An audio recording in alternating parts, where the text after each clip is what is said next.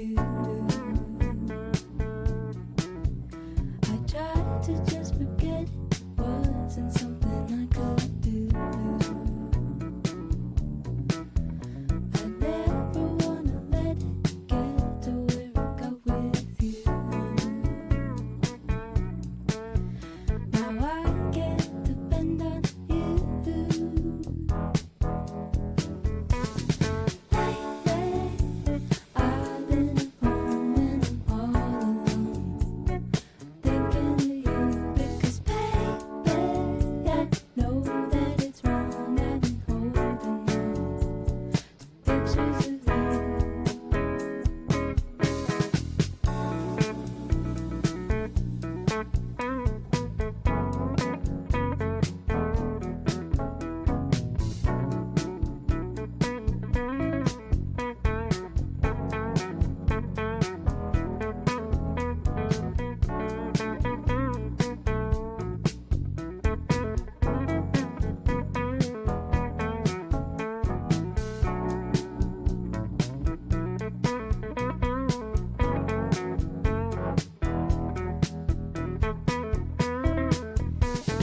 Lately, I've been at home and I'm all alone, thinking of you because, baby, I know that it's wrong. I've been holding on to pictures of you.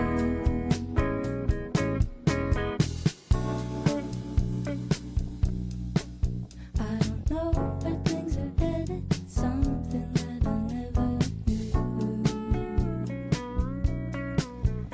It's not what I intended, wanted to be clear with you. But now that things have ended, I'm finding things to get me through. Since now I can't depend on you. Lately, I've been at home and I'm all alone, thinking of you because, baby, I know that it's wrong. I've been holding on to pictures of you.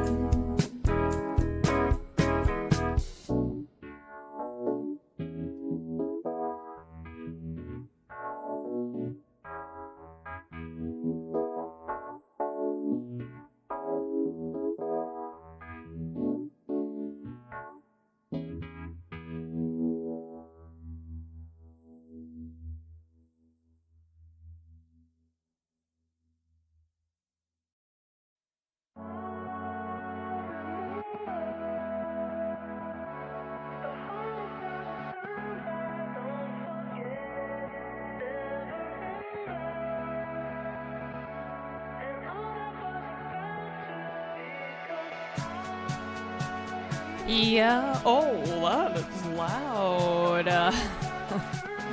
Hi, guys. Hey, everybody. How we doing?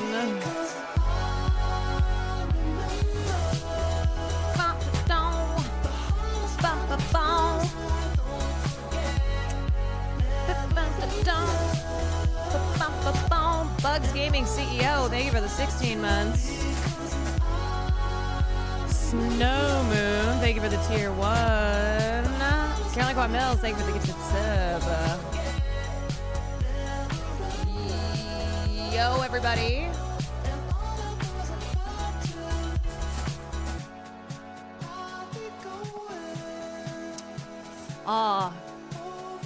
We got like Mount Rushmore of towels over there. Hi. Hey. The leftist mind virus. It's an infection. Good to see everyone. Good to see everyone. Why no Taylor Swift mention? Because I'm just so overjoyed. I'm so excited that she announced another album on her boyfriend's podcast that I simply can't contain. I can't contain my excitement. You know, when it comes to Taylor Swift stuff, I'm always who you should think of. The pre-orders are so exciting. I sounded drunk on Cutie's stream. I was not drunk, but I had fallen asleep, and I fell asleep and I had pretzels on, like I had a bag of pretzels that I was eating, and I like kind of woke up and just started eating them again while I was still half asleep, and then I got a call with the great news. The very exciting, can't believe we're getting another Taylor Swift album news. It was amazing how excited and not dead you sounded. I know, right? I need you guys to understand. So, I was in Joshua Tree for like 2-ish days. I watched the sunrise both days, and it was awesome. But I found out about the Nobody 2 red carpet. I found out about it Sunday night, but then I didn't get confirmation and details until like 1:30 yesterday. So I basically woke Marsh up in the morning and I said, all right, we gotta go. Because I don't want to be getting back too late and then I'm really scrambling. Like I was scrambling enough as it was. So Marsh drove me back, and then I had to find someone to run camera. Luckily, Scootish was available. And then I chugged a Celsius, which I'm trying to get off the Celsius. I'm trying to get off the Celsius because I've gotten to a point where I've been drinking one every single stream. It's not good. I've become addicted. Yeah. W Hart. When are you getting a Celsius sponsorship? I almost feel like I'd have to turn it down. I almost feel like I'd have to be like, I can't. What's Celsius? It's a caffeinated beverage, but it's like hella caffeine. And when I drink them, it makes me stay awake for like 12 hours. So that's why I'm trying not to drink them anymore. You shouldn't. You should only drink them as a pre-workout, I've been told. And I have not been doing that. Oh, damn, now I'm tempted. No.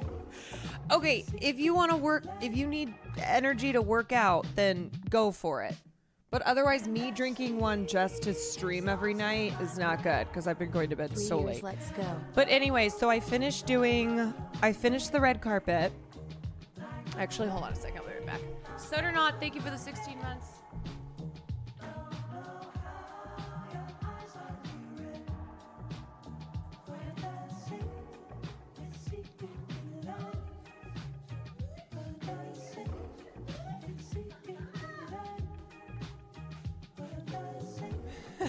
Farley, my favorite thing is when he goes running, he just slides on the floors. So he's just always sliding. He's just always sliding around our house. Red Viper, thank you for the 8 months. Gracious Plague, thank you for the 36 months. Okay, so I did the red carpet. It was awesome. I can't believe I got to talk to Bob Odenkirk. It was crazy stressful, I'm gonna be honest, because I didn't get time to prepare the way I usually like to. And I was also only told that there were gonna like 5 names of people on the carpet. And I didn't know if it was gonna be like the Kojima Death Stranding carpet, where it was like, okay, these 5 people are the only people you can talk to. Well, it ended up being more than that because people would just be coming and their publicist would be like, hi, do you want to talk to so-and-so? And I'm not gonna say no. So I was like, sure. And then brain trying to activate like what's something I can ask them. And then also being conscious of the fact that there was so much media. There were so many members of the press who were in this area. I mean, literally. So we had our names or like designations. So next to me, it just said like Hollywood Reporter. And then next to me, it said Letterbox. And then mine was Caroline Kwan, Twitch. So I think I was the only person who had my name because I'm not representing, like it's me. It was me. So it was like Variety, Vanity Fair, Hollywood Reporter, The Wrap, E! News, Caroline Kwan. Caroline Kwan from Women. That's right. Caroline Kwan from Women. Do you have a public letterbox? I do. I really am bad about updating it, except for award season. Award season is when I go ham. And like I then throughout the year, I'm like, man, I really wish I could track what movies I've watched because I've watched a lot. And I always am reminded that I do have an LB. Okay, so anywho, we were all crammed in there like sardines. God bless Scootish, who was able to make it work. I can see how those things get really aggressive. Luckily, I was by some chill people. Our little area was chill, wanting to make sure that people got their questions. Like, I really wanted to talk to Timo. Timo Chayanto, who is the director of the film, and I actually love his work so much. And there were a couple points that he would like come over, and then I didn't get to speak to him. And his publicist was really great though. She's like, I promise. He just has to go do this. And then the letterbox girl, Mia, she got her interview and then like really wanted to help me make sure I could ask him a couple questions. So then when I finally got to speak to him, she was like, yay. So it was fun. It was like a collaborative thing. You know, everybody needs to get their interviews, but also like you want to try to help your neighbors out. And I couldn't believe we ended up getting to ask Bob questions because the premiere. So essentially, all the stars come at one time, like the main stars of the film. I think I still have like desert dust up there. It was cool seeing behind the scenes of things. Yes, I mean that was like me experiencing behind the scenes of a premiere of a film as well, because I've done a couple at this point, but they've all been really different. This one felt to me the most premiere because of just how many people were there and how many of like the cast were there for the premiere. So Bob Odenkirk's publicist, she was on her shit, okay? That woman is a publicist, but she, like, you know, because they'll just do whatever. They'll be talking, and then she would, like, grab his shoulders and physically move him over, having to manhandle Bob. And they just kind of go like, all right, I'm being moved over here. All right, so I guess I'm going over there. This is going to be you when you hit the mainstream. They're about to ask Daniel Day-Lewis what a labubu is during his return press tour. Father of God. If you do not know, Daniel Day-Lewis is his comeback. He's come out of retirement. He's been retired for 8 years, and he is returning because his son directed him in a film called Anemone. And I have to say, I feel like this is the right way to use nepotism. This is the right way to be a Nepo child, is to have your multiple Oscar-winning father who retired from acting return to acting so that he'll be in the film you're directing. It's also got Sean Bean in it, who I was on the phone with my mom. She called right before I went live. And first of all, she goes, she wanted to know all about Sharon Stone. And I'm like, did you? Because she watched the stream last night. I was like, you know as much as I know. She's like, I just felt like she really would have kept talking. I said, I think she would have, but the premiere was starting, so they had to go. And then she's so funny. My mom is so funny. She was like, oh my God, you have to do this more. And I said, well, yeah, I mean, I'm trying to. I've been trying to do this for the last couple years. My mom was like, I mean, I really just think that you should be representing Twitch. Like, you should be the correspondent on all these red carpets. I said, yes, that's what I've been working for. She's like, I mean, honestly, you could be at the Academy Awards. You could go all the way to the Oscars. I'm like, yes, mother, that has been the goal. You can tell my mom doesn't watch my streams normally because it's what I talk about all the time. But no, my mom is like fully now. It's like when she said she discovered Billie Eilish. When my mom will like be late to something, but it'll be like nobody else has been talking about it. She's beginning to see the vision. But anyway, she was like, oh, you know, Sean Bean has been married 5 times. Like, I don't know why she brought this up on the phone. But speaking of Sean Bean, my mom made sure to tell me when I was on the phone with her that Sean Bean has been married 5 times. And I said, yes, in Hollywood, I feel like you're either married 5 times, 10 times, or you are like married for 50 years and have a very quiet private life. It's one or the other. You're either married a bunch or you are married to one person and you live a very quiet life outside of Hollywood. Dawn Snow, thank you for the 29 months. Legit, thank you for the 30 months. Yeah, so anyway, when Daniel Day-Lewis is on his return press tour for the film that his son has directed him in, you know someone's going to ask him what a Labubu is.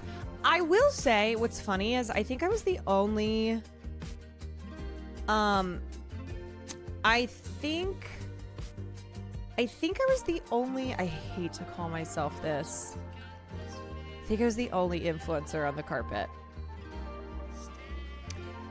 Because you know how there's been there's beef. There's beef with these red carpet premieres and other events in Hollywood because influencers have infiltrated into what was traditionally, well, I guess Letterboxd is not traditional media. I believe the term is, I prefer non-traditional media. I'm just using the layman's term of influencers versus journalists. I tried very hard, though. I tried not to be like an obnoxious TikToker, you know? Hey, Pookie. I was gonna throw a punch. There was poor Scootish. Everything was chill. Okay, our corner was very chill. But then this one woman came over and was just like all up in Scootish's space. And poor Scootish, who I also keep me like, oh my God, there's Christopher Lloyd. Did you see Christopher Lloyd? Oh, I see Bob Odenkirk. And he's having to like capture it all. Someone was up in Scootish's shit, and he, to his credit, kept it together. I boxed her out. I fucking won. Yes, you did. Mumbles, thank you for the 24 months. Julia, thank you for the 23 months. Ibud, thank you for the 12 magnets. Thank you for the 4. Toxin Marina, thank you for the 10. You are a perfect representation for the youngins. Thank you so much. But I honestly, I think it's really cool because permission to bong the hit. I think it's cool because it offers you a different perspective. First of all, I was the only live streamer. So most of the time you'll see press clips, you'll see reporting on a premiere after the fact because they'll go write their articles, they'll go post photos, they'll post clips, etc. So it is different and cool to have an actual live stream, which is also why I try to remind myself, like when someone would come up, I'd be like, oh, are you familiar with Twitch? Like we're actually live right now. And people, like you can see the chat, blah, blah, blah, because it is something that's unique to the space. And I'm trying to also be a person who like can counteract, I think, some of the negative perceptions of live streamers, where if all you know of Twitch or of live streaming are when things go viral because it's like Aiden Ross or other streamers doing really obnoxious things in public, you probably don't have a good perception of live streaming. So yeah, you are not Johnny Smalley. Trying not to be Johnny Smalley. Jack Doherty, the bad stuff. And so I think it's like trying to, as like kind of silly as I sound, as I feel like I sound, being like, do you know what Twitch is? Like we're streaming live, like do you like video games, blah, blah, blah. It's also me trying to more familiarize people in the entertainment industry with the platform, because I do want Twitch to have a media presence at major Hollywood events. I would like to be a person who's there for those. But just kind of showing a different side of live streaming. It's not Twitch, it's Caroline Kwan. That's true. Film nerds exist on Twitch? Yes, they do. Skill Cylinder, thank you for the 5 gifted subs. Last night on the red carpet was a real treat. I hope you get to take us to more of them. Yes, you and my mother both. My mother, who is like, I have been sending this to everyone. I sent a screenshot of Bob Odenkirk and you talking. She's like, I do wish that I had been able to see more of your face. I'm like, Mom, we were sardines in a tin can. There was no room. So I know the shot was not how I would ideally have it.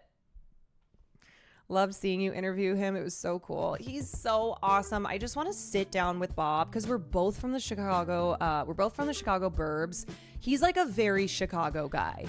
I feel like when you're like, actors from Chicago are always like Chicago people. They love going back to Chicago. He went to a Cubs game. He sang "Take Me Out to the Ball Game." His brother's like a big Chicago guy. I feel like Bob and I would vibe. He is one of those people who I feel the same way as well. Did they tell you to ask? No, they told me nothing. They told me absolutely nothing. I had no notes, no guidance, nothing. And so that's why sometimes like I tried to prep the best I could. Like I took an Uber to the event so I could, they sent me a list of 5 names of people who'd be on the carpet, and I thought that was all that I was going to get to speak to.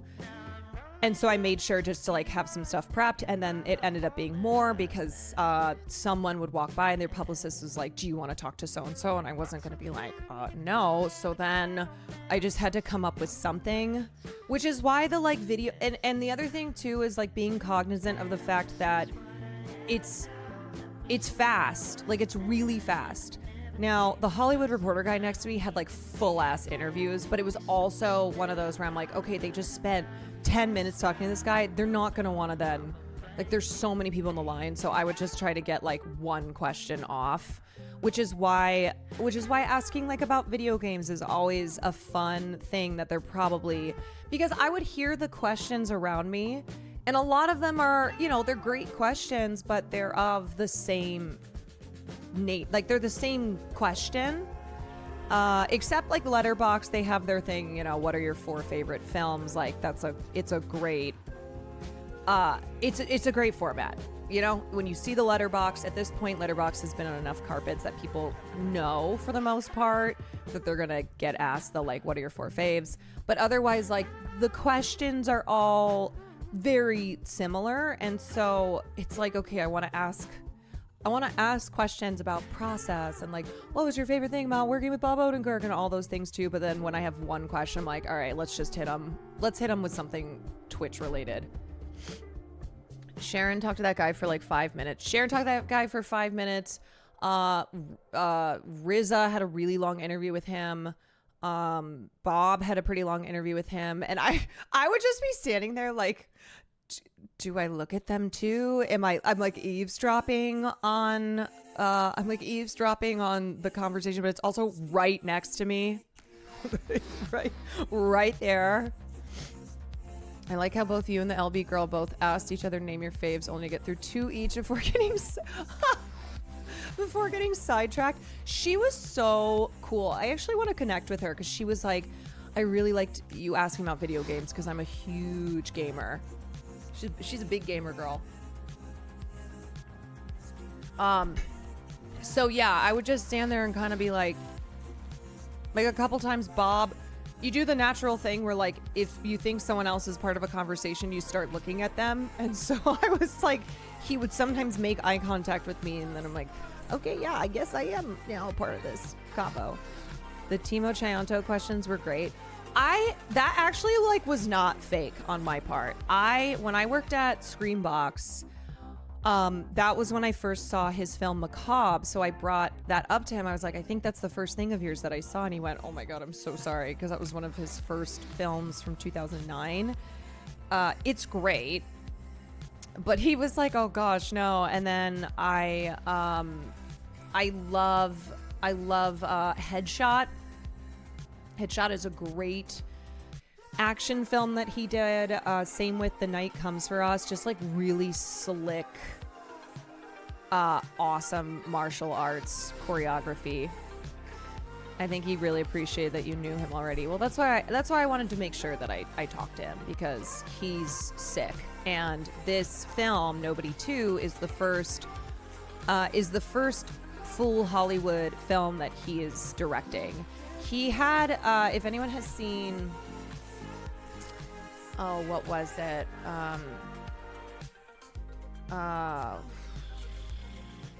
He did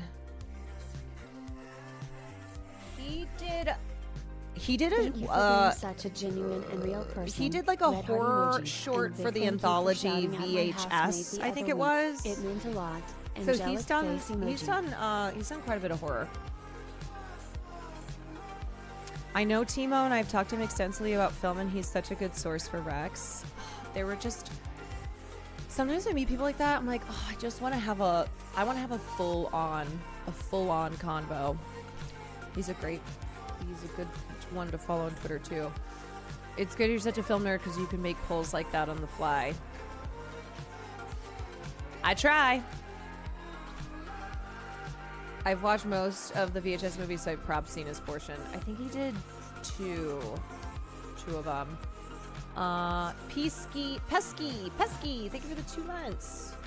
Big thank you for shouting out my housemate the other week. It meant a lot. Euphoric Acoustic, thank you for the 16 months. Denny, thank you for the 5. Lionheart, thank you for the 20.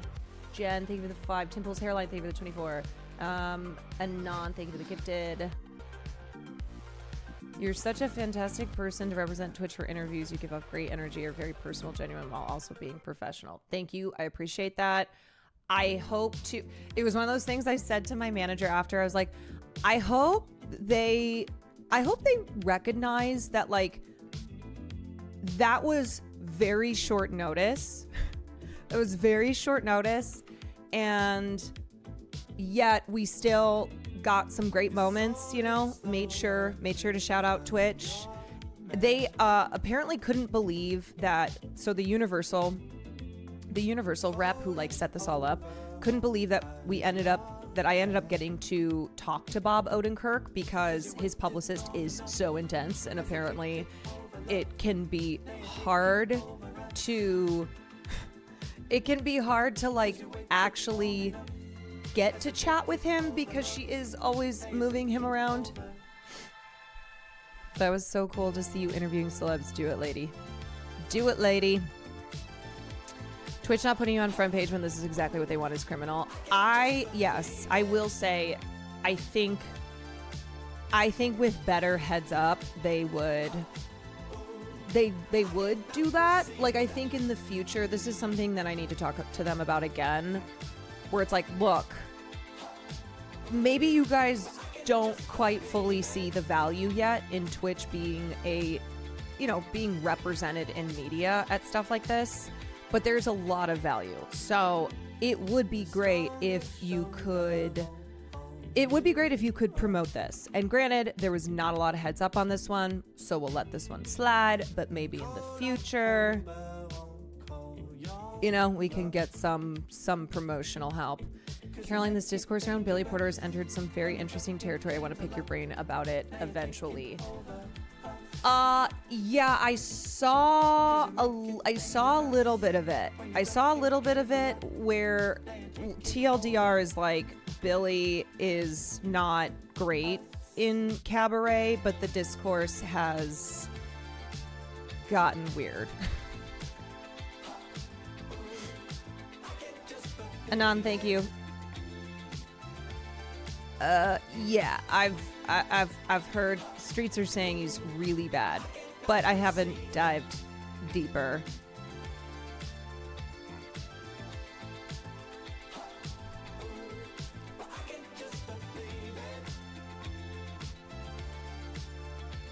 We all got a petition to have you represent Twitch for future media events. I mean, that's why, like, if you can watch the streams when I do them, again, I know this one was super last minute, it helps.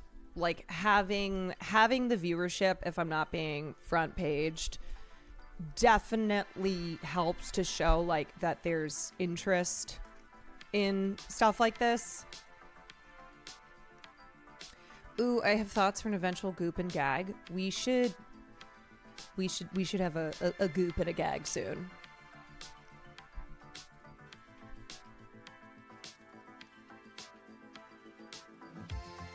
TBH, what?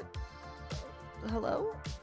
I wouldn't even trust you with a pen, let alone my entire wardrobe, but I don't even think you can comprehend basic English. LOL. Yeah, I'm smart, university smart, which is why you're beneath me.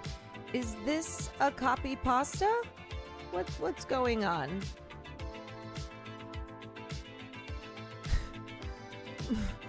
What's happening here? Huh? The thing is about rage bait, it's gotta be good. Now I'm in the spotlight. Okay, well, that spotlight is now gone. That light has been turned off. That light has been turned off. You do not deserve the spotlight. Let me just say, for future reference, if you're going to rage bait, like, if that's a thing you really want to do, that you just have to do, you have to make it good. You have to be clever, you know? You can't just say words and be like, ha, I did it. Because what it is just confusing. We read that and we go, are you okay? Like, it's more of a concern, you know?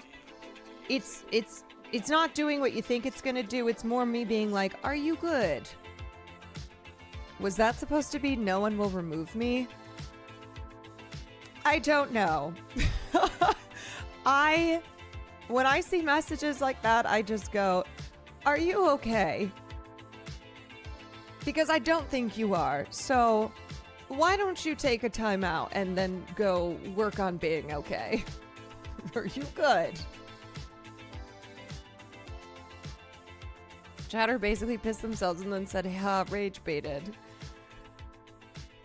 Yeah, it's like people will just say, oh, you got rage baited, or be like, haha, it's irony. You heard of it?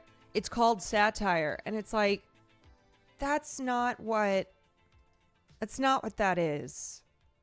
That's not at all. It's Ginger Panda. Thank you for the 7 months. James Lee, thank you for the 12 months. Sounds like a Devil Wears Prada quote. I think that's just a somebody saying things. I keep seeing this in the cabaret discourse. Isn't this from the movie Sing? Yeah, again, I have to look into this more.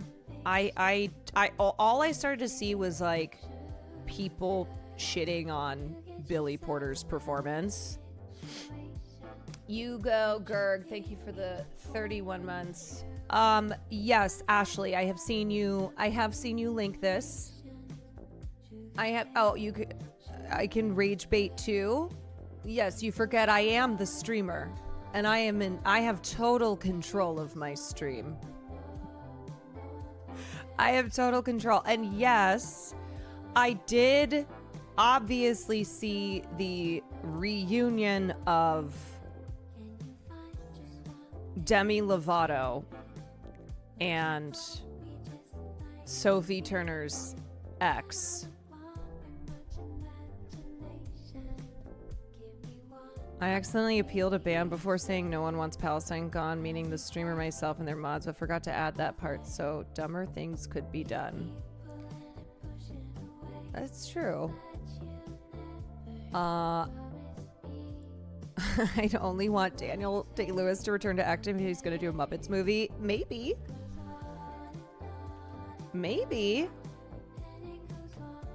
Let me... Hold on a second. What the hell? Okay, let me ask Sam. Let me ask her a question. Are you interested in diving into the Demi Lovato? I literally can't remember his name besides Sophie Turner's ex-husband. Reunion / drama. Oh, right, Joe Jonas. On the podcast. Or should I do it myself? Okay, that looks crazy. Okay, I'd have to turn off the...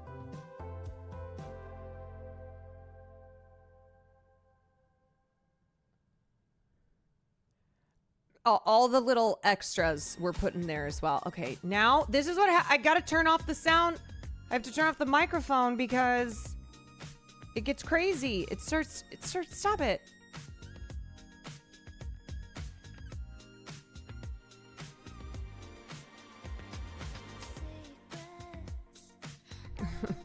Just Sophie Turner's ex. That's good enough. Joe Jonas.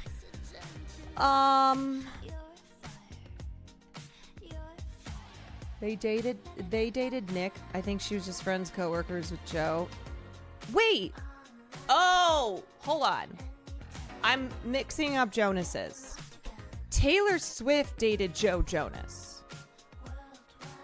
Taylor Swift dated Joe. Demi dated Nick.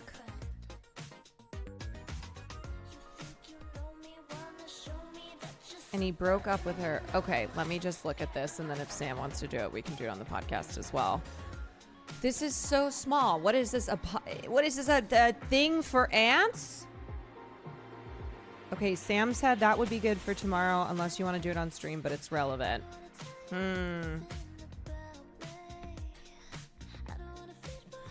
What the hell? What is this PowerPoint technology? I've never seen this before in my life. I keep clicking things and it just keeps... It's Canva? Oh. Ah.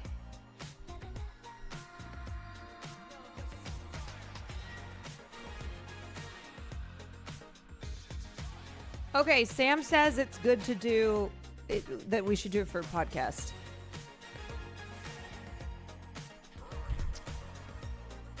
Miley and Demi are frenemies. There's a lot of lore here. Just a brief overview of Disney Channel drama. Okay, well, we don't have stuff for the podcast yet, so I think we might do that because that might end up being our thumbnail.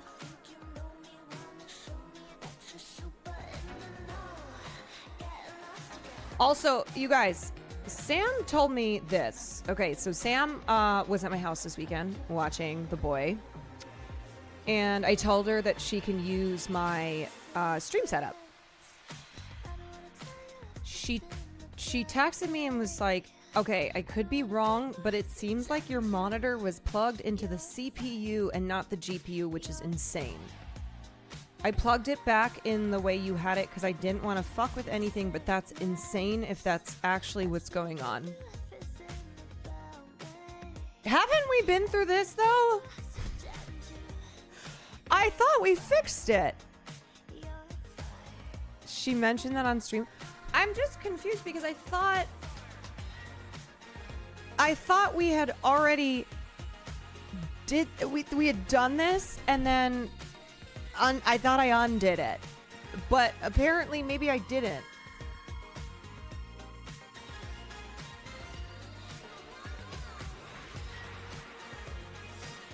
I feel bad Demi came out as non-binary and then everyone said, I know. So I'm like, do we honor that or honor what she's saying now, even though it seemed to be a result of peer pressure and people on the internet being rude?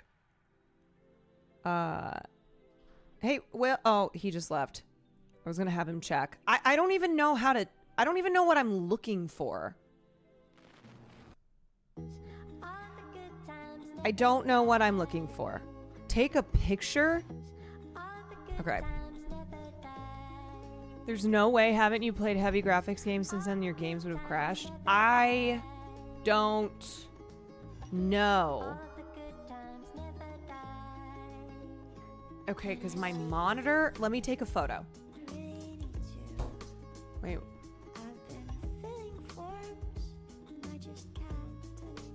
Hey, Will? Or is that you, Farley? Farley.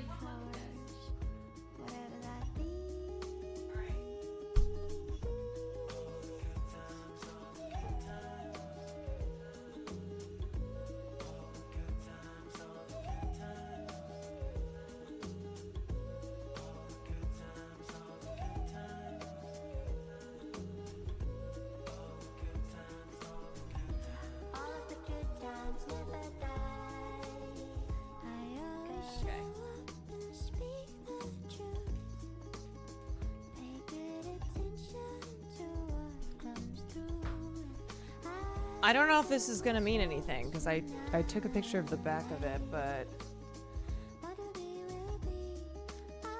okay. Is anyone gonna know what this is? There you go.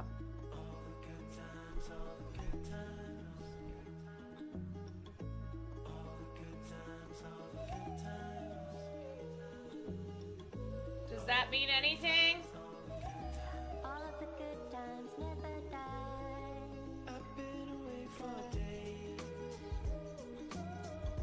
I don't know, Mama. I don't know, too. I don't know. Gotta zoom out? That's about...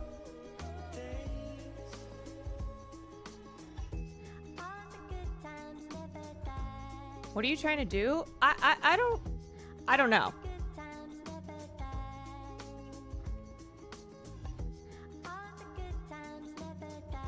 Yeah, you plugged thy monitor into your motherboard from what it looks like, and now your graphics card. You guys, the only motherboard that I know is Kate Blanchett. I don't know what a motherboard is on a computer.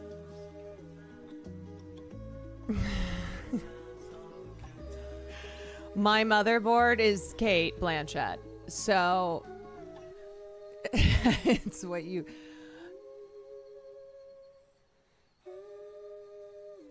I mean, it's working fine. You know? It's all good.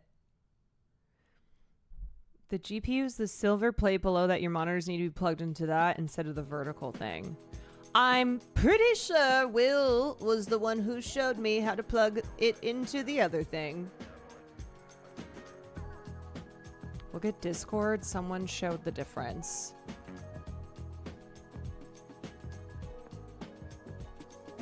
Okay.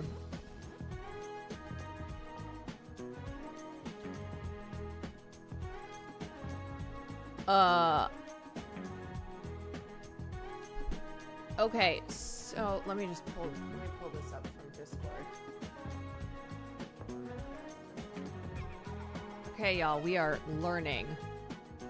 We are learning. Open this in browser.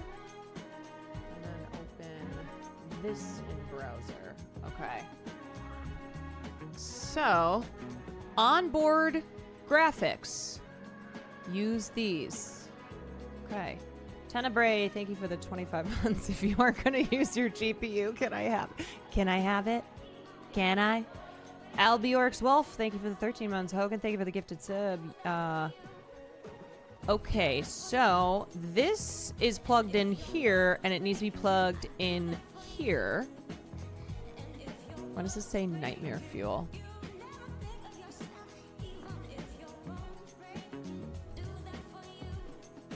Oh.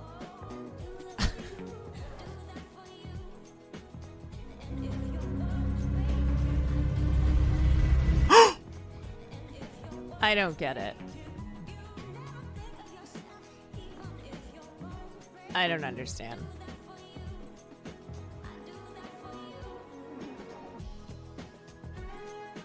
Okay. Oh, the GPU is not being plugged into, so it's waking up in terror. All right, that's a real nerd-ass joke.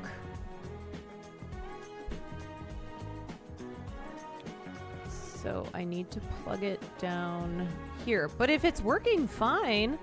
This is so scary. This is such a scary photo.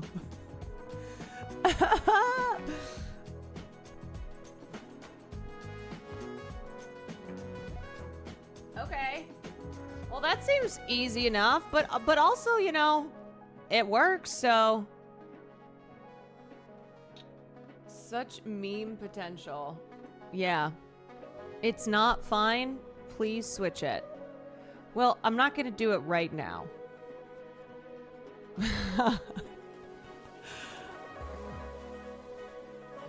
Your games will look and run better if you plug into the graphics card. But I just don't understand because it's been okay, wait. Will you jump onto my stream?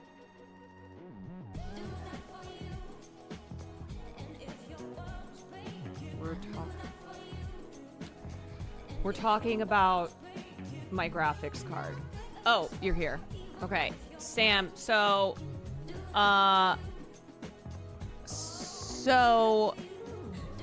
apparently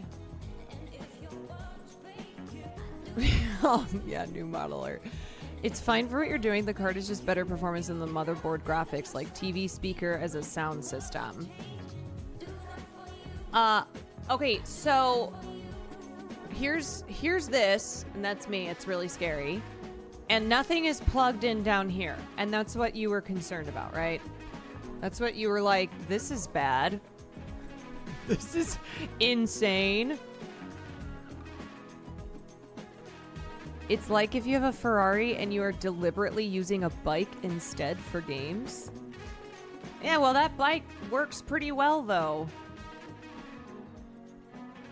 You know? And then I watched this nerd joke.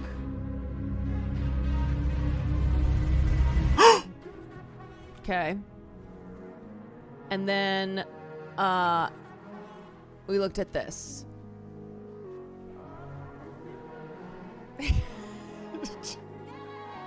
Just, yeah.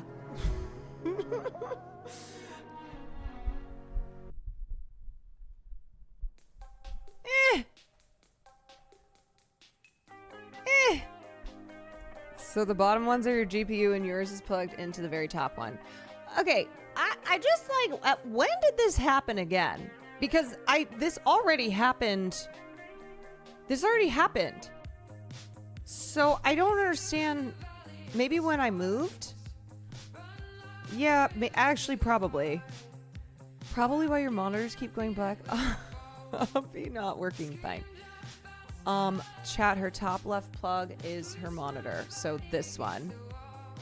This one? Top left. This one is my monitor.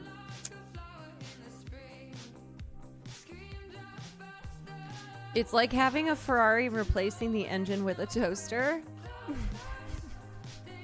Oh, you're trying to call me. Oh, I have it. Hold on.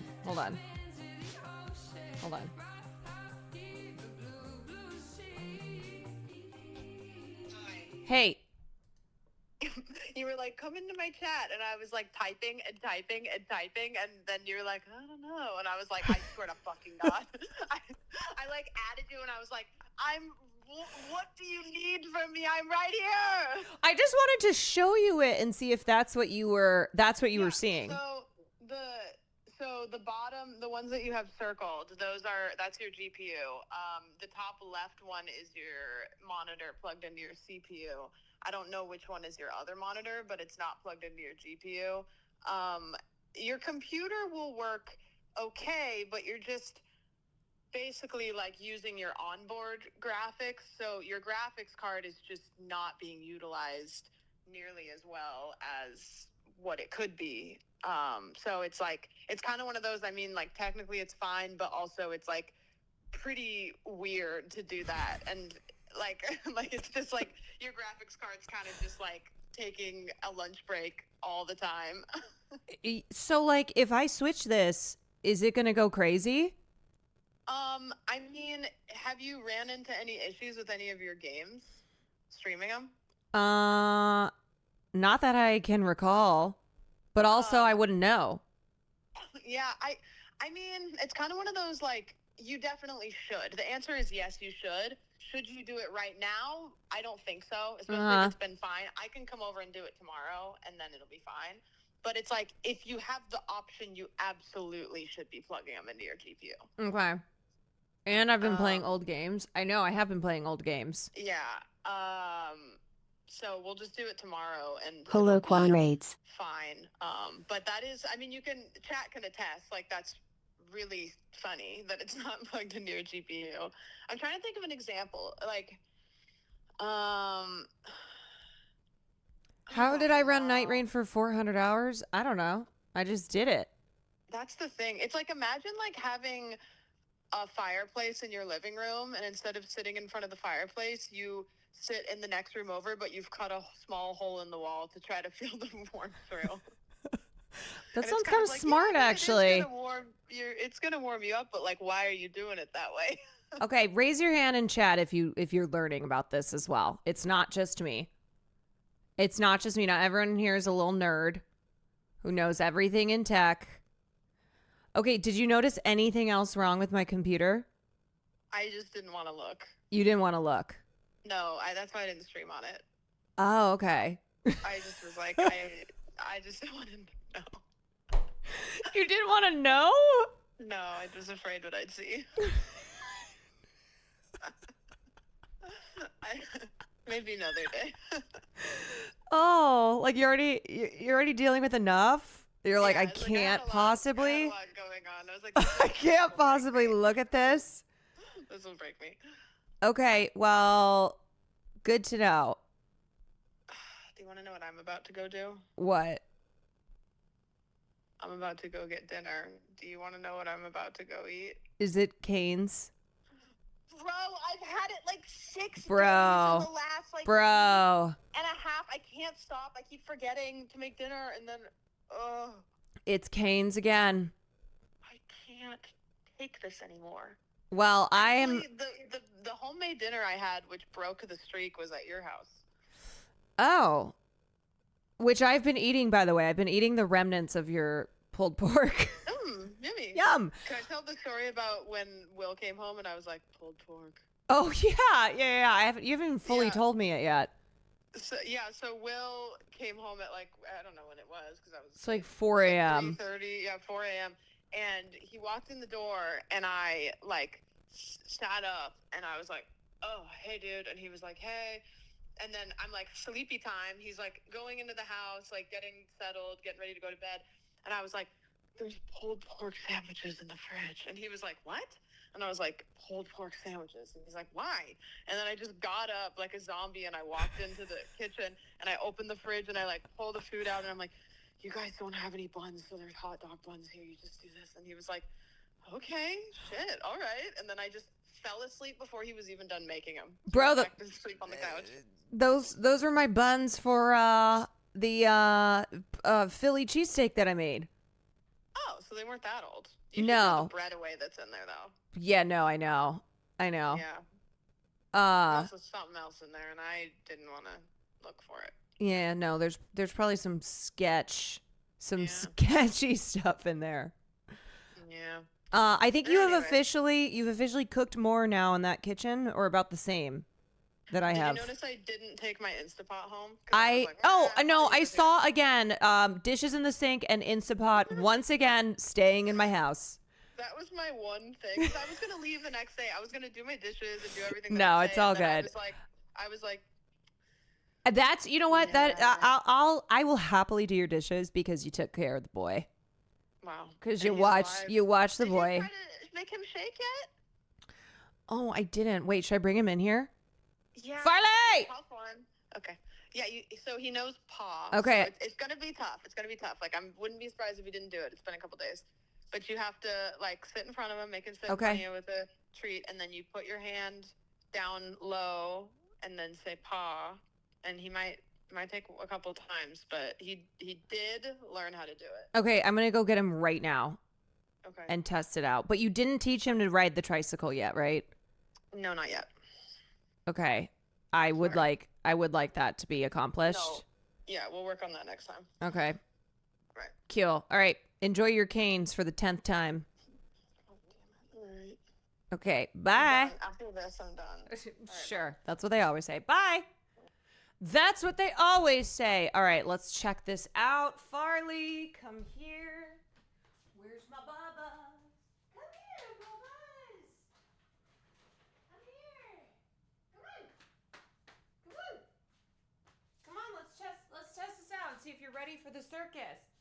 Come on, Farls. Farls, come here. Come here. Yeah, good boy. Come here. Okay. Okay. Okay, can you sit? Can you sit? Okay, let's make sure that we've got. Okay, can you sit? All right, paw. Can I get your paw? Paw.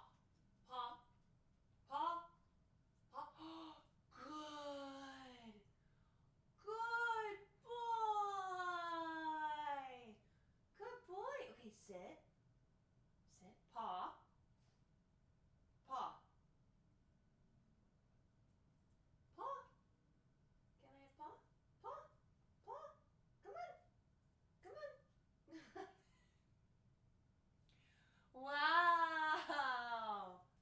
Wow. Okay. Paw. Paw.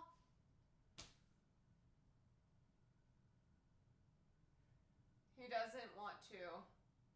Can paw? Paw. Okay, can you roll over? Can you roll over? Can you roll over? Okay, can you play dead? Can you play dead? Okay, let's try paw again. Paw. Good job! Okay, we at least got that one. Okay. Okay. All right. Wow. Wow. Good job. Can I have kiss? How about last one? Can I have kiss?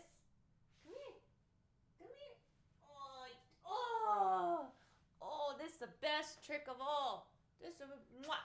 Can I have kiss? Okay. Oh, okay. Here you go. Okay. Good job. Our training will resume. Okay. We got to slowly but surely. Good boy. good boy. My mom's a dog trainer and is critiquing you. I don't know why. Because that was excellent. That was so good. Okay, can you plug Mama's monitors into the CPU or into the GPU? Can you do that one?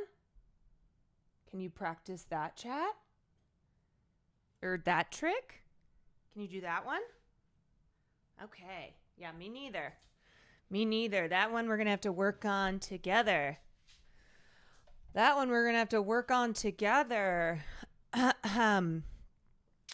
I know we've moved on, but to answer your question before, Demi uses they, them, but also now uses she, her, because people don't give a fuck. They were tired of having to try to explain. I stick with they, them, because that's what they want. She, her just seems to be more of an acceptance. They'll continue. Yeah, I don't understand. I feel like I've seen this happen with more than just Demi, too. Somebody will come out as non-binary, and then the internet is like, no. It's just like, oh, okay. Oh, all right. Sure. Okay, so wait, I had a transition somewhere. What was I going to transition into? We were talking about, what were we talking about? I can't remember. Oh, shoot. Really cool clip going around from an hour-long Superman doc. Love the collaborative process being shown here. David Cornsett and James Gunn said having a debate over the Superman monologue. Oh, did you guys see? Okay, speaking of movies, did you see fucking Portnoy, Dave Portnoy, give his thoughts on Sinners, except it's not even his thoughts on Sinners. It's his thoughts on people who loved Sinners. He's such a clown. He's literally such a piece of shit. I can't believe this guy ever had... Also, I'm sorry. This is such a bad magazine cover. Maybe one of the worst I've seen. I don't even feel bad saying that. Like, what even is this? This is not... This is the January 6th shaman, as I tweeted out. Okay? It's horrible. It's so bad. And I can't believe it's Law Roach. Like, it honestly, Law Roach should pretend that he didn't do this shoot. I like how he's out here trying to defend it and be like, oh, you haters. I'm like, Law, if I were you, I would pretend you did not style Kelsey for this photo shoot. It's not a good vision. It's not a good anything. But anyway, okay, what was I looking for? This. And then I'll look at the clip. So here's Mr. Dave Portnoy, just back with some more bullshit. Also, Tracy, thank you for the 3 months. Tenebrae, thank you for the 25 months. I've heard all the hype about Weapons. Planned my entire weekend around watching it. Didn't realize it wasn't available to stream yet. Wow, Dave, I had no idea that you have no capability of seeing it in theaters. He planned his entire weekend around watching Weapons, but couldn't watch it because he can't stream it. Yeah, like planned my entire weekend around watching a movie that I can't access on my television. Then that's not called planning your entire weekend around it, buddy. You jackass. Okay. Anyway, this is the part. So I went with Sinners instead. I may be like 6 months late with this critique, but that was one of the most overhyped, overrated movies of all time. If you say that movie was great, you have no movie credibility with me. You already lost your movie credibility, Mr. Portnoy, by saying that you didn't watch Weapons even though you had planned your whole weekend around it because you couldn't sit down on your ass in front of your own television and watch it. So who the fuck are you to even then try and talk about movie credibility? And then secondly, and this person's tweet is spot on, overhyped and overrated are not critiques of a movie. They are critiques of how other people reacted to a movie. He didn't offer up anything as to why he did not like the movie. He just said it's one of the most overhyped and overrated movies, meaning he's responding to other people's responding to the film. And then has the nerve, I mean, Dave Portnoy having the nerve, who would have thought? But has the nerve to be like, if you say that movie was great, you have no movie credibility with me. Bro, who the fuck do you think you are? I am so tired of this jackass. Seriously, like, Dave Portnoy was always a piece of shit. He was always a piece of shit. But this last year in particular has shown what an actual dumbass he is, too. I mean, like, oh, okay. No, to be clear, always been a dumbass. But, like, dumbass in a way where they're like, where like somebody should just take a cartoon. He should just be in like a Looney Tunes ass scene. Take a cartoon hammer and just slam him over the head. He just, yeah, like go review pizza. Okay. Someone from Boston not liking a film with black people. Everything Dave Portnoy says, he has the ability to always have that classic Boston racism that he has always been a part of the Dave Portnoy, always been a part of the Dave Portnoy. Somehow that like leaks into everything that he says and does. Where you're like, oh, okay. Yeah, I gotcha. Did you end up seeing Weapons? I didn't because I was gone all weekend and last night I was cooked. But I'm going to try to go see it this week, even if I have to go see Matinee. What's the first reply? Oh, yeah. It's part of the agenda to lift them up. It's gross. How can you say it's gross when the previous sentence that you wrote is it's part of the agenda to lift them up? Unless you're talking about vampires, which I don't think you're talking about. I don't think Claw Machine 84 is referencing vampires when saying them. Just know that it's not streaming right now. You'll need to see it in a theater. You planned your entire weekend around sitting on your own couch for 2 hours one night.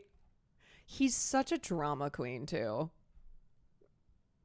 Planned my entire weekend around watching it.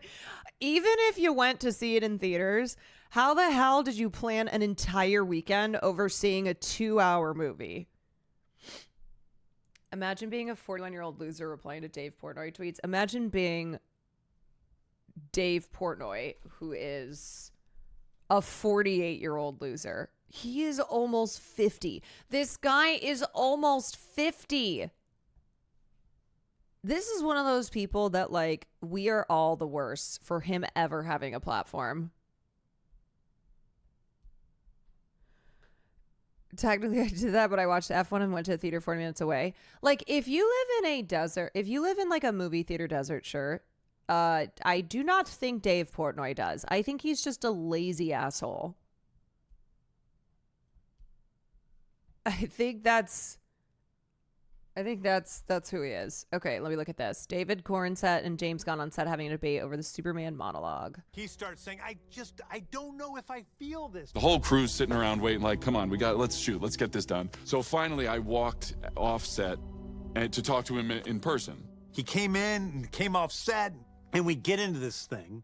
So great, but the is it am I just demonstrating? So if I say that's what it is to be human, that feels like I'm trying to prove it still, as opposed to I really know it. I think there's a little bit of that. I mean, okay, but because let me try because that. The emotions are always lingering. But isn't there something I felt like shit about myself since the recording came out. It's just been like, I don't belong, I'm shit, everything's a lie, I'm not who I thought I was. When is this not the moment where I go, I was wrong to feel that way?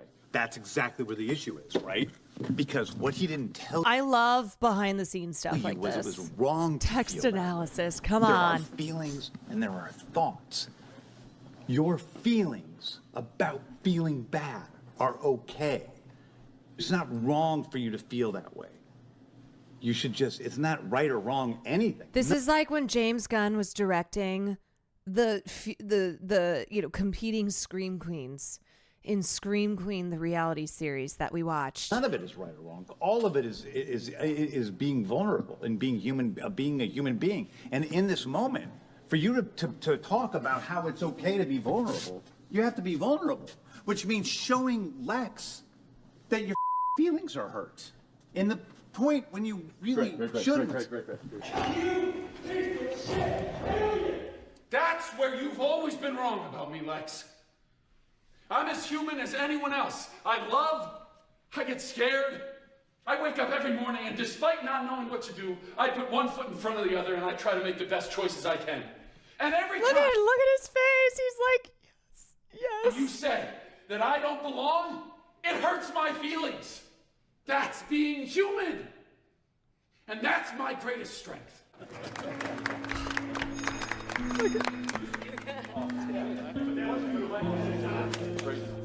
I got emotional a second ago because I really do think that what this movie is about is why do we love My Superman so emotions. much? Is it My because he can punch emotions. planets or pick up skyscrapers? I don't think it is. I think it's because of his innate goodness and his humanity. He starts saying, I don't know if I Oh, I love it. Oh, I love it so much.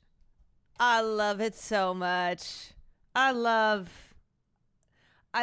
this kind of, peek behind the curtain and then you see, you see the finished the moment that was brought out of this discussion. I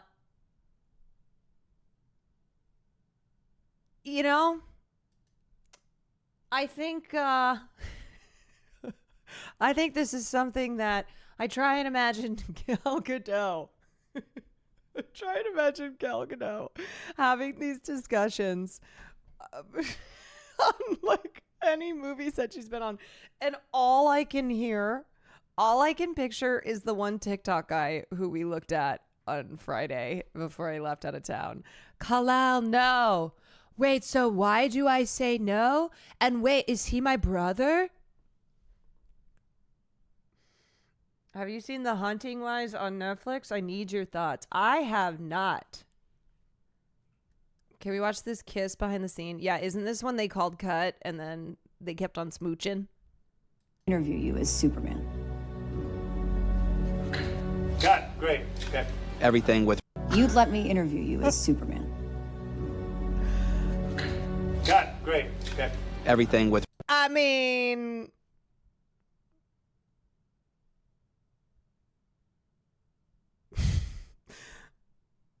what? They're making a movie. They're making a movie. They're just making a movie, You got to stay in character.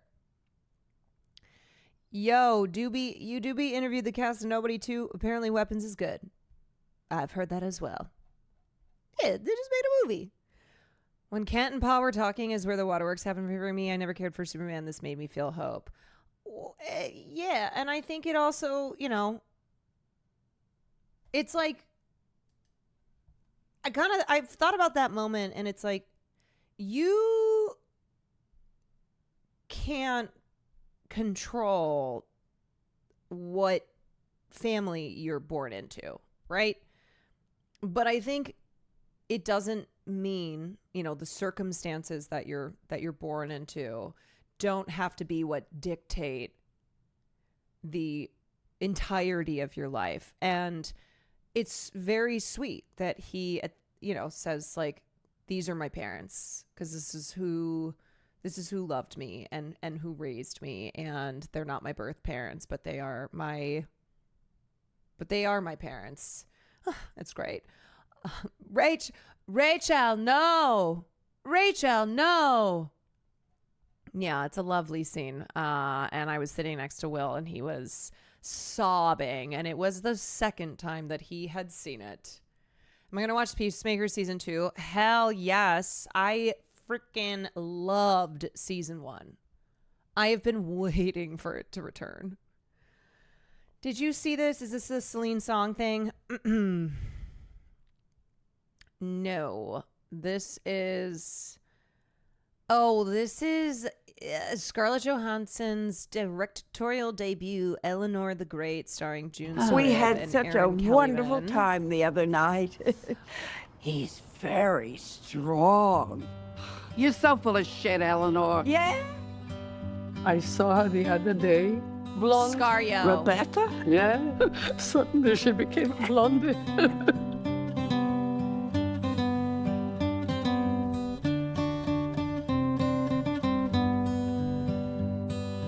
I'm 94 years old, and I'm moving to Manhattan for the first time today. I live in Staten. My condolences. What am I going to do here all day alone? I signed you up for a class at JCC. I judged the morgue prematurely. I can see that now.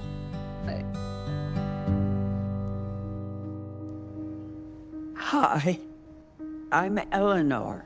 I was wondering if I could feature you in my article. I did pick a subject for my journalism project. Oh, yeah?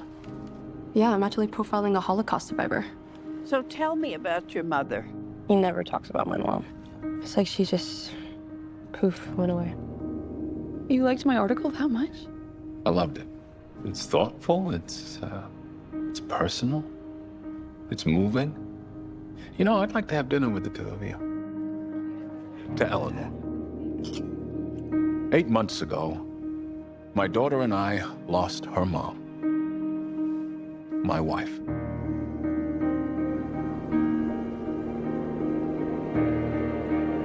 Oh! I lost you.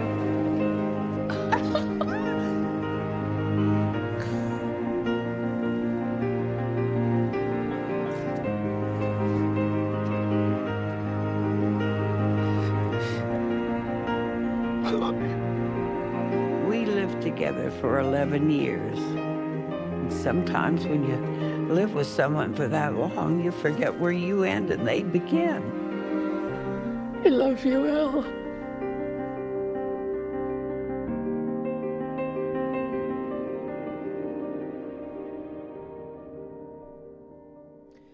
I'll be curious to see if, given that this is Scarlett Johansson's directorial debut, if she handles it with a deft touch, you know, because you can see how a film like this can be can kind of be like emotional bait. So I'll be curious to see her style on this. I was excited for this movie until I saw this tweet. Scarlett Johansson's Eleanor the Great is Dear Evan Hansen for Holocaust survivors. What? Oh no. Weirdest film I've seen at Cannes 2025. An attempted crowd pleaser so fascinatingly apolitical it circles back around to relevant in ways it isn't prepared to handle. I appreciate folks enjoying this description, but if you're asking me to elaborate further, there's a whole review you can click on where I do just that. That is a fucking wild sentence. So would this be boy in striped pajamas? I don't know. I honestly don't know much about this film. Yeah, I mean, I can't speak on this at all. I can't speak on this because I haven't seen this and I don't really know anything about the film. It is. I mean, yeah, I think obviously this is clickbait to get you to read the review, you know? Dear Evan Hansen, but for Holocaust survivors. Yeah, but is Ben Platt playing a high schooler and doing so incredibly convincingly? I like this guy normally. I think he's had some great reviews. I've read his stuff before. What does that even mean? Is there music? I think it's probably speaking to the emotional baiting. And that's why I said I will be interested to see Scarlett Johansson's directorial hand here, whether or not it's kind of like forcing these moments of feeling sad and just these emotional beats that in a film like this in not the right hands can be pretty transparent in like its intentions. Ehrlich wrote about it too. That's the core twist of the story.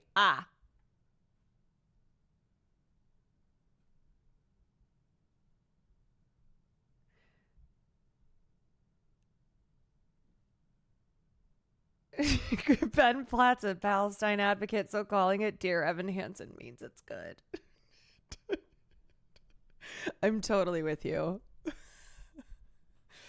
I'm totally with you.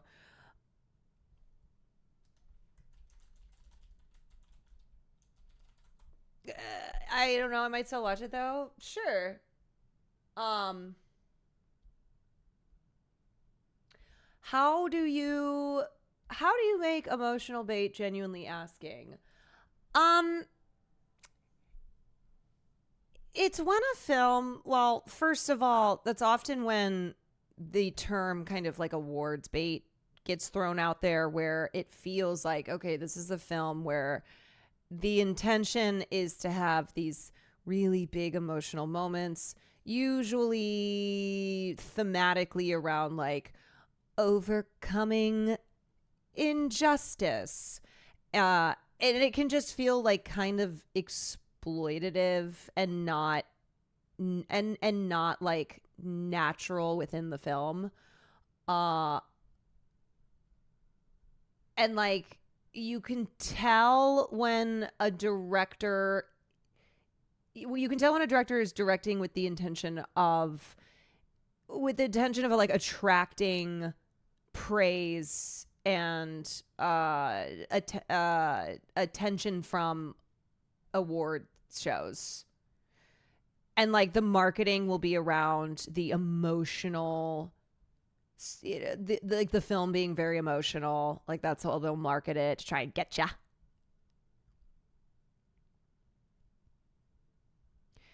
But yeah, you can like, it's one of those two that you can tell when you're watching something. I do like June Squibb, by the way. I like her. Not a dry eye in the house. Not a dry eye in the house. And it's not to say that like you can't have heart-wrenching moments in films. Like for me, I think a good example of not trying to exploit the viewer, not trying to be like really heavy-handed, which then kind of feels inauthentic, is Moonlight. I think the emotional moments of Moonlight are just really masterfully done. Okay, what's his name? What's the character's name? Juan, who's played by Mahershala. They could have depicted this like really dramatic death scene, right? But I think Barry Jenkins was really smart in the decision that he made to like not have that scene. And instead, when it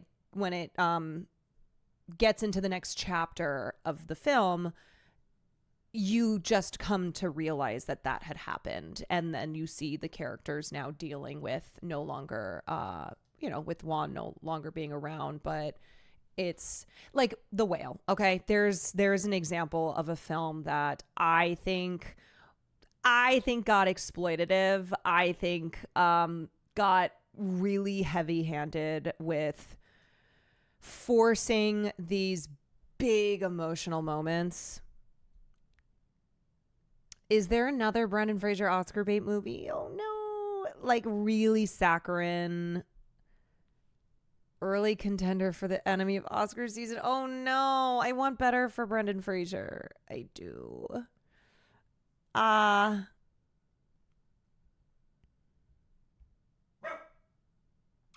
We Live in Time is probably emotional bait, and I don't care. I ate that every moment. Oh, listen, I'm not saying that you can't eat that shit up. Like, I also ate up We Live in Time while being aware of it being a film that is very much so baiting you emotionally. I watched that film, I sobbed, and I also went, yep, you know what? They got me. They got me, and that's okay. Because I went into it, and I wanted to cry a bunch. I was drinking wine, and I wanted to cry my eyes out. Is it fair to say that Brendan won the Oscar because it was an apology for how he was treated by Hollywood? I definitely think his comeback story, he and Ke Huy Quan both had very strong award season narratives.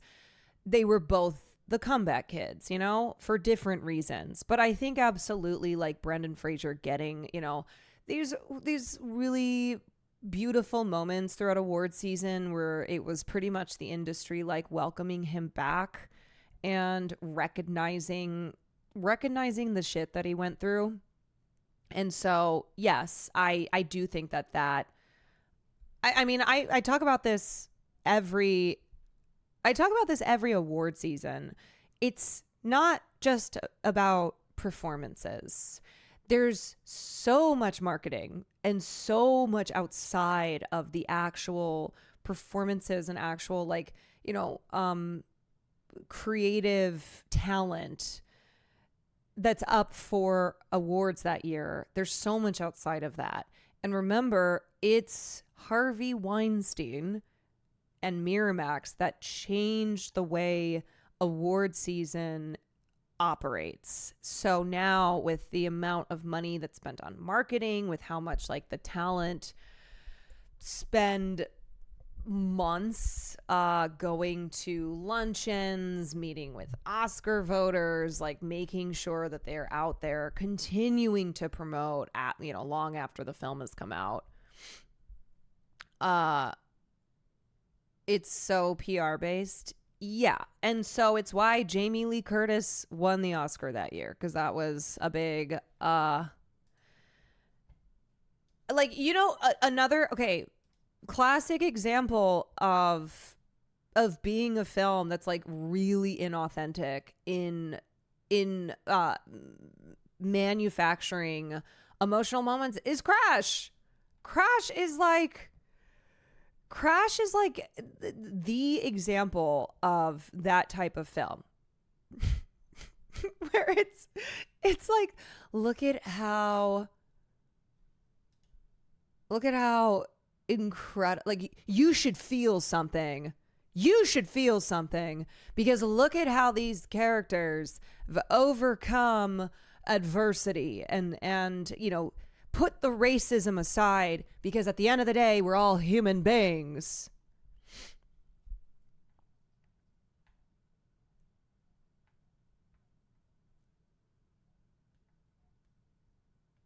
I dreamed a dream. Here's a list of Collider's 15 shameless Oscar bait movies that actually won Oscars. The term Oscar bait used to refer to films that are specifically designed, marketed, and distributed to specifically try and ensure getting some Academy Awards attention. It isn't new, having started to be used around the early 40s. It's generally accepted that it wasn't until the 70s, however, that true Oscar bait films, as they're known today, began to be produced.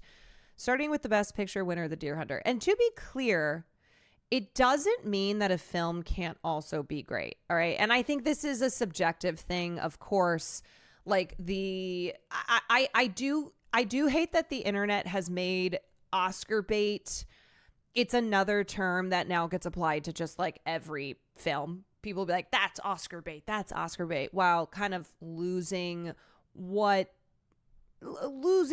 what the definition of it is. But that's just what the internet does, is it takes something and then it applies it to everything. That, however, is a phenomenal film. That's not always the case with these movies. Sometimes films are so obsessed with the goal of getting Oscars that they forget to, well, be good. Failed Oscar bait movies aren't uncommon, but that's what's certainly rare is an Oscar bait film that, despite not being particularly great, does manage to snag one or more Academy Awards. Throughout recent Oscars history, there have been a few noteworthy occasions when the Academy has rewarded movies that audiences wouldn't necessarily agree deserve the gold. I've heard they'll do things like send out movies for Oscar consideration to Academy members on an iPad and then tell the Academy member to keep the iPad as a gift. Keep it. Some people think Brokeback Mountain was Oscar bait, but that movie's a legit masterpiece. I'm sorry, but I do think it's ridiculous to call that film an Oscar bait given the time that it came out and how homophobia was still like heavily dictating our culture, and gay marriage was not even legalized at that point. And like homophobia is why Brokeback Mountain didn't win Best Picture. So I do think it's important to consider also in the context of like when a film came out. And also like, I'm sorry, but I refuse for Brokeback Mountain to be slapped with that label. I'm so jealous. You got to talk to Bob. Better Call Saul is my favorite show. He was awesome. I love Bob Odenkirk. I want to talk to him forever. I mean, it seems like homophobia is about to be back in vogue. Oh, I know. We'll get to talking about her musty ass, Kim Davis. Don't worry. Don't worry. We'll be talking about her. Okay, let me just quick run through this list. I feel like there's going to be a couple Eddie Redmayne films on this list. Theory of Everything. I do feel like a lot of times biopics will just this is kind of the biopic genre, and it's why actors want to do biopics, because they know it's usually a sure way to the Oscars. The Academy loves when actors undergo transformations, and a biopic is the perfect opportunity to do that. You put on, you put on the costume, you inhabit the person, and so it's why you have actors frequently doing biopics and also frequently winning their Oscar for the biopic that they were in. I watched Selena Day, which is J-Lo's best role. I'm going to push back on that and say The Boy Next Door. Oh, they love a fake nose. They do. Okay, Theory of Everything, King's Speech. Yeah, I mean, I think this was good. I don't think King's Speech was like standout. It got a little tiresome. Okay, Danish Girl. I mean, another Eddie Redmayne film. This was the one too where Alicia Vikander was put in a supporting actress category, and she's clearly co-lead in this. Yeah, I mean, this is a very Oscar baity performance. Like, Eddie Redmayne took on this role because of the obvious opportunity to like win big. The Reader. I saw this. Yeah, she like has an affair. She has an affair with a teenager. I have to be honest. I saw this so long ago. I like can't really remember this film. I just remember Kate Winslet. Like, I remember there was a lot of sex and she had an affair with a teen. But yeah, this one, no, it didn't. This didn't win, but it was nominated for Best Picture, and she won for that. Okay, The Whale, which I already mentioned. Does the teenager gift her first edition of the Iliad as well? No. Les Mis. Oh boy, this was at the height. I think this was at the height of also the Hatha hate. So I'm not gonna reiterate that whole chapter because I've already talked about it a lot. But yes, this was very like Anne Hathaway's "they like me, they really like me" moment. I did not care for. I thought Anne's performance was great overall. I just like did not care for this film, and I thought Russell Crowe was really bad. It was really bad. Evita. Yeah, so this was the film adaptation of the Andrew Lloyd Webber musical. It's, as far as like movie musicals go, like it's not up there. Okay, Judy. This is one, you know, I really loved Renee in this. I went into watching Judy being like, this is probably gonna be fine. And there was a lot of shit talking around this film and Renee winning. It was better than I thought it would be, and I thought she was really, really excellent in it. She was really, really good.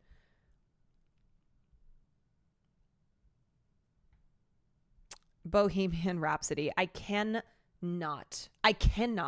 Those fuck ass teeth that they gave Rami Malek to play Freddie Mercury, so bad. And I feel like they left out crucial moments from Freddie's life. Like they really tried to stay away from it being political whatsoever. Yeah, they did that to Mr. Robot. They gave Mr. Robot the worst fake teeth I've ever seen. It was shallow. It was this to me absolutely is a film that's like, oh yeah, no, they didn't give a fuck about anything except winning awards. They put like no to me no genuine care into the film. And yeah, it did feel watered down. Bombshell, you know what? I never even watched this. I didn't really give a fuck. I did not care, so I didn't watch this movie. And now Rami Malek ain't a leading man anymore. Yeah, I mean, he was in this film recently. He plays like some CIA guy, and I don't think it made any noise. It's a film called The Amateur. Lawrence Fishburne's in it. The one where they kill his wife. Yes, it's just, that's the other thing too. Like a movie, people have to be talking about it like it's the best thing ever. If they're just running back the tropes, where I'm like, okay, we have another dead wife. We've got another like refrigerator wife trope. I'm not interested. I'm not interested in seeing this guy whose like motivation is because his wife's dead. So unless people are talking about it and they're like, no, it's so good, you gotta watch it, then no way.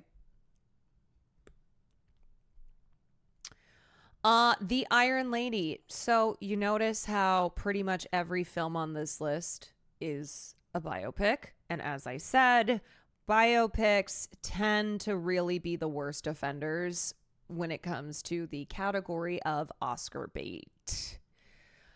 Yeah, another film that's just like but Meryl's good. Like her impression of old Maggie Thatcher is good. It's Meryl Streep, but ultimately the film being like not that interesting.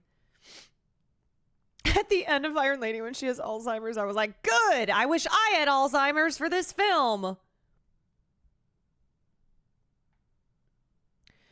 Pearl Harbor. Michael Bay's Pearl Harbor.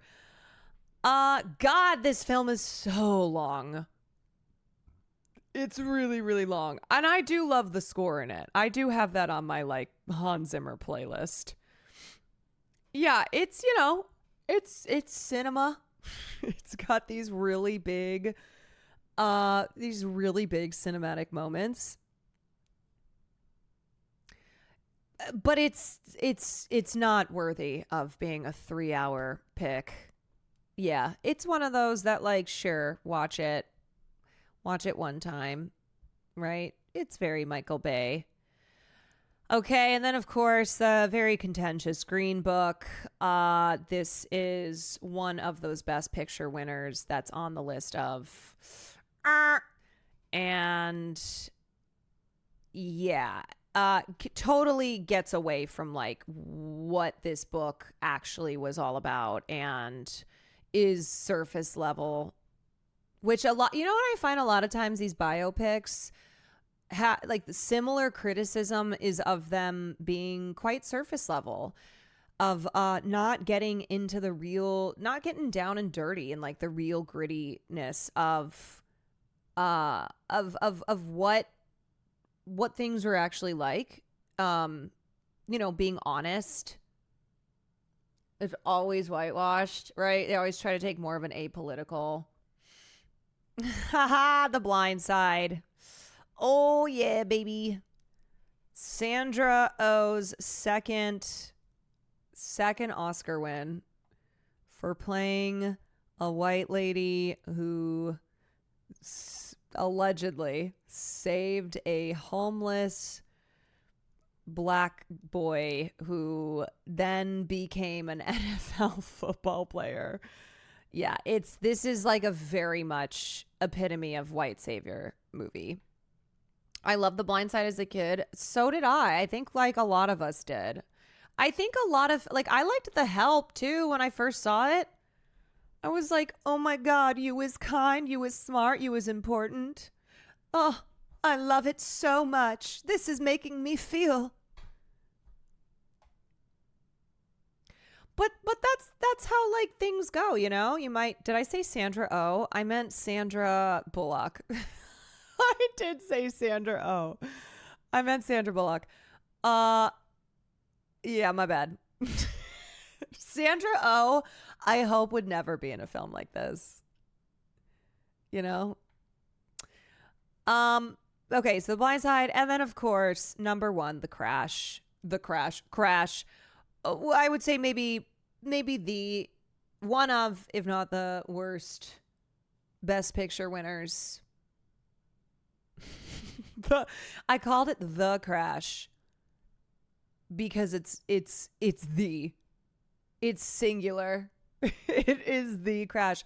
Another film that when I first saw it, I remember being like in 8th grade or something, and I watched it in my parents' basement, and I thought it was really good.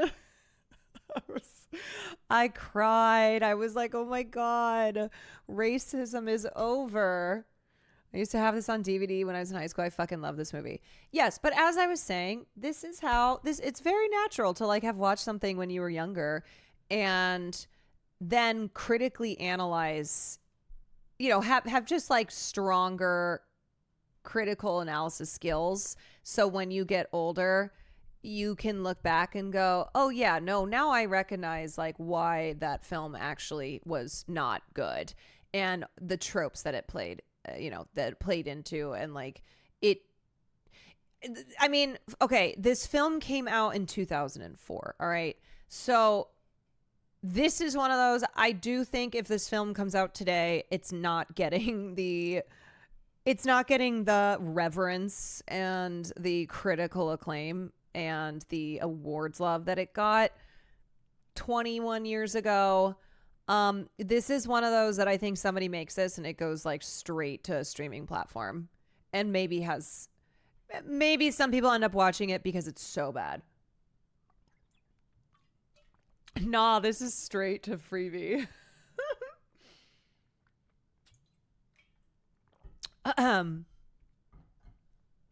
The movie that says if a cop sexually assaults you, who might actually be a good guy. Yeah, because he might then save your life later, even though he's racist, but he puts his racism aside. And so really, you should thank him. In retrospect, I have so much respect for my high school movie crit teacher because he joked about Crash a lot. I did not get it at the time, and instead he was showing us fucking The Deer Hunter at 9 a.m. on a Monday. Yeah, that's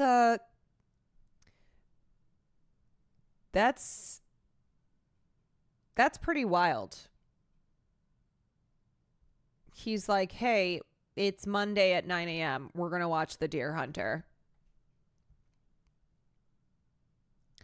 Heyo, how was the red carpet? The red carpet was awesome. I had a great time.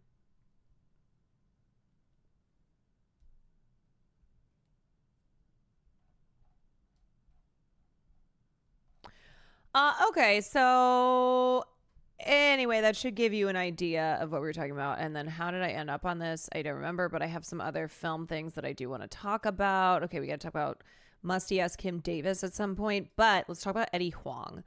So this happened about a week ago, but I didn't have time to cover it.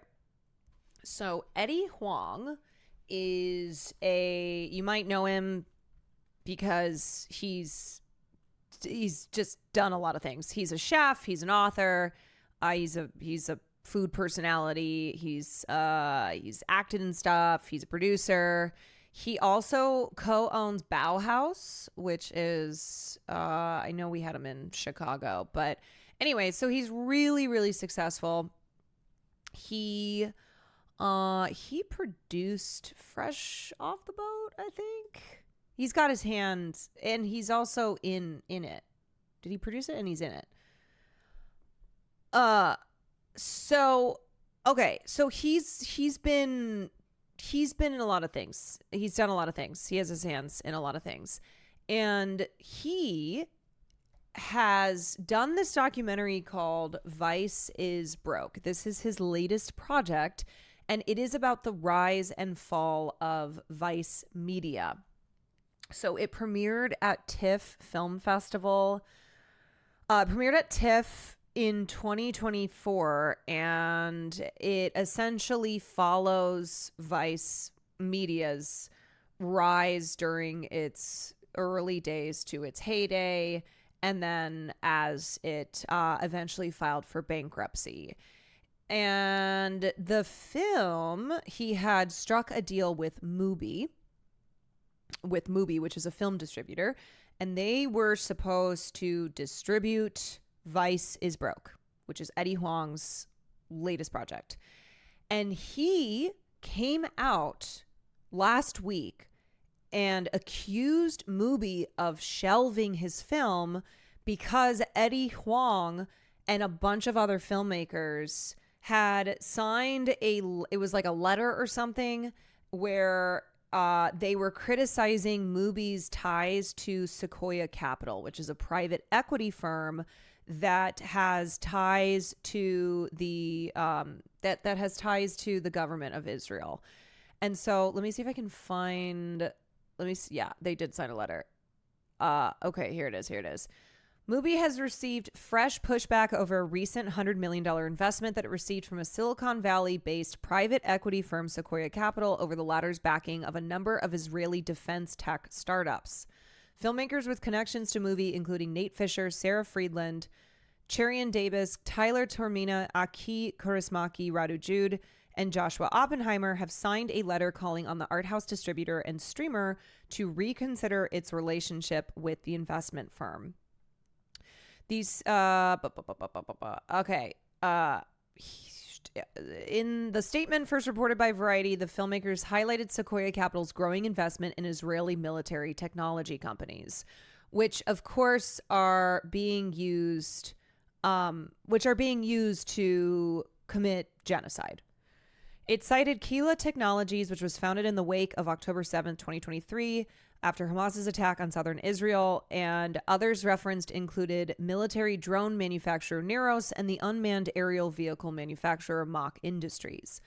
The filmmakers suggested that these investments tied Mubi to the ongoing violence in Gaza, where more than 60,000 people, those numbers are so far from the actual devastation, where more than 60,000 people have been killed in Israel's retaliatory military campaign, genocide, and the population is now on the brink of starvation.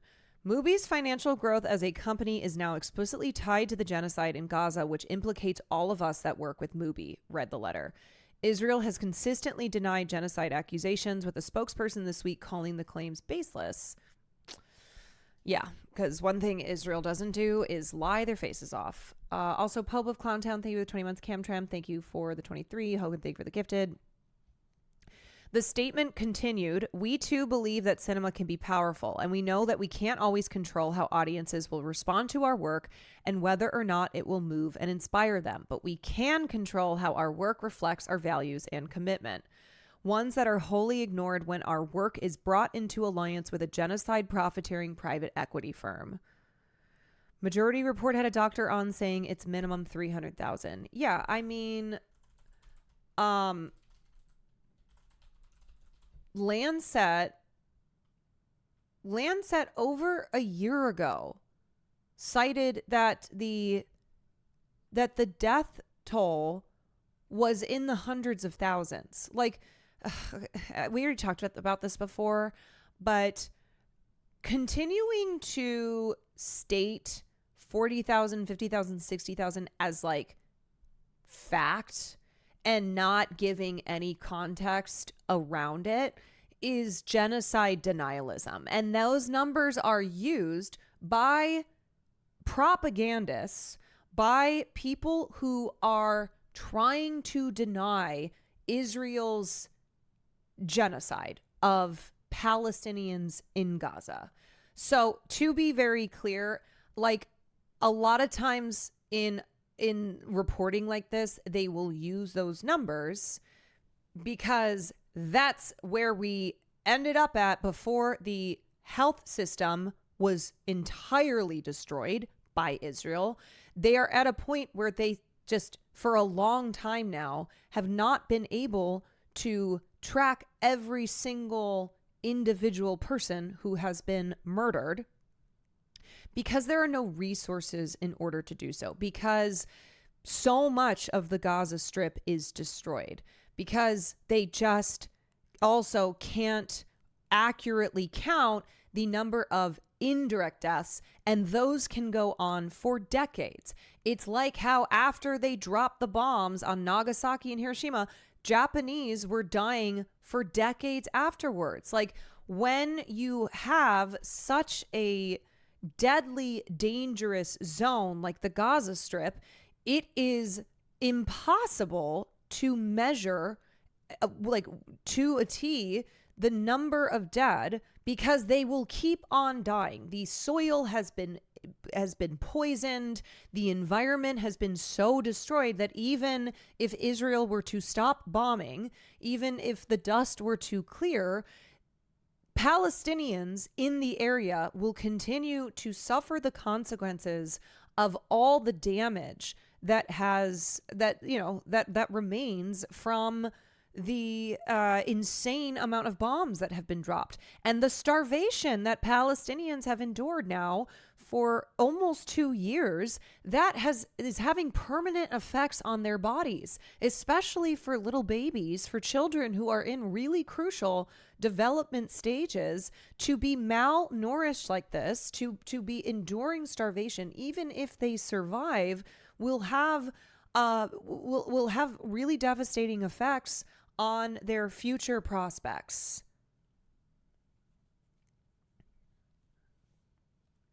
They have truly condemned entire generations to suffering. Yes. And I think that's like, I don't know. I mean, man, anytime I think about Palestine, it's just in horror, and it's just in like total disbelief that we are still here prioritizing talking about anti-Semitism, talking about Israel, talking about like their feelings, when so many people are dead and are continuing to die, and that Palestinians for generations, if the bombs and the starvation and everything were to stop tomorrow, the amount of permanent damage that Palestinians in Gaza and also in the West Bank will endure for generations, from the physical and psychological toll that the last 2 years has taken. I mean, it is fucking haunting. Genuinely. I don't know. It's so hard.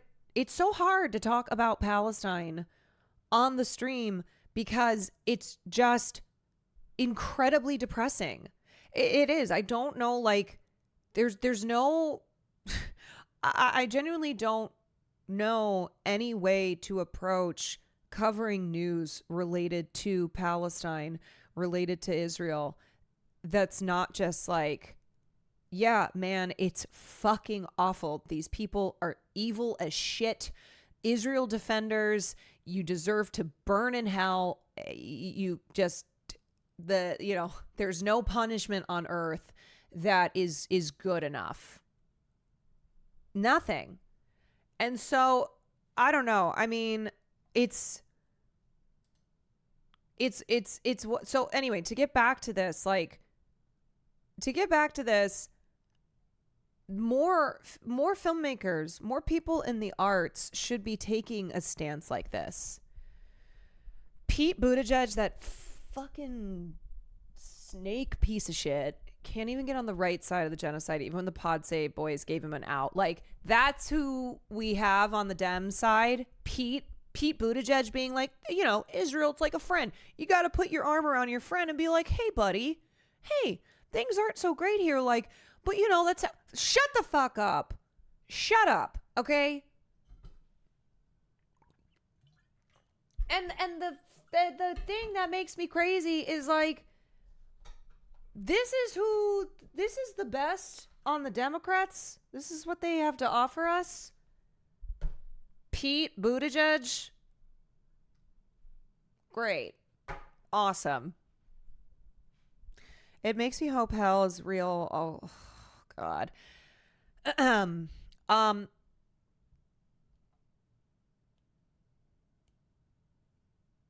Pete can't, what was I just reading? Please make sure you guys are supporting Palestinian families if you have the money to. Our donations help them avoid the GHF aid death traps, and many families also need money for evacuation right now. Yeah. Yes. So, okay. But he has a beard now. Don't you like the bearded version of good old Mayor Pete? I wish we had never been introduced to good old Mayor Pete. Is genocide bad? Pete. I ain't reading all that. Free Palestine, motherfucker.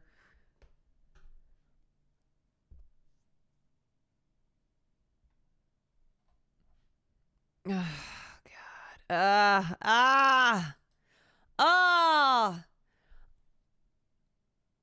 Okay, so as I was saying, anyway, I just want to say also, like, me not covering daily news from the Gaza Strip, right? The continuation of the genocide. I mean, I reference it a lot, you know, when we talk about stuff like this. But it's not one of those things where Palestine is not the most important moral issue, simply because I don't cover it every single day or like go into depth on just the latest massacre. You know, the continued lies that our government, that the Israeli government, that Western media, all these propagandists continue to spew. And anyway, my heart is with Palestine every single day, and what has been happening is so evil, like purely evil. It's hard to comprehend still. And I know there's other things, that there's a lot of things happening in the world that I don't cover, and it usually don't do world politics. Like, it's why, you know, it's why I think it's great to also cover, or it's also why I think it's great to like watch a variety of streamers and content creators and people who do talk about news and stuff, because people will cover different things, and that's good. But anyway, I focus a lot too on the impact and effects that Palestinian advocacy, like what's happening in the entertainment industry, how is this reflecting in pop culture? That's kind of how I've like focused on covering Palestine. But to just wrap it up, like, I'll never stop dreaming of a free Palestine, because Palestinians have never stopped. And I sit here and I want to scream every day at just the inhumanity and immorality of and injustices that Palestinians and that Palestinians endure. Hi.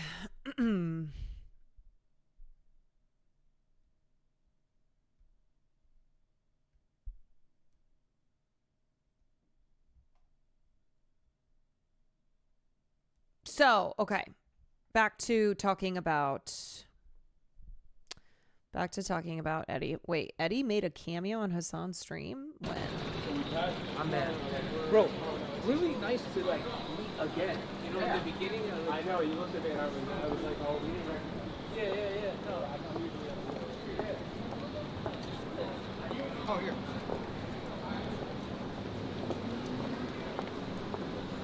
All right, what do you want?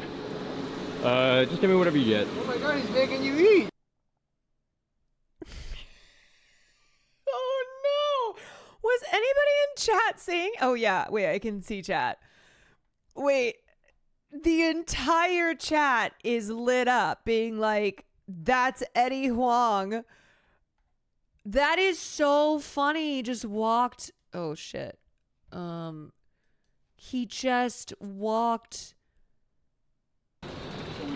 He just walked right past him. Nice to, like, meet again. You know, at the beginning of I know, you looked at me and I was like, oh, we didn't Yeah. No. That's hilarious. Oh, here.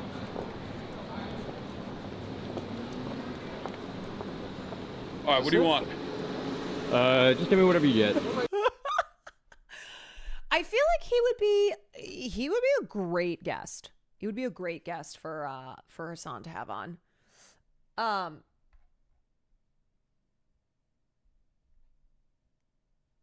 Especially in light of this news. So let me return to reading about this.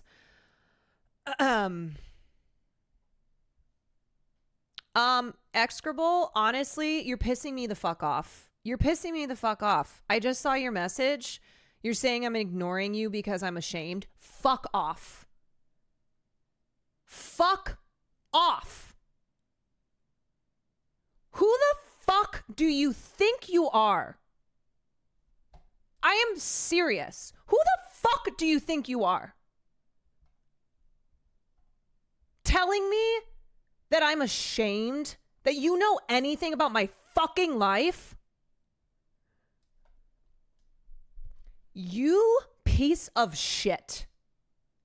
That you are out here acting as if you know anything that goes on behind the curtain in my fucking life, and that I am sitting here somehow feeling ashamed because of what you have to say. You don't fucking know me. You are way too comfortable. You are way too comfortable speaking in this chat, which, first of all, acting as if I am responsible for anybody else, that I am responsible for any other person. And I guess maybe you can't go bother them enough, and so you'll come in here and act as if you have the right to say these things about me? To act like, oh, Caroline doesn't do anything outside of her stream for the people in her personal life. You do not fucking know me.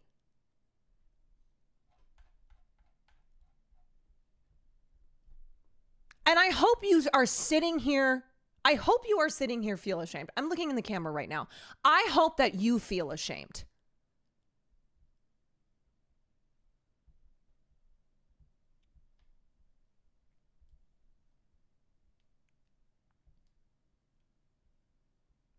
Oh no, they're still here. They're responding to someone else in chat.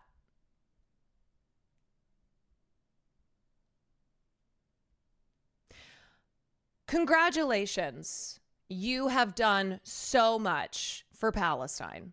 Congratulations. I'm not ashamed. Block me. Yeah, I'm going to block you. I'm going to yeet you from my fucking community. But I just want to tell you one last time. Go fuck yourself. Go fuck yourself. Go enjoy sitting wherever the fuck you are, thinking that you are doing anything here by telling me that I'm ashamed. Telling me how I should feel at all. Anything that I should do. Acting like you know my life. So go fuck yourself. Goodbye. Fuck you.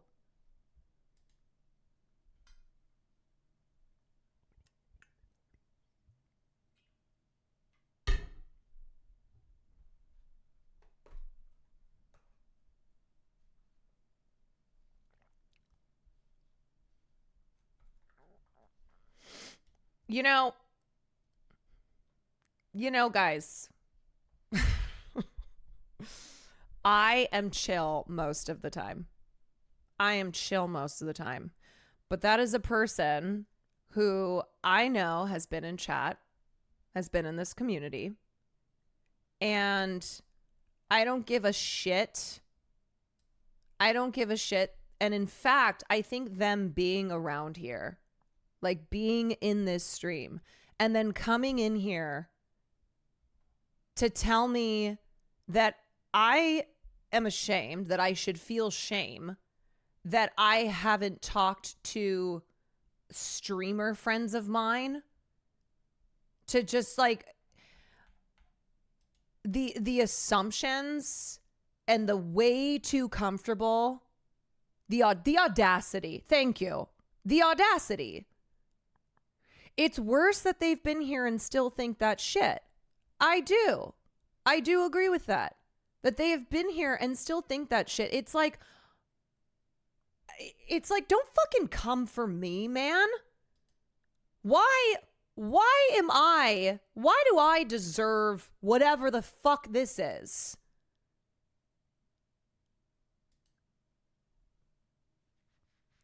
Sub for almost 2 years, and I don't care. Okay? I will tell you when you get like that. If you have subbed for 2 years, 5 years, 10 years, I don't know, maybe I'll be dead by then. But if you come in here and say that shit, I will tell you to go fuck yourself and I will yeet you all the way to the moon. That is so disrespectful. Something about long-term subs making people way too comfortable. It is just so out of fucking pocket. And so disrespectful to me. So disrespectful.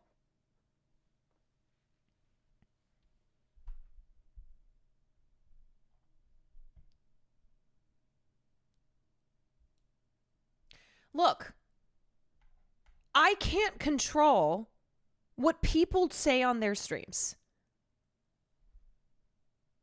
I can't control what people do as content creators. And not every content creator is going to do politics. But it's not to say, and look, like, do I wish that in general people talked about Palestine more? Absolutely.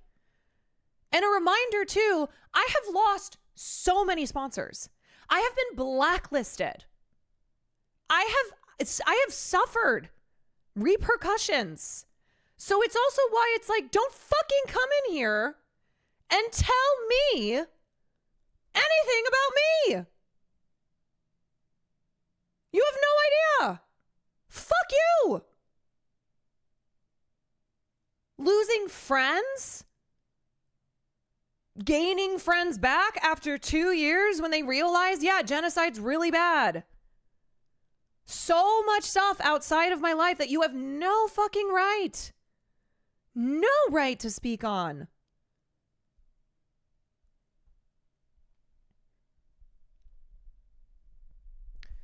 I think everyone's super frustrated that there are so many big streamers that ignore what's going on, but they take their frustrations out on you and others who do speak out. It's like, man, okay, yeah, yes, it is frustrating, but guess what? Like, you have no right, though, to say those things to me for so many reasons, but also because on October 7th, I covered what happened. And no one else that I know who covers politics was live, which is why I went live. And since then, I have tried to do what I can on my stream because this is all that I'm in charge of. I can't control what Taylor Swift fucking does or what streamers do. And there are streamers that I know who have donated money and they don't advertise it, okay? Like they give money, they don't advertise it. They've done like, I'm not going to get into individual people because I'm not responsible for other people. And if you're frustrated that other streamers you watch haven't talked about Palestine, don't fucking take it out on me! Girl, you don't need to explain fuck these assholes. I know, but I feel like indignation. I genuinely feel indignation.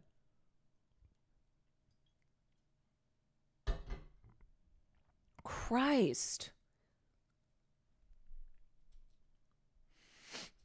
People online forget how to talk to people. Like it is becoming too comfortable. Yeah, I mean, I am just venting. I just need to vent. Sub chatter. XOXO gossip girl. I just need to vent about it. That's what I'm doing. I'm venting. I'm venting. Because this isn't the first time.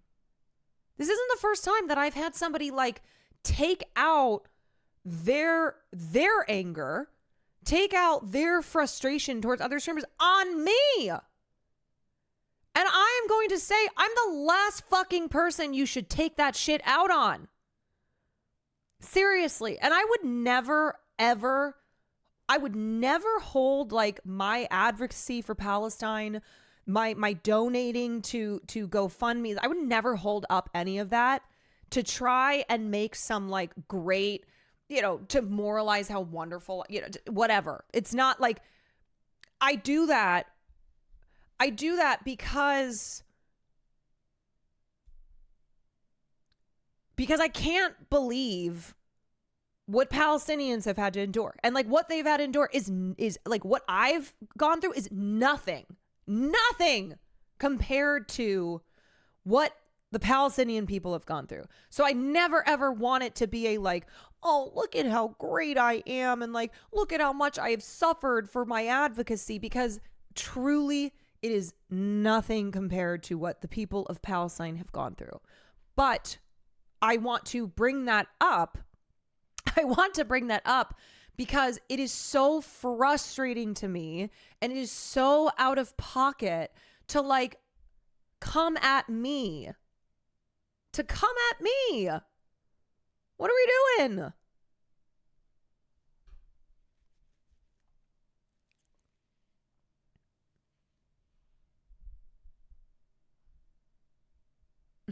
You haven't solved world peace. Wow, slacking.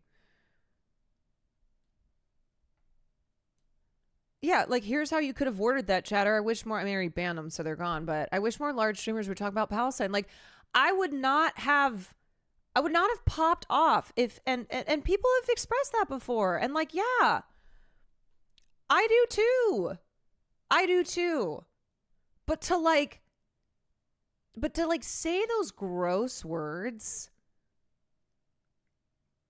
like to make those presumptions, it triggered me. I got fucking pissed.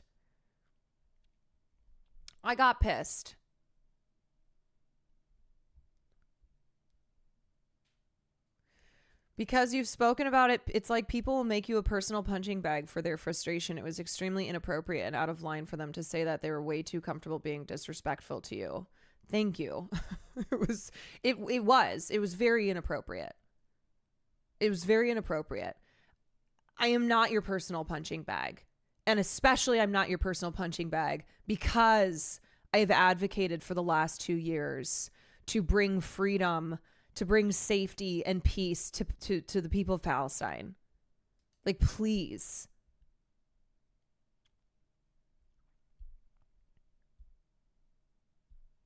And like, I want to be clear too. I don't think that at all is the same thing as like the conversations leftists and leftist communities have been having over hey, how do we make these spaces better? Hey, how do we like address when there's issues? That was not that. That was not fucking that. That was someone just being a rude piece of shit to me. Yeah, please direct that anger, that frustration that I fucking feel all the time too. Okay? I like had just given a speech about how I'm so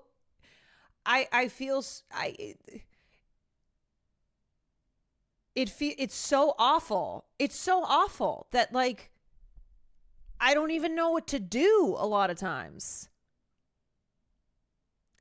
Except to keep saying like free Palestine. That like we can't stop until we have a free Palestine. But yeah, please take that anger and that all those feelings and direct it somewhere that's actually like productive. You know?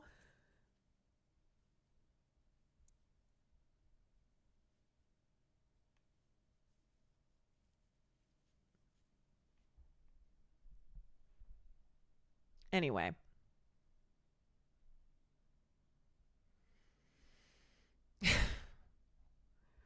Anywho, Crumpets, thank you for the 30 months. I Trump your 23-month sub.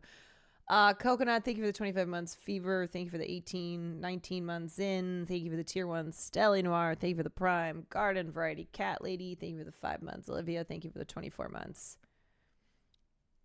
Rashida Tlaib just talked about this in her interview when Congress people do actually feel the pressure.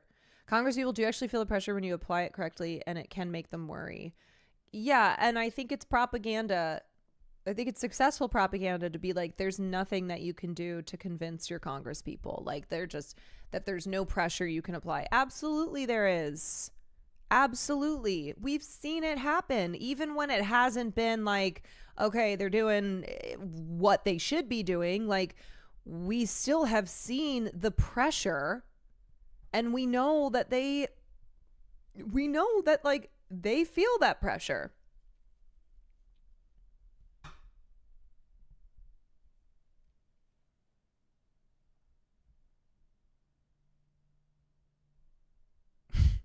Also, the unfollow button for those streamers you're actually mad at is literally right there. Like, stop supporting them if you're mad at them and go. But, you know, the truth is that a chatter like that, they're not going to stop watching those streamers. They're not. And that's why they're screaming at me, because they aren't going to stop watching people who clearly they're so mad that they haven't spoken about Palestine, but they're not going to stop. And so instead they're like, oh, you know what? I'm going to yell at Caroline and say she's ashamed and that I'm calling her ass out. Call my ass out for what? For what? Okay, sorry that you feel like, listen, I can't do anything about the fact that you're still watching and consuming stuff from people who you're also mad though that they're not speaking on issues. I can't do anything about that for you.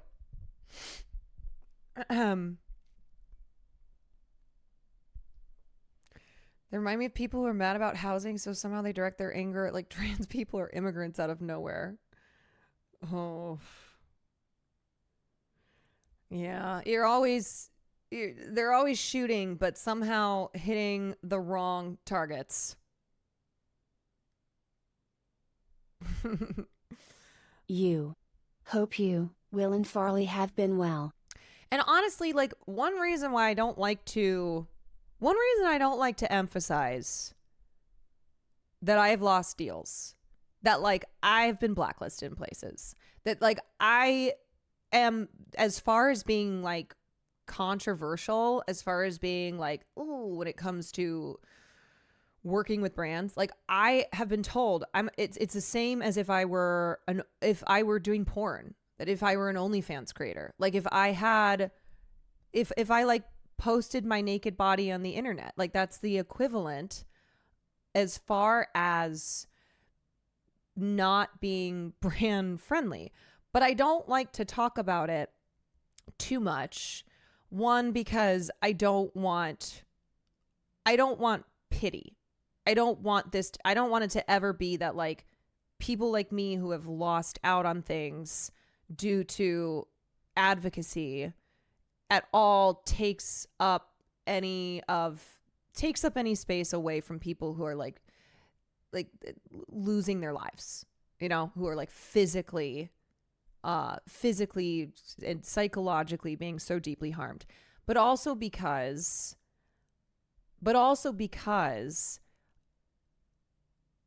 I don't want people to not speak out on things that they recognize as wrong, to like use their voices because they're scared about the toxicity of the environment, you know? And I do think that the shift that has been happening since October 7th, I feel cautiously optimistic as far as the environment being more, it's more amenable to advocating for Palestinian freedom. Like those tides certainly have shifted. It's not the same. You know, it's not 1-to-1 as it was directly after October 7th.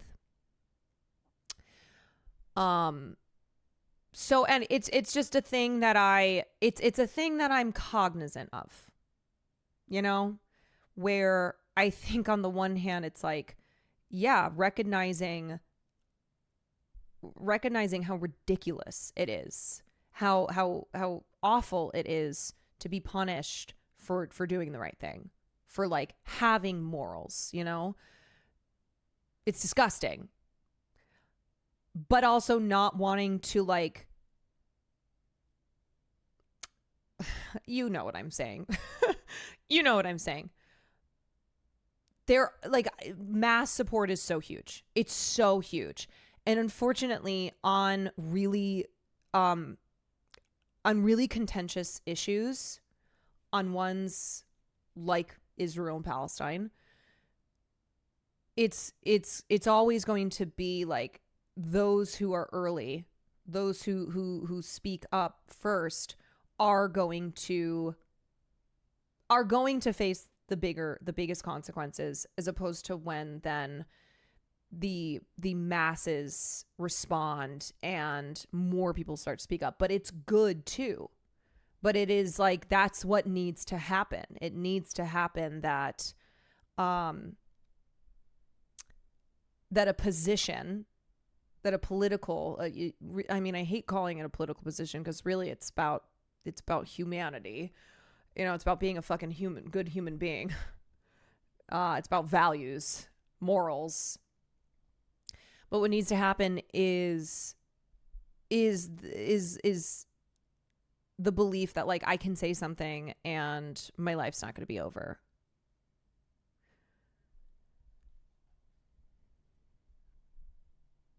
It's a beyond commendable approach, but I feel like some people need to understand the kind of harassment, abuse, and mistreatment you pro-Palestine content creators go through just for standing for Palestine. Chatter is getting way too comfortable with the slander and minimizing the work you guys do. Yeah, and the other thing is like there are bad actors out there who have been doing their damnedest to try and paint this picture of Twitch being an anti-Semitic platform, of like content, you know, pro-Palestine content creators, leftists being out of control. And I never want to like give any of that oxygen, you know? So it's a double-edged sword. It is. It's a double-edged sword of like, I want to be honest about the shit that has happened and the impacts that it's had, but also I don't let that, you know, to anyone out there, to anyone out there looking at what pro-Palestine content creators, what leftist content creators have gone through, please don't let that scare you off.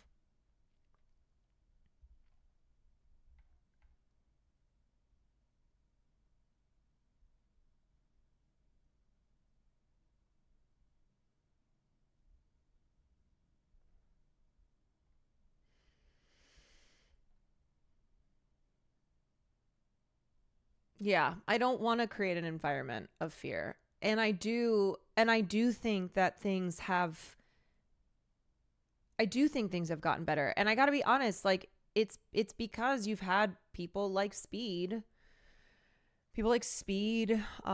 Jason, you know, big content creators who are not political content creators who have said the words "Free Palestine."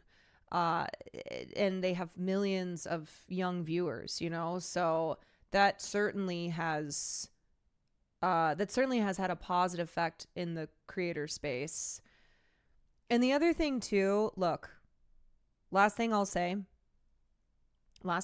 is you got to keep in mind that a lot of the attacks, a lot of the attempts to deplatform, it's also like personal beef. And so for a creator who has like no involvement on a certain side of internet creators constantly waging war, I don't think they have as like they have to worry about it. You know? I don't think that they're going to be targeted because they advocate for Palestine.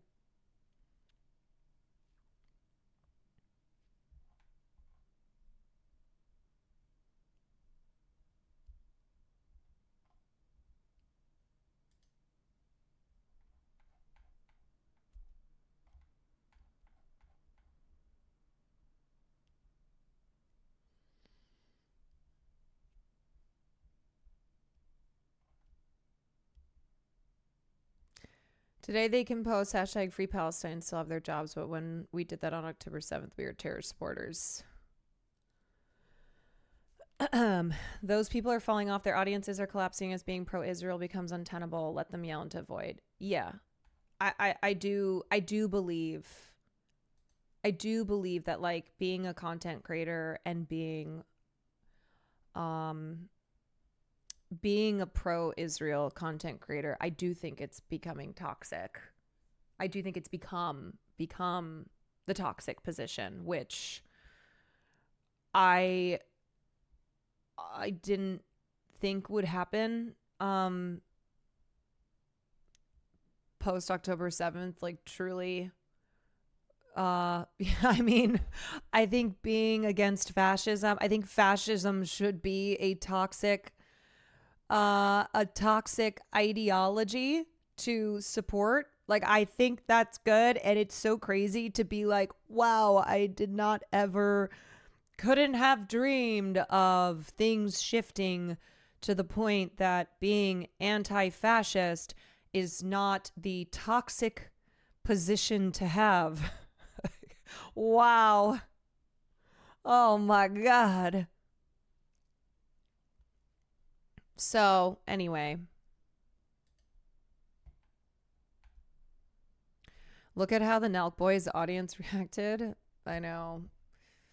Rachel was wearing a Palestine necklace today at Stage Door. Yeah, and it's why, like, I know it might seem silly and whatever, but I do pay attention to the careers of people in Hollywood who have come under fire advocating for Palestine, and like seeing them continue to book work, seeing them continue to have a lot of fans and a lot of support.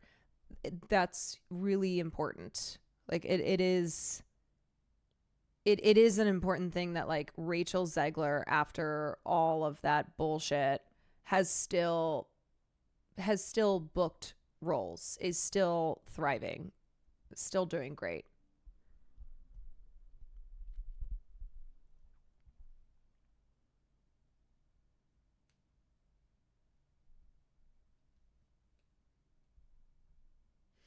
The correct side will win. Don't worry. Just be patient and hold the line.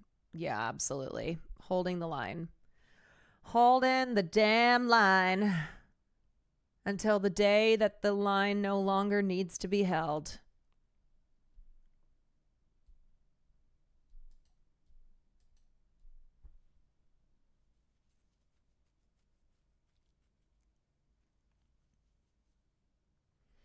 Seems like Melissa Barrera disappeared. No, she's still working. She had a couple movies last year.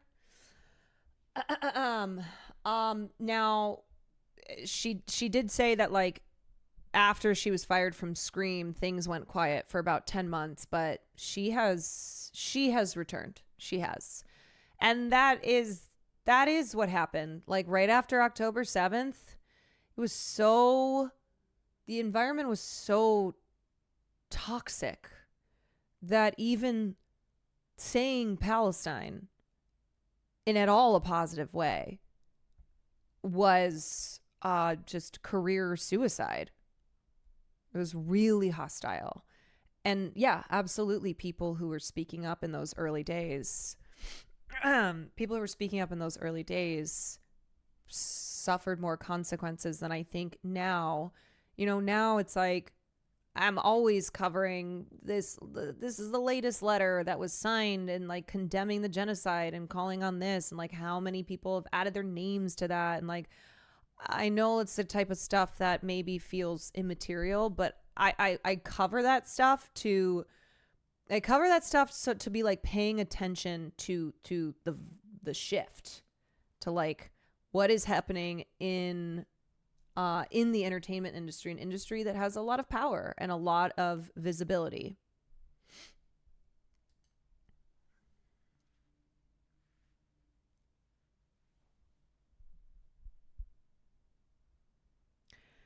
And I know it's hard. At the end of the day, like, it is hard to counter that with the fact that, like, materially, there have not been close to positive changes for Palestine, but the public shift, the public opinion, is very vital in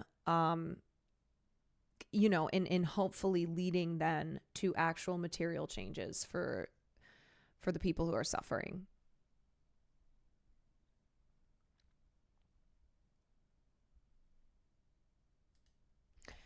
This is cool to see. Excited for this concert to happen. Yeah, this is the Palestine benefit concert.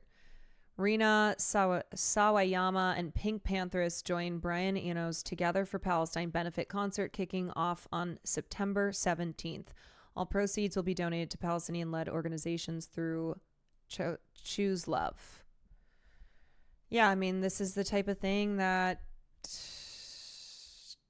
a year and a half ago wouldn't have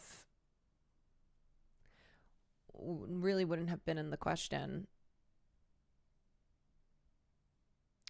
We've had 50 years of conservatism running this country. We've reached an inflection point where now progressivism will overtake the collective psyche. It was inevitable. I do believe that this age of, the second Gilded Age, this age of fascism running into, fascism running over every part of our political system. I do believe it will have an end, and we will usher in a better age. I don't want to be brash, but I feel like Trump being in charge instead of a Democrat is also part of why, for sure. I mean, we talked about that too. Have you seen that one TikTok where it's like me in 2030 watching Hassan cover the Nuremberg trials on Twitch?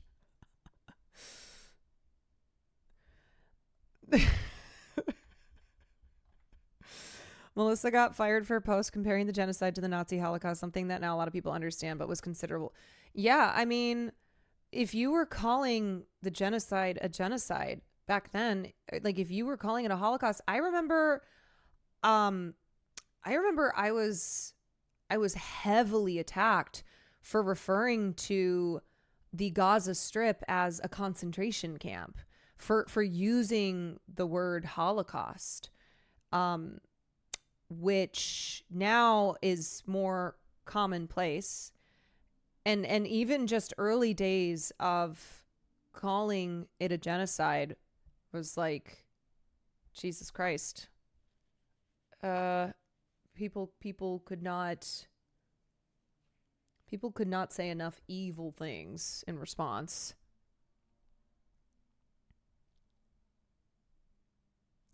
Did you see someone went out of their way to leak the Gal Gadot film that was supposed to premiere at Venice, seemingly in protest? No, but that is that is really funny. Someone who's like, God damn it, I don't know what else I can do here. So you know what? I'm going to leak the Gal Gadot film. That's going to be my protest. Kal-El, no. Kal-El, no.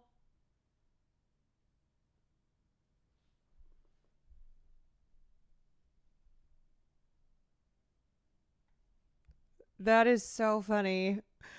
Shout out to that person who's like, I don't know what else to do, so this is what I'm doing.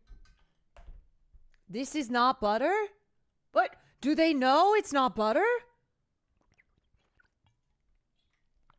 I got in an argument with my brother on like October 10th where he said Palestinians should just give up and wait for something better to come along. We haven't spoken in 2 years. Inshallah. Yeah. I know that the last 2 years have like irrevocably changed things in a lot of people's lives. And you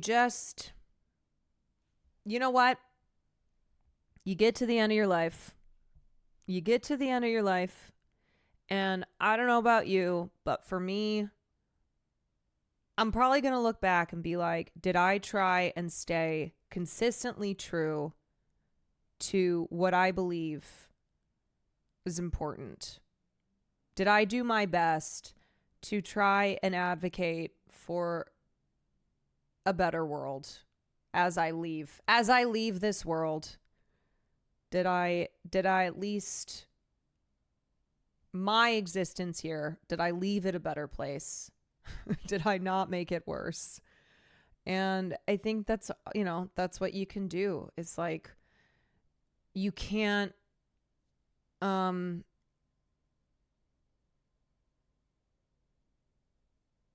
you can't not stand up for the things that you believe in.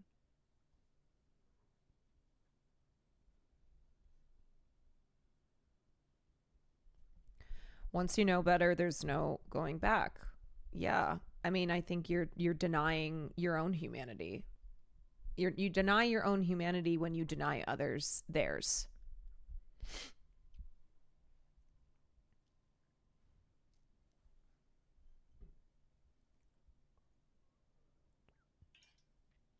Speaking of movies and TVs, are there any that we can watch that help support you?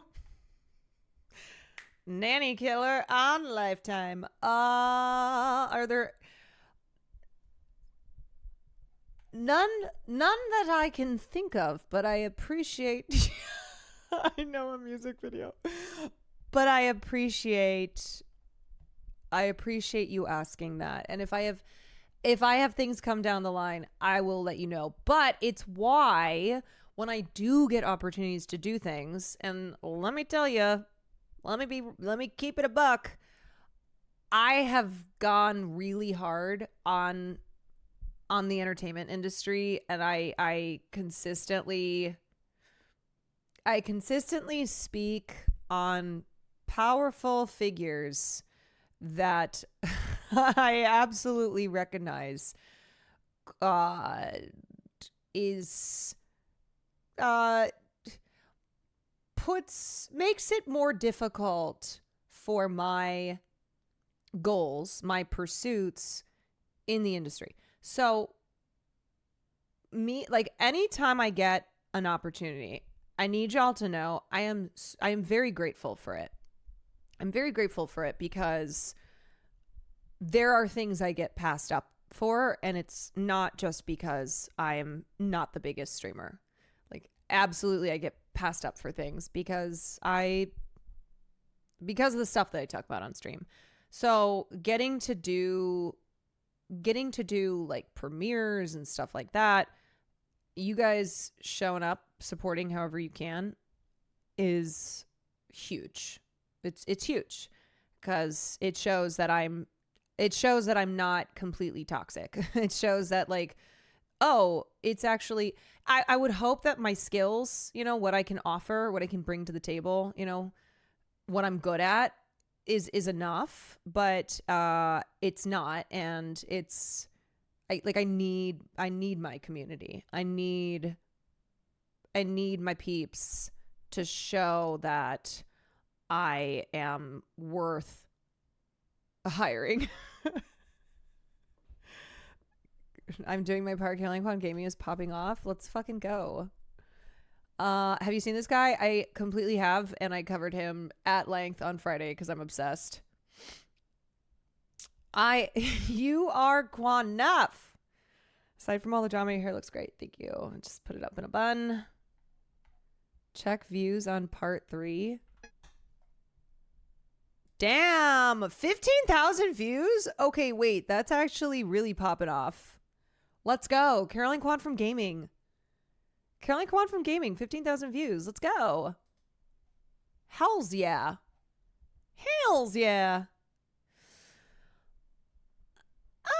Okay. I'm addicted to you. Don't you know that you're toxic? Ba-da-da-da-da-do. And I love what you do. Don't you know that you're toxic? Okay, finally, I'm going to finish this. Finally. I already covered the album announcement. I actually covered it for 2 hours and 45 minutes. So I'm just now getting into not covering it. I am now covering things other than the album announcement because I was so excited. That adds up to 12. Yes, I was so excited that's why I actually went live. Corporate AF, thank you for the 8 months. Confire, thank you for the 19 months. Errol, thank you for the 35 months. I was not going to stream tonight, but I went, you know what? God damn it. I gotta go live because I cannot contain my excitement for this. Cutie, can we be real though? Can we be so real? What the hell is this cover? This is maybe one of the worst magazine covers I've seen. It's like, go girl, give us, I don't know. It's not good. You sounded really excited when Cutie called you yesterday? Because I was so excited. I know, it is. It's, as I said, it's giving January 6th Shaman. I saw this, and my first thought was, wait, that's the Shaman from January 6th. Are we sure Travis Kelce wasn't there at Jan 6? But why male models? Yeah, it is kind of giving Mufasa as well. Everything the light touches is yours. Yeah, I can't say that artistically. I can't say artistically. His bottom lip is popping. Is this, I know, are they trying to kind of do their Sydney Sweeney has great genes? I don't know. Okay. So, sorry. I know I keep trying to finish the story here on Eddie Huang. So Eddie signed this letter. that called out Sequoia Capital and their ties to Israeli defense companies. And Sequoia Capital, which is a private equity firm, and they invested $100 million in Mubi. So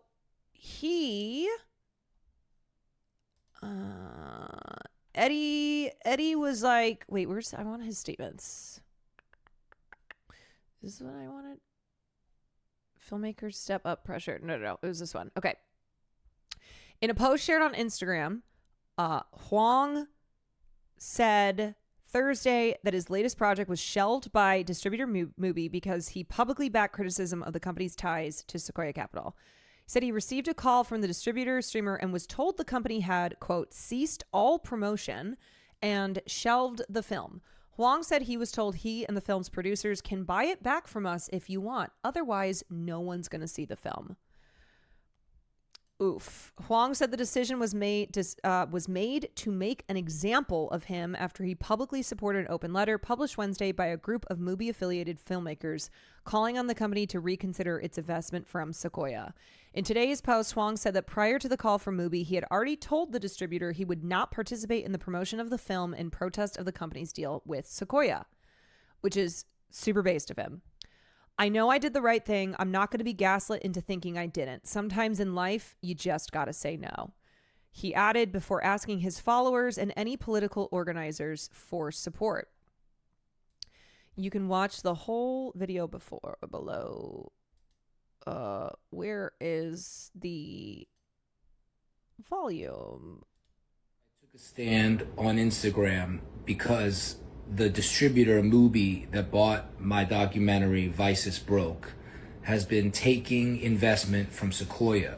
They've taken $100 million from Sequoia that also invests in Israeli veteran-backed military AI defense technology. Like, it hurts to say out loud. It's disgusting. A lot of artists have spoken out. A lot of the directors have written a petition towards Mubi, but I believe I'm the first one to sit out the promotion of his film at Mubi. And to make an example, within 24 hours, they shelved the film. I got a call about 10 minutes ago from the president, Jason Ropel. They've ceased all promotion. I like that he put a screenshot of his call history just to be like, I'm not lying. They've shelved the film, and they're like, you and the producers can buy it back from us if you want. Otherwise, no one's going to see the film. So that's where we're at. I know I did the right thing. I'm not going to be gaslit into thinking I didn't. Sometimes in life, you just got to say no.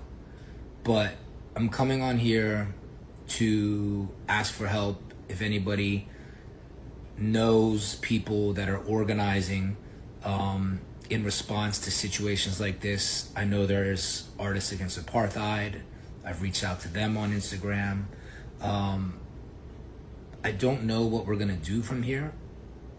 Maybe it's crowdfunding so we can buy this film back and put it out for free for people. I have no idea. I just want people to see this film because it is literally about what is happening. Private equity also swallowed up Vice, where I used to work with. The irony of it all coming down to private equity in all of these situations. A lot of great people doing a lot of great work. And we made this documentary as a cautionary tale so that people knew not to go down that hill again. And the sad, ironic thing is, within 9 months since Mubi bought the film till now when it was supposed to come out, they did the same damn thing. And it just doesn't make sense. Oh, it just sucks too, because Mubi is a streaming platform, production company, and film distributor that has gained in notoriety over the last couple years. They were the ones who they distributed The Substance and a couple other big films from last year. And they have always separated themselves from the rest of the crowd because of their emphasis on global cinema on like indie films, documentary, art house. They produce and distribute films by a lot of emerging filmmakers in addition to established filmmakers, but ones that are maybe not as much of household names because they're not American. They're like, I'm frustrated. I'm frustrated because Mubi has been so great. And unfortunately, as they've gained notoriety and gotten bigger, now they are taking massive investments from private equity firms like Sequoia, which has led to this issue now. Hey. Makes sense to me why a company would buy a film with a message like this and then do the opposite and then shelve it when the director feels that this is inconsistent. He added Taylor Lorenz in that post. Oh, yeah, he did. That's my story and I'm sticking to it. So yesterday I took a stand on Instagram. That's my story and I'm sticking to it. Yeah, Mubi, a longtime favorite of auteurs and young cinephiles, has received substantial public criticism since it was announced in May that Sequoia had invested $100 million in the company. The Silicon Valley-based private equity firm has investments in a range of companies from Apple to ByteDance and has close ties to defense tech startup Kila. When controversy over the Sequoia Capital investment first broke out in June, Mubi said in a statement posted on Instagram that it had entered into the partnership to accelerate its mission of delivering bold and visionary films to global audiences. But I feel like they were doing just fine. I feel like they didn't need to take the money. It added that Sequoia's investments did not reflect the views of Mubi. Yeah, but it doesn't matter about it not reflecting the views. It's about money. And Sequoia is not investing in Mubi just for fun. They didn't just give Mubi $100 million and walk away. Like, they invest because they make money from it. And then, therefore, their investments are going to benefiting the Israeli military. Like, that's how it works.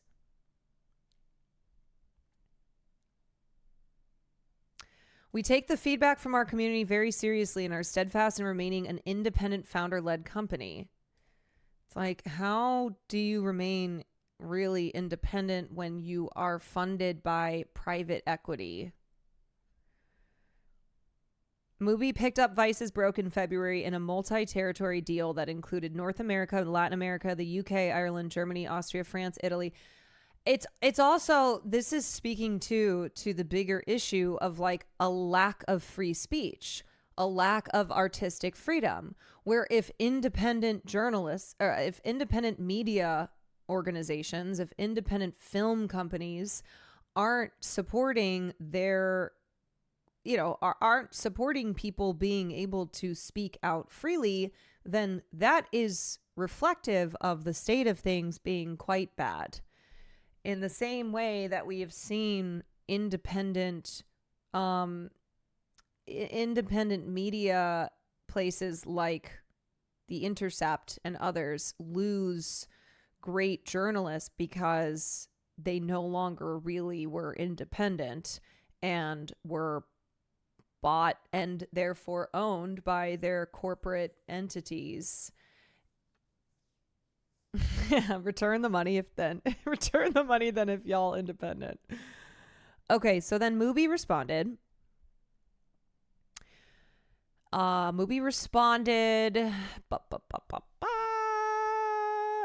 And said that it is in constructive discussions with the filmmaker and producers about the film's release on Mubi and will share further updates as these conversations progress.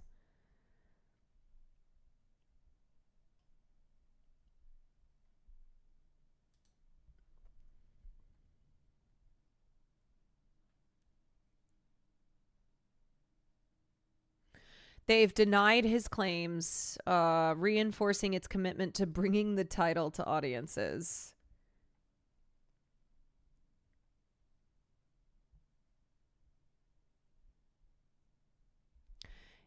Yeah, I'm going to take Eddie Huang's word over Mubi's word. I believe him. I believe that this is what happened. And then when it got attention and people were like, what the fuck? Then Mubi, of course, is going to be like, whoa, we haven't shelved the documentary and we're still like figuring out how we're going to do things here.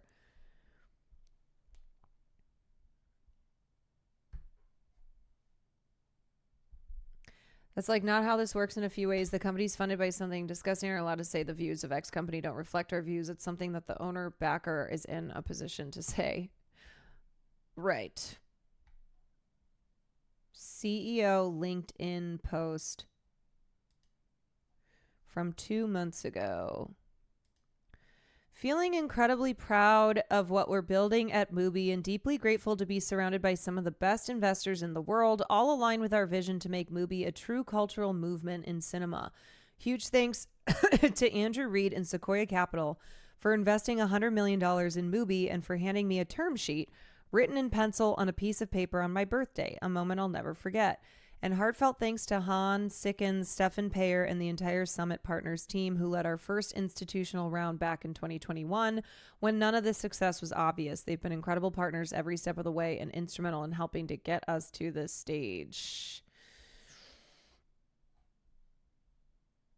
This is why I don't trust distributors like A24 and Neon. If they have the chance, they'll screw you over. Yeah, it's...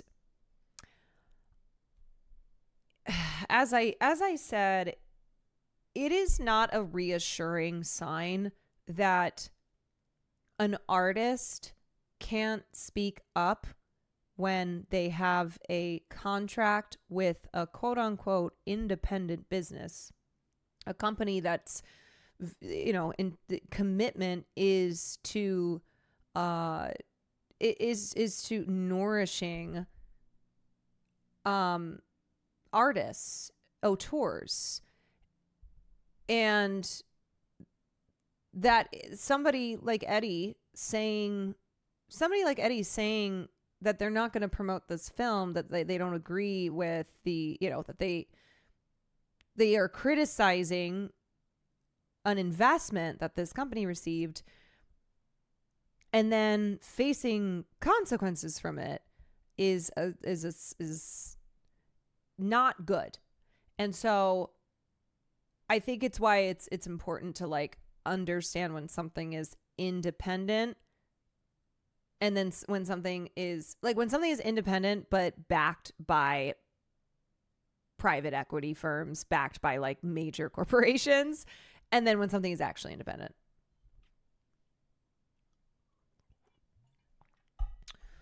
Okay. And then the other thing in the news world that I wanted, in the film world that I wanted to talk about is this. So over the weekend, it was announced that Park Chan-wook, who is one of the most famous living Korean directors, he is the writer and director of Oldboy. He also produced Snowpiercer. He's amazing. He's a legend. And it was announced that he and his writing partner, Don McKellar, have been expelled from the Writers Guild of America. That is one of the unions that I'm in, the WGA. That's the union that represents writers. They have the WGA West and the WGA East.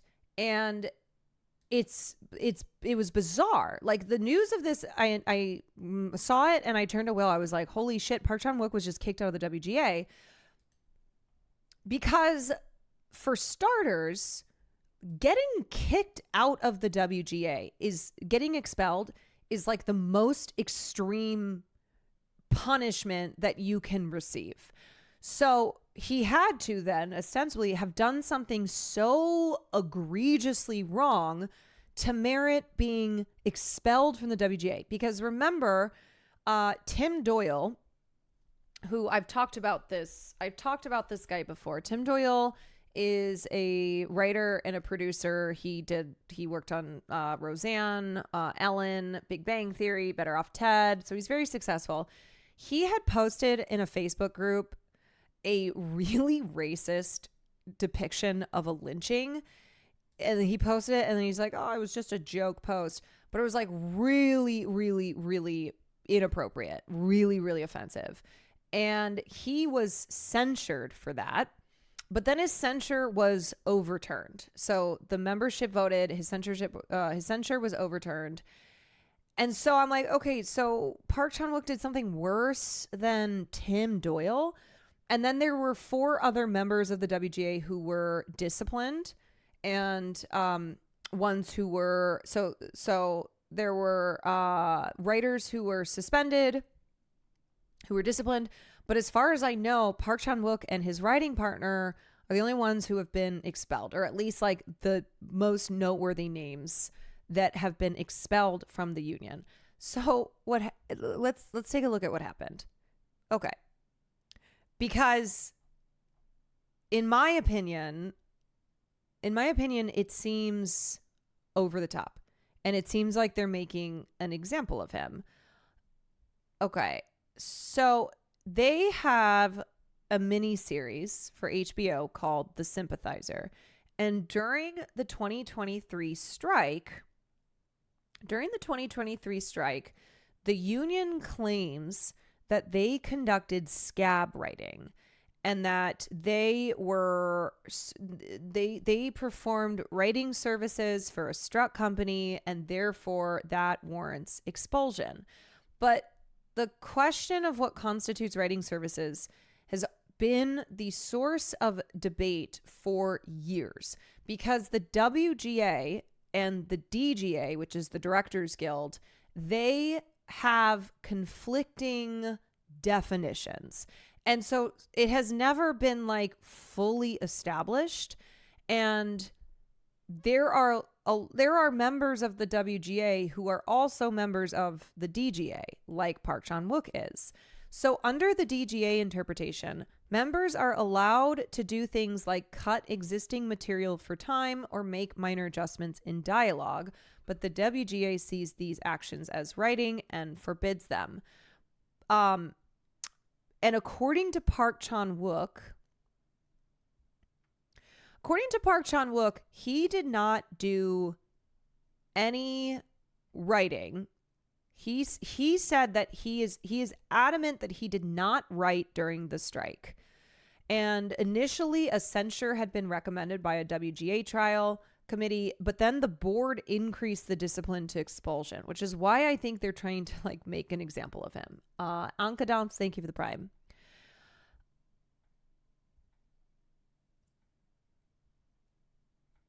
I'm trying to see if there are any other details here. Okay, so his company issued a statement stating that the scripts for the show had been completed and the show had been shot when the strike began on May 2nd, 2023. At the time of the strike, The Sympathizer was in post-production. Editing does not constitute writing, so it was permitted under WGA regulations.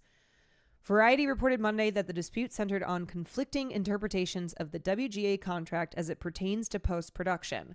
The WGA maintains that even things like cutting down a scene for time constitute writing services that are forbidden during a strike. The DGA has advised its members that the WGA's position is incorrect and that they may be contractually obligated to perform such activities during a strike. So that's why also this is problematic, because the DGA and the WGA, of which there are creatives that belong to both, have conflicting guidelines, have conflicting rules. So the DGA could have punished then Park Chan-wook for not editing because he is contractually obligated to do as such.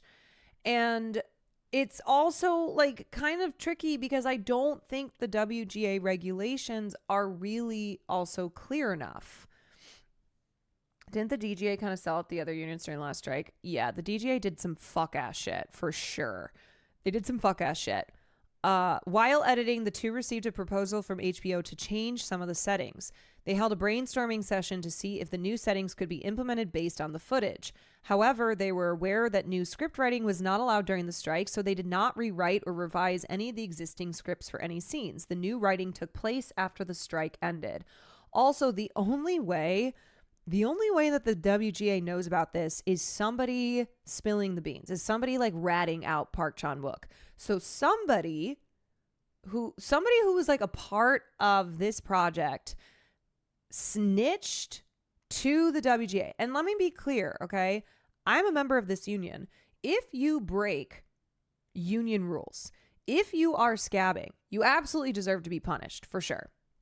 And there was like all the fuck ass shit with like the vouchers, and you had all of these big stars in Hollywood who were continuing to make films because they had gotten all these vouchers, and it got out of control. But also, though, this seems really extreme. It seems extreme to expel Park Chan-wook, who says that he did not do any writing. And I think this is something where, sure, if you want to punish him, okay, if you want to discipline him, sure. But like, also the rules have to be clearer here. And this whole conflict between the WGA and the DGA has to be, this has to be addressed, because then otherwise it's a continued issue. And I really don't like the idea of them making an example out of Park Chan-wook, but it does look like that's the case. Like, to me, that's kind of ringing some alarm bells of like, why of all people is Park Chan-wook the one that you took the most extreme measures with? Because again, there were other members of the union who did write, who did scab, who did do things that then resulted in them being disciplined, but they were not kicked out of the union.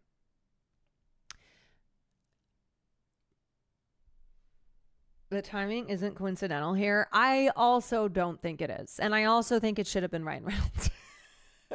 If you're gonna do this to someone, do it to Ryan Reynolds. According to Moho Film, a WGA trial committee recommended that Park and McKellar be given a private warning because the violations, right, and they also didn't intend to. It sounds as if Park Chan-wook and his writing partner really did try their best. Like, they gave best efforts for not writing during the strike. I believe Park Chan-wook as well. And the fact that the trial committee recommended initially a private warning because, quote, the violations were unintentional and stem from a misunderstanding of their roles during post-production, and then the board of directors disregarded the recommendation and expelled them without specific explanation, this feels sketchy. This feels like, ooh, hold on a second.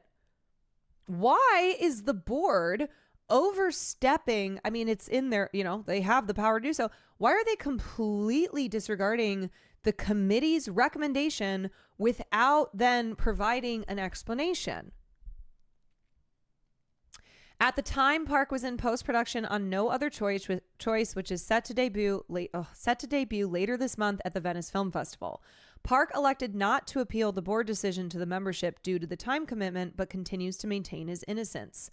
I have never violated any rules, he said in the statement. I seriously considered appealing, but I ultimately decided not to appeal because I wanted to focus on No Other Choice, which was in post-production in Korea at the time, and I couldn't afford to spend as much time as the hearing on an appeal, even though I can still write without being a union member. Now, to be clear, Park Chan-wook will be fine. Like, this is not going to affect his career. He is established enough. He is able to weather the being kicked out of the writers union. This is something where somebody who is lesser status than him would feel the effects more. But as far as this having an impact on his employability, it won't. But what this will do is so he will now be placed on the WGAW Financial Core list. It lists financial core non-members who pay a rate to the union when they are working on productions like Prestige miniseries. And on the webpage, the WGA lists that the writers have chosen to take advantage of the benefits of the WGA contract, won through the sacrifices of guild members across generations while avoiding the corresponding obligations. So they still have to like pay a rate to the union even when they are non-members.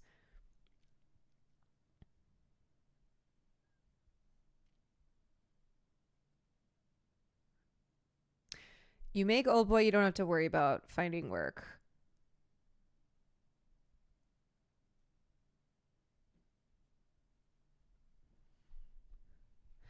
I don't know if, I mean, I will say as far as him getting like WGA, like during award season, ones that are union, the union awards, he could face some issues in, but I don't fear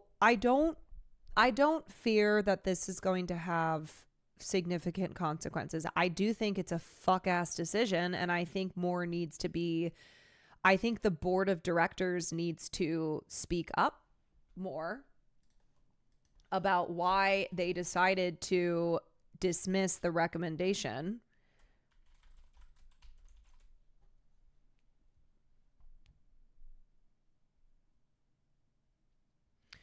Would you be able to explain more about what a union is? Yes. So a union is an organization of laborers, and they come together and use their strength to advocate for themselves in the workplace. So they can negotiate better wages, benefits, better workplace conditions, job training, other things related to work. And unions play a very vital role in ensuring that the employers, that managers, you know, the bosses have to treat their workers fairly. So there are protections for workers who are in a union, and workers who are union members on average earn much more than non-union workers. They get better benefits, and a lot of things that we have now, like 5-day work weeks, weekends, stuff like that, children not working, children not being in the mines, are due to the are due to what was won by the efforts of unionizing workers, of unions. What if I like being fucked over by my boss? Well, then don't join a union. But yes, so it's a group of people who organize in order to increase their negotiating power. And it's why a lot of times the higher ups will try and union bust. They don't want workers organizing. You've seen this happen with Starbucks. When Starbucks workers have when they have tried to organize, tried to unionize, you've seen the management come down on them. And it's illegal, but it's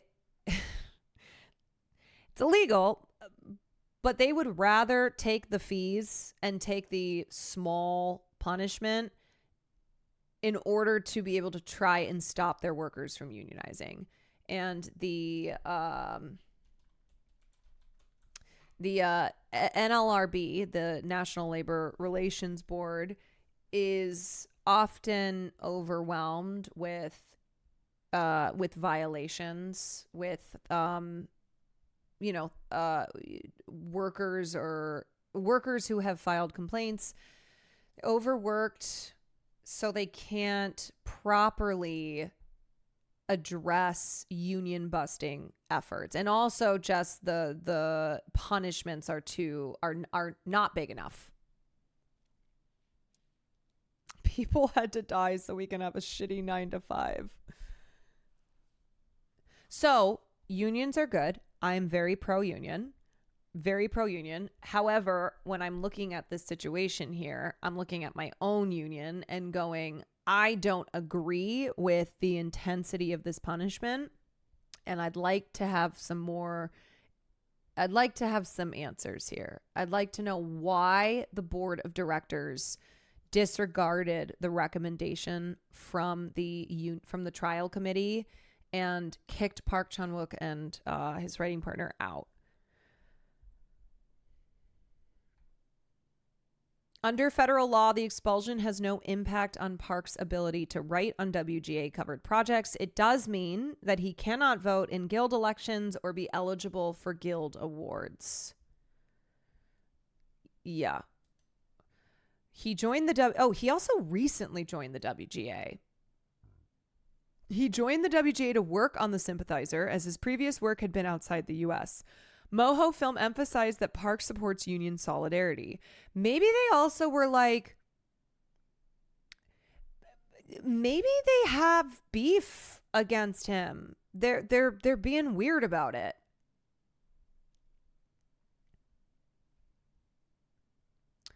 Director Park has always had a deep respect for his fellow writers and creators and has consistently maintained a spirit of solidarity with them and will continue to do so in the future.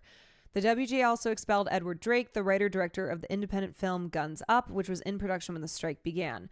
The Guild alleged that Drake made forbidden script revisions during filming, but Drake maintained that he was following the DGA's guidance, which allowed for minor tweaks. Yeah, okay, this issue has to fucking be addressed. The DGA versus the WGA. Because if you are violating what the WGA has as guidelines, because the DGA is like, you have to under their guidelines, then this is a problem. This is an issue for those who are members of both unions. A trial committee recommended an 18-month suspension, but the board increased the penalty to expulsion. Drake appealed, and the WGA membership upheld the expulsion on a 54 to 46% vote in May.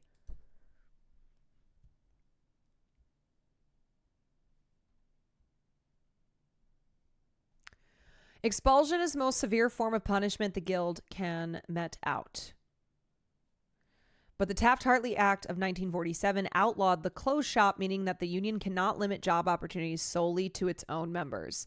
They can require that non-members who work under its contract pay a fee to compensate for the cost of union representation. So if Park or McKellar wanted to write another prestige cable drama, they could do so, but would have to pay the financial core rate to the union. The rate is currently 4.21% less than standard WGA dues. Signatory employers would also have to abide by the minimum terms of the WGA contract and would have to pay pension and health contributions on their behalf. Park and McKellar would also be eligible for benefits on the same terms as members are and would also be entitled to union representation in disputes with the employer. The most significant effect may be the public stigma. The WGA maintains a website listing ex-members who have elected to take FICOR status or have been kicked out. For an early career writer, that could hinder job opportunities even if legally it shouldn't. But Park will be in good company on the list, along with other big names who have voluntarily opted out of WGA membership. Those names include George Clooney, Sylvester Stallone, and George Lucas. Yeah, so he's ultimately going to be fine because he's Park Chan-wook. He's Mr. Old Boy. So he can rejoin the union eventually? No, he's permed. Monarchical Hawk, thank you for the prime.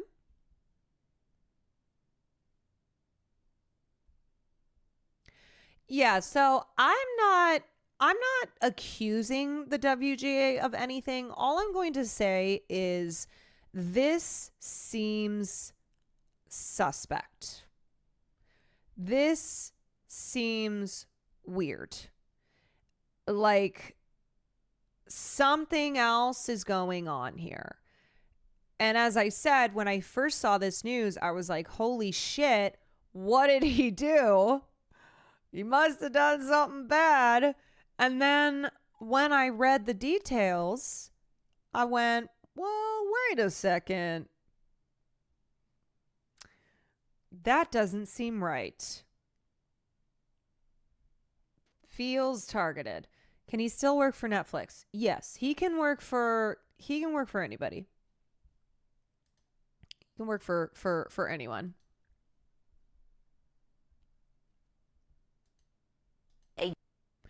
All right, let's talk about this musty ass B word. Musty ass Kim Davis, who unfortunately is back in the news. Unfortunately, Kim Davis is back in the news because she has gone to the Supreme Court. I thought we left her in 2015. So did I. Because Kim Davis, who is a former county clerk for Rowan County, Kentucky, and who gained international attention because in 2015, she defied a United States federal court order to issue marriage licenses to same-sex couples because Kim Davis doesn't think that if you're gay, you should be able to get married. And so Kim Davis, huge news story. She went to prison. She had to like face the legal repercussions, and now she's back. She served 5 days in jail. Yep. She served 5 days in jail. And now she's back because she has gone to the Supreme Court and is formally asking them to overturn the right to same-sex marriage. She wants Obergefell overturned because this fuck-ass bitch simply cannot leave gay people alone and let them live. Kim Davis is the personification of what JoJo Siwa's Betty Davis eyes covers feels like. I will not elaborate. Intro to Kim Davis, the sweater. These jokes about Kim Davis's sweater may have been the highlight of the State of the Union. Kim Davis, the Kentucky clerk once in prison for denying marriage licenses after same-sex marriage was legalized, attended Tuesday's State of the Union address. It's nice that Kim Davis broke out a fancy sweater for the State of the Union. That is a fugly-ass sweater. Whoever told Kim Davis the State of the Union was just a big, ugly Christmas sweater party is cold. So if you don't remember, like, Kim Davis was all up and down pop culture. Okay, she was ruthlessly mocked, as she should be. She was parodied. People just could not get enough of making fun of this woman. And to be clear, she deserves every bit of it. Every single bit of mockery because she sucks. But yeah, so like Funny or Die had a video featuring characters from Parks and Rec that spoofed her refusal to issue marriage licenses. She ended up meeting with Pope Francis. That was parodied. SNL parodied her. Jennifer Lawrence said in the December 2015 issue of Vogue that Kim Davis is a lady that makes me embarrassed to be from Kentucky. So like it was huge news. She was a clerk. All she had to do was follow the rules and do her job. And she could not. She hates gays so much. She hates gays so much that she could not. And a lot of people have been pointing this out. To highlight how ridiculous it is that Kim Davis is out here trying to speak on the sanctity of marriage, trying to determine who gets to marry whom. Because take a look at Kim Davis's personal life. Are you ready? I need you to sit down. If you're not sitting down, I need you to sit down, and I need you to try and utilize every brain cell you have to contemplate this fucking mess that I am to comprehend this fucking mess that I'm about to read you. Are you ready? Are you ready? Kim Davis has been married 4 times to 3 husbands. Like, you might need to get the whiteboard out. 4 times to 3 husbands. The first 3 marriages ended in divorce in 1994, 2006, and 2008. Davis has 2 daughters from her first marriage and twins, a son and another daughter, who were born 5 months after her divorce from her first husband. Her third husband is the biological father of the twins, the children being conceived while Davis was still married to her first husband. Okay, are you still with me?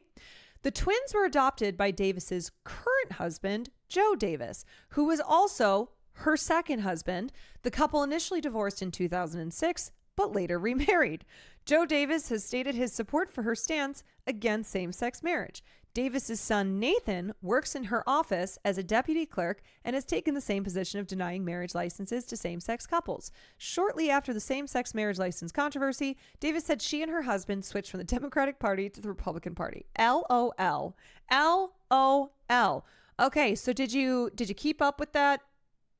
Did you understand that Kim Davis, with all of her experience, with all these different marriages and all these different kids, with different men, is the person who absolutely has the moral high ground to speak on the sanctity of marriage, to talk about who deserves rights when it comes to their choice in marriage. If you ask white people to do their job, they will literally appeal to the Supreme Court to overturn Obergefell. It's crazy work. Well, Kim Davis specifically, as a Christian nationalist, is a person who believes that she gets to call the shots in a country where, newsflash, not all of us are Christian nationalists.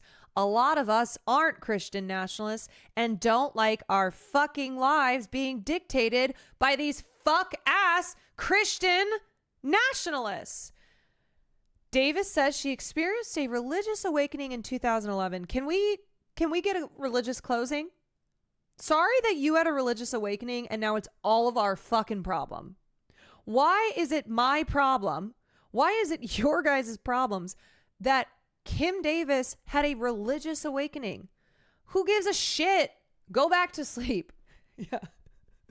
Go have a religious coma. All right. How about that? Have a religious coma where you go into a coma. Of course, it's going to be Kim Ugly Ass Davis, but I think it's important to note this would be brought before SCOTUS regardless. Right wing or sort of found another victim of petition the court. Yeah. To be clear, Christian nationalist groups in this country have been gunning for overturning gay marriage from the day that the ruling happened. In the same way that they've gone after that, they went after Roe versus Wade.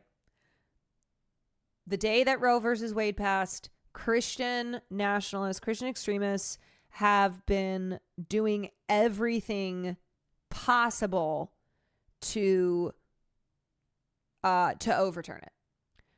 Her religious awakening is our secular nightmare. Yeah. So she experienced this religious awakening following her mother-in-law's dying wish that she should attend a church. So, you know what? Fuck you to her mother-in-law as well. You know what? All right. I don't even feel bad you're dead because you told Kim Davis on your deathbed, I want you to go to church. Now, to be clear, going to church is not the same thing as then embarking on a quest to rip people's rights away from them. You can go to church and be a normal person. Go to church, sing your hymns, pray to Jesus. Stop trying to do things like take away the ability to marry who you want to marry. Take away that right. Since then, Davis has identified herself as a Christian belonging to the Apostolic Pentecostal movement, which favors what they describe as a literal interpretation of the Bible. In other words, a group of fucking idiots. She worships 3 times a week at the Solid Rock Apostolic Church near Moorhead. Following her conversion, Davis let her hair grow long, stopped wearing makeup and jewelry, and began wearing skirts and dresses that fall below the knee, in keeping with apostolic Pentecostal tenets regarding outward holiness and modest dress. She also held a weekly Bible study for female inmates at the local jail. In an interview in January 2016, Davis said she believed that we are living in end times. She also expressed her view that the Bible is infallible. Kim, how about this? What if we made it so that you can marry the Bible? Would you leave us alone? If we let you marry the Bible, will you go off? Will you fuck off? Will you fuck off and leave us be? Please. Please. Okay, so yeah, she deeply sucks. Deeply sucks. And this is what's happening right now. Now, the Supreme Court has not said that they are going to like entertain this, that they are going to actually take up this case. But it's not to say that it's not a possibility, because we all know the fuck ass Supreme Court, the conservative, the overwhelming Christian conservative extremist power on the court. So yeah, but as of right now, the news is that they have been asked to hear this case with the intention of overturning. A decade after the Supreme Court's landmark Obergefell decision extending the right to marriage to same-sex couples across the country, the Supreme Court could soon consider whether to take up a case asking them to overturn it. Joining us now to discuss is Tom Dupree. He served as the Deputy Assistant Attorney General in the Bush administration and is a constitutional law attorney. So if you would, Tom, just to start off here, can you explain to our viewers who this petitioner is in this case, what her argument is for overturning the ruling that granted same-sex couples the right to marry nationwide, and why that is so significant here?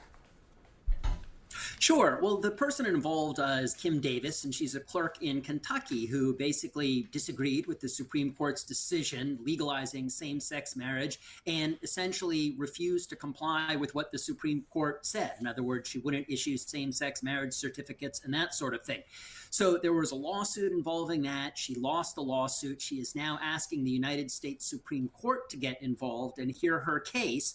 And she's asked the court to reconsider the Obergefell decision. That's the one that legalized same-sex marriage, and invited the court to take her case and reverse that decision. What is the likelihood that the High Court would take this up? I think it's unlikely. Anyone can ask the Supreme Court to take their case, but the Supreme Court actually takes very few of the cases that it's presented with. Here, I think it's unlikely they're going to take it. There certainly are some justices who I think would vote to overrule the same-sex marriage decision. Justice Thomas, for example, has been very... I'm just annoyed. Okay, obviously, it's terrible. But I'm annoyed that someone like Kim Davis has this kind of power. Why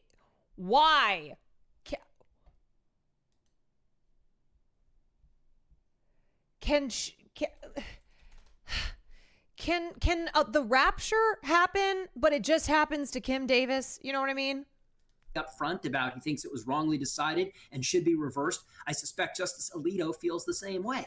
There are No Child Left Behind should have should have left her so behind. So other conservative justices who may not be big fans of that decision, but I think it's quite another step to say that they're going to take this case and reverse the decision. I think the likelier outcome is they'll take a pass on this case and possibly revisit this issue in future years. All right, so I want to read part of the argument from Davis's attorney. He writes, this court should revisit and reverse Obergefell for the same reasons articulated in Dobbs v. Jackson Women's Health Center. Obergefell was wrong when it was decided, and it is wrong today because it was grounded entirely on the legal fiction of substantive due process. What do you make of that argument? Well, Kim Davis, one of those rare American characters that never truly goes away because they thrive on ancient demonic energy, like Andy Dick or Garfield the cat. Why are we in this timeline where we have recurring characters that we thought were gone?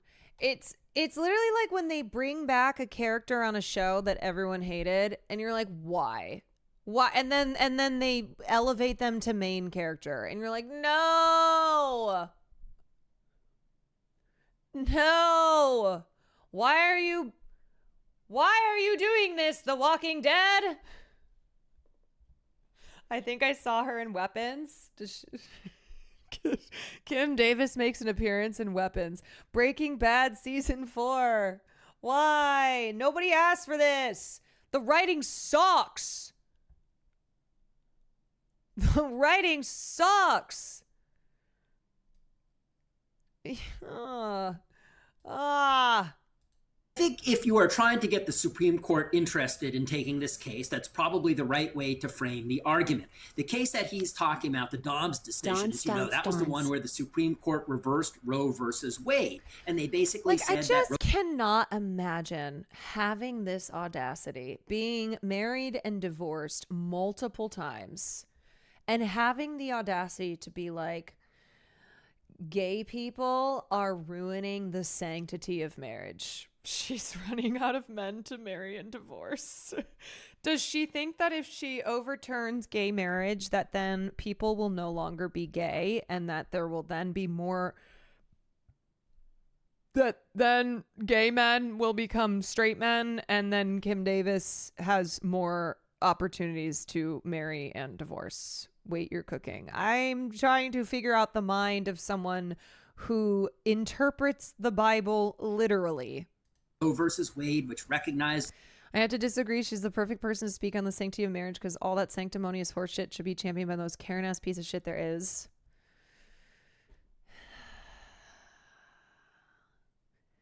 It really is. It's Harry Potter and the audacity of this bitch. The right to abortion rested on this concept of substantive due process, that the Constitution basically gave you a substantive right to choose an abortion. The Obergefell decision, the same-sex marriage decision, was also grounded in this concept of substantive due process. So what they are saying is that the same logic, the same rationale that led you to reverse Roe versus Wade should apply equally here, and should also lead you to overrule the same-sex marriage decision. And after the Dobbs decision, as we know, one Supreme Court Justice, Clarence... Let's just overturn everything. Thomas had this call to revisit the Obergefell case. Tell us more about your thinking there. Do you think that there are other justices who could be on the same page as him? If so, which ones? I think there are other justices who, if they were deciding the same-sex marriage question today, writing on a blank slate, might well say the Constitution does not protect same-sex marriage. Was gay marriage legal in some states but not others were federally legal? Yes. So gay marriage was... Before same-sex marriage was federally legalized, DC and 37 other states had some form of legalization, with Massachusetts being the first state to legalize same-sex marriage in 2004, which was more than a decade before it was federally legalized. Like, keep in mind, it has only been federally legalized for like 10 years. Kim Davis, the same year that same-sex marriage was federally legalized, did this fuck-ass shit. She couldn't even go 5 minutes. I know. I think a lot of people forget. Like, it's kind of one of those things that you think has been legal a lot longer, but people forget that, like, it was 2015. It's been only 10 years. Yes, day one hater. Day one hater.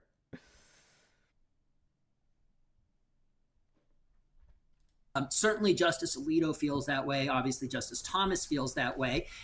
Chief Justice Roberts, I think, probably feels that way. He was one of the dissenters in the original Obergefell case. It's possible that the other justices, some of the conservatives, including Justices Kavanaugh, Justice Barrett, Justice Gorsuch, possibly, they may also disagree with the rationale. But to my mind, there's a big difference between disagreeing with the outcome in that case and being poised to overrule it. There's that concept of stare decisis, that if a Supreme Court decides a case, you let it rest on the books in place unless there are incredibly compelling reasons to revisit it. And there may be conservative justices who aren't the biggest fans of substantive due process, but they're not poised to overrule the same-sex marriage case so soon after it was decided. What is your message to families who see these headlines about the fate of same-sex marriage and worry their own marriages, both past and future, could be invalidated? Well, I totally understand how it could be disconcerting, to say the least, to see your rights or something that appeared at least a few years ago to be well-settled constitutional law being revisited or at least questioned from some quarters. But I would say a few things. One is that the likelihood of the Supreme Court taking this case and reversing Obergefell, I think, is unlikely at this point for the reasons we've discussed. The other thing is that Congress also passed a law that basically would make any situation where this decision gets reversed apply prospectively only. So even if the Supreme Court were to take this case, reject same-sex marriage. Okay. Even if Obergefell is overturned, does that actually change anything? And then someone else had a question. It was codified with blah, blah, blah. So even if it's overturned, what does this mean? Okay. So it's not same-sex marriage and interracial marriage has not been codified in federal law. So if the Supreme Court rules to overturn the constitutional protections for same-sex, for interracial marriage, then it will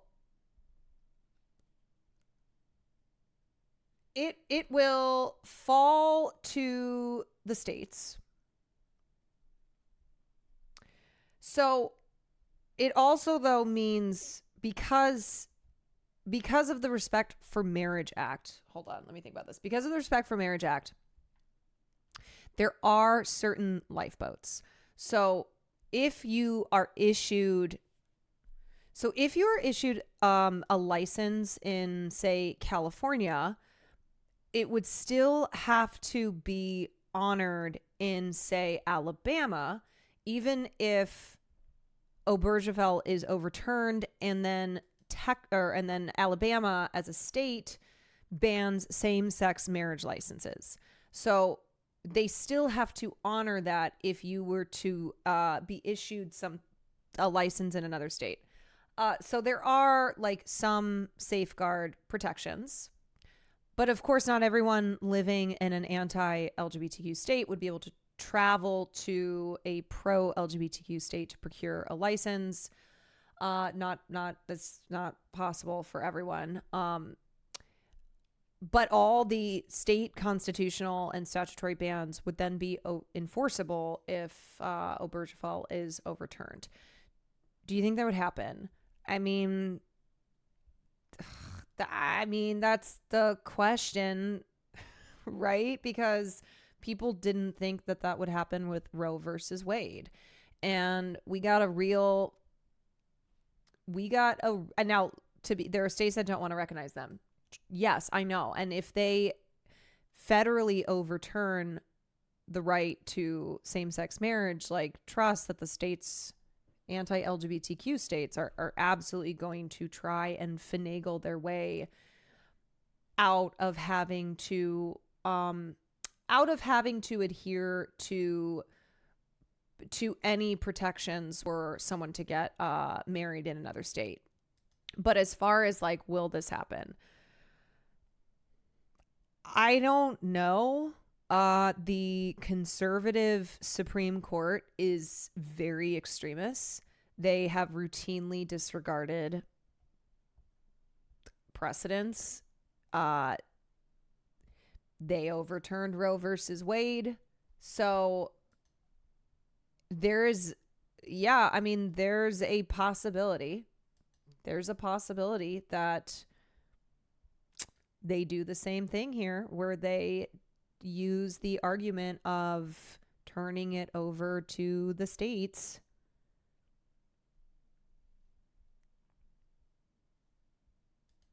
That wouldn't automatically have the effect of invalidating marriages that are already on the books, but it was something that would only apply going forward. All right, Tom Dupree, thank you so much. Let me find another. Kim Davis, Supreme Court.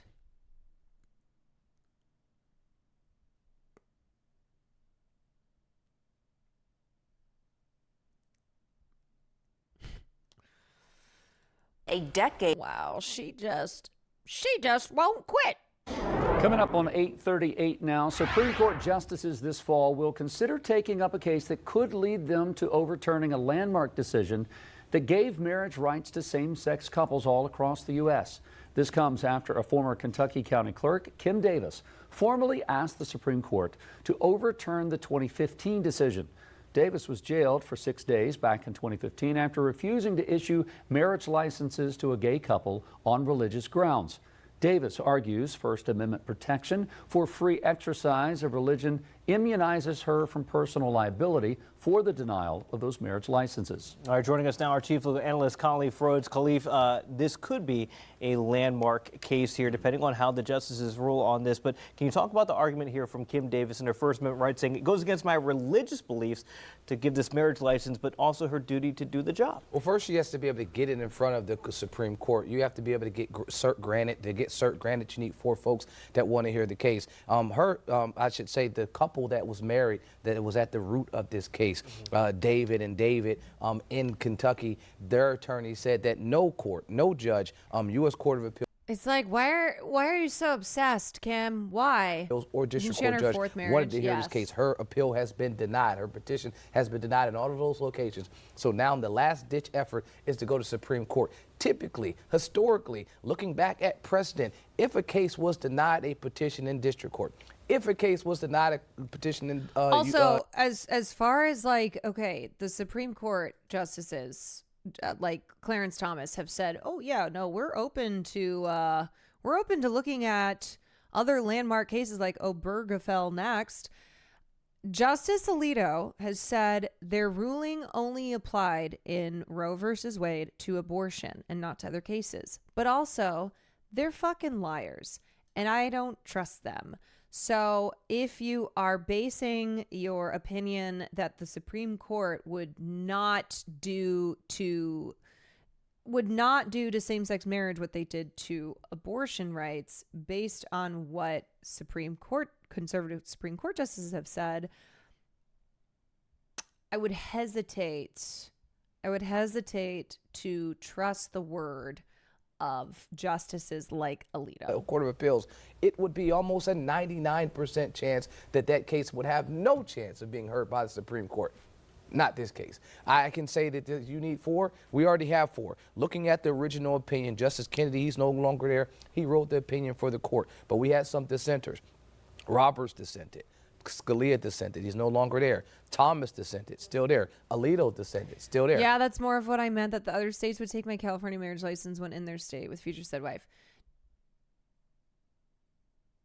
No. Okay.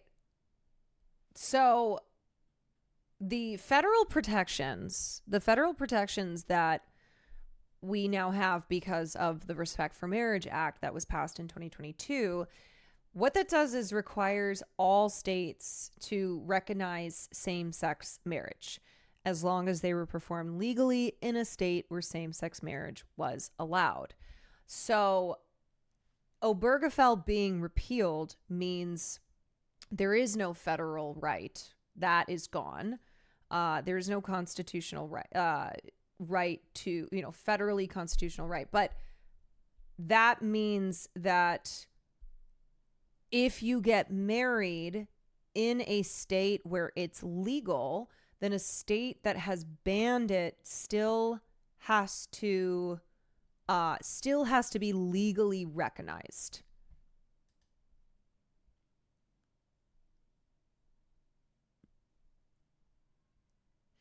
Can you explain, if you know, how it would affect me when I do get married? Like, what would I be losing? I'm 19.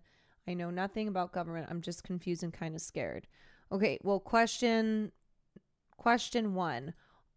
Are you gay?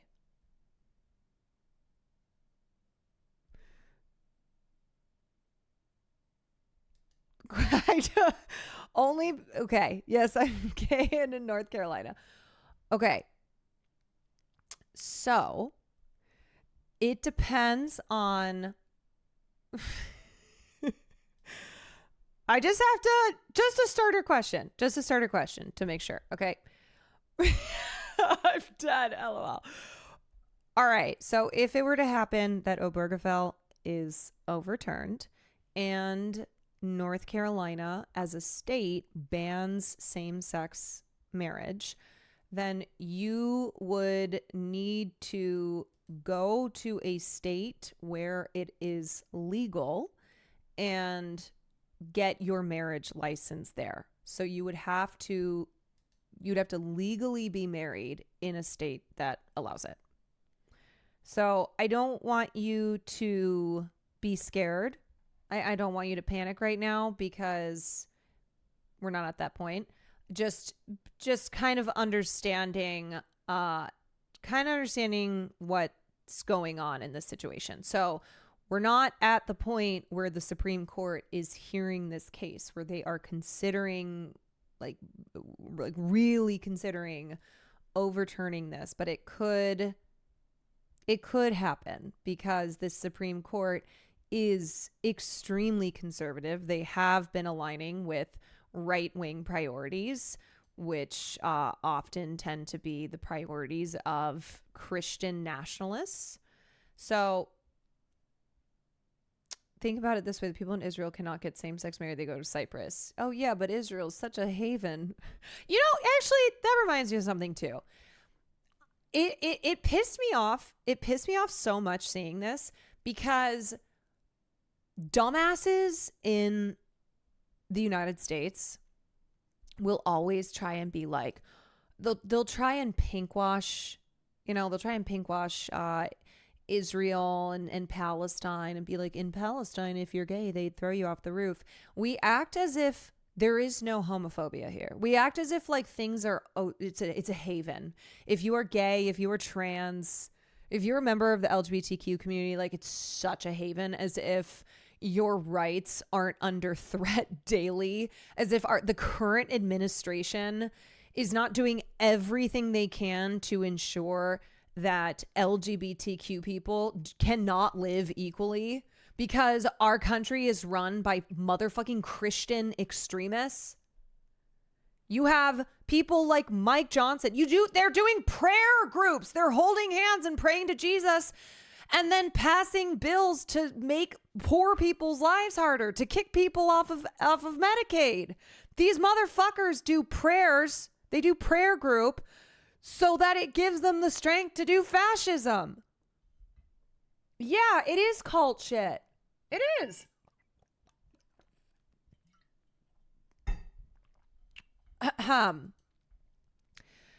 Thank you so much, This Helping Mama Preach. I'm glad I could help. Just, you know what? Hang in there, all right? Keep being gay. You keep being gay, and we'll figure it out if the day comes. If the day comes and we got to figure out how we can get you married. But until then, keep being gay, keep being proud. Yeah, Mom told us to stay gay.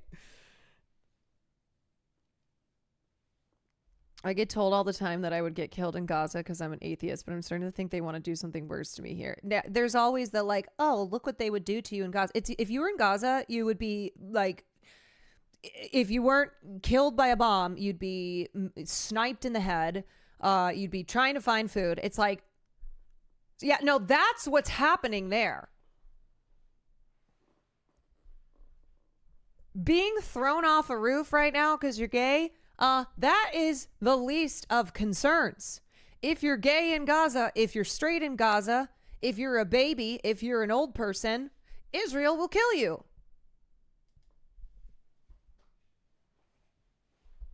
I think I'd be more worried about no food than if I'm accepted as gay. Yeah, unfortunately, they cannot fight for social progress in Gaza because they are enduring genocide. But here in the United States, where we don't have any of that happening, and we still are fighting to our teeth for progress. And Israel doesn't allow same-sex marriage too. Like, are we really just trying to... Are we just trying to be more like Israel? We're like, you know what? Israel doesn't do same-sex marriage. So why should we? These great beacons of democracy. These great beacons of civil rights, equality, and democracy. And here we have fuck-ass Kim Davis making her return so that she and these other bozos can overturn same-sex marriage. An absolute farce. That's 3 justices already An that absolute. dissented from that opinion that are still there. So then you have other folks that have made comments in the past that want to talk about it. You only need 1, folks. Yeah, they don't have roofs in Gaza because they've all been fucking blown up. I honestly, whenever I see anyone try to do that, it's just you're doing the meme. You're doing the thing. Don't make me tap the sign. Don't make me press the button. It's such an unserious point. Like anybody who tries to raise that point again is an imbecile, is a completely unserious person. And they should not be listened to. They should be pointed at and laughed for being a fucking imbecile and a piece of shit. They should be shamed out of civil life. The majority has shifted now 6-3. So you would think out of those other folks, you got 1 vote to at least get it heard, to be able to have an opportunity to discuss it. Clarence Thomas, in the Dobbs decision, said, I want to readdress this case. So I think that the writing is on the wall, that even if you're looking at precedent, this case would not make it in front of the Supreme Court. But if you're looking at the raw numbers, it's clearly heading for this. You to the chatter right now. We bring in the studio this morning one of the gay rights activists, Mr. Should I call you Mr? Sure. Pepe Julian Onziema. Thank you for coming in. Thank you for Good morning. Me. Morning to you. Why are you gay? Who says I'm gay? You are gay. Oh my God, I've never seen this. Thank you for Good morning. Me. Morning. Good morning. Why are you gay? Who says I'm gay? You are gay.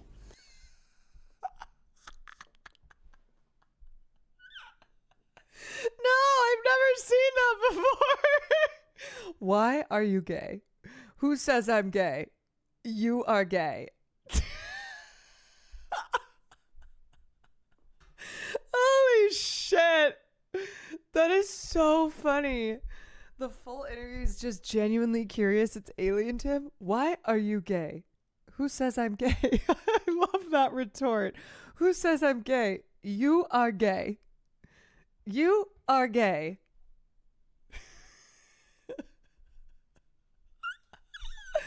Oh, God, there's so many gems.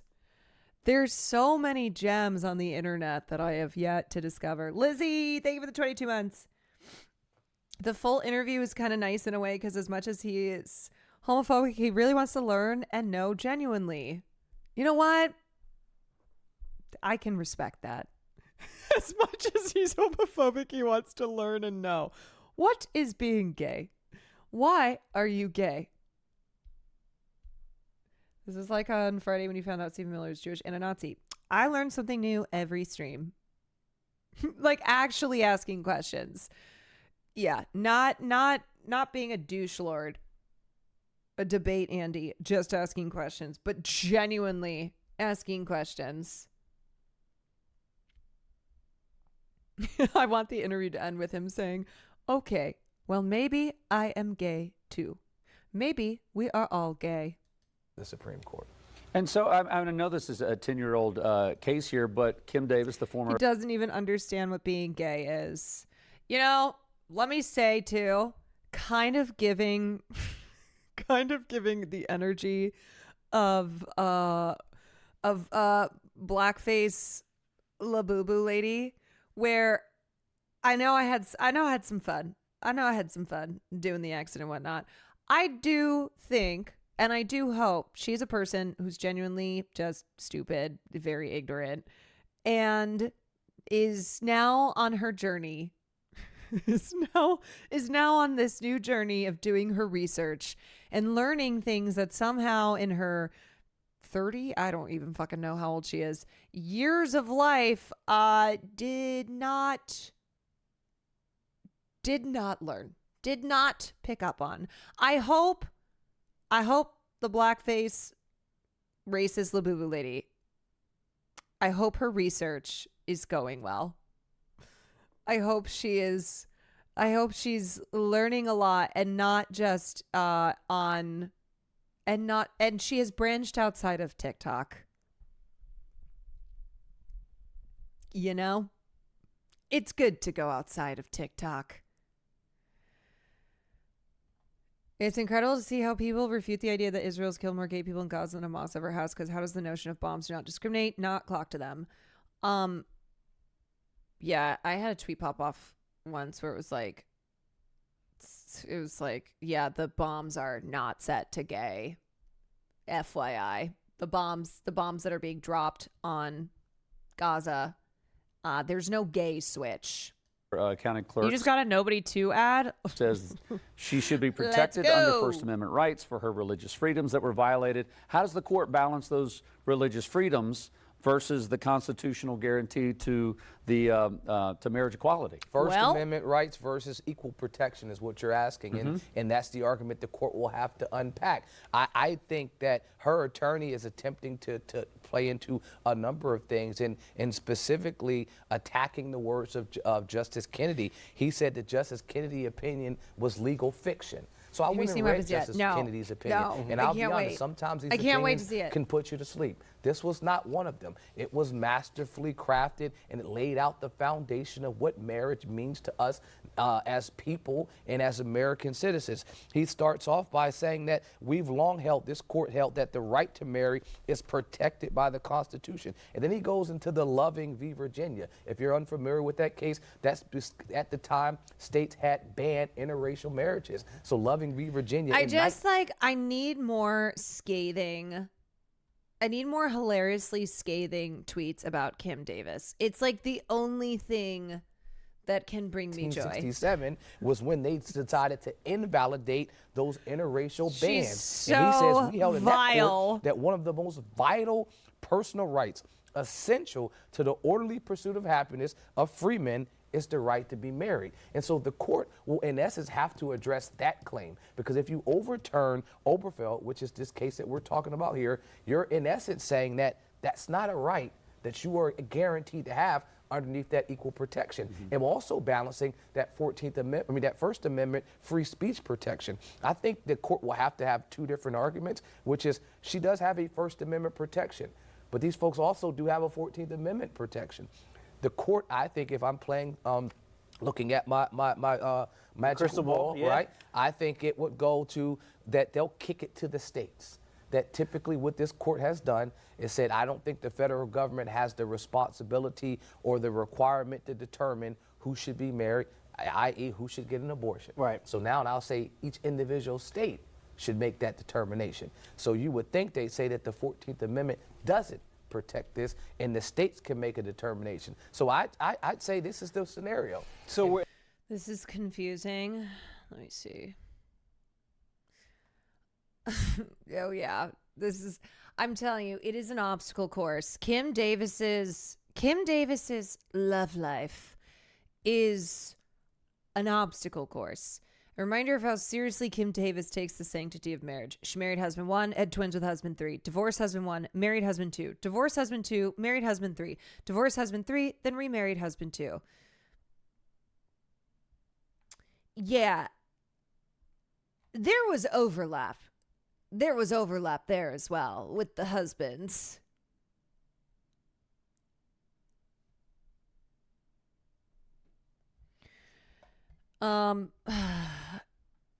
Husband 1 got off easy. God, there are just main characters here who need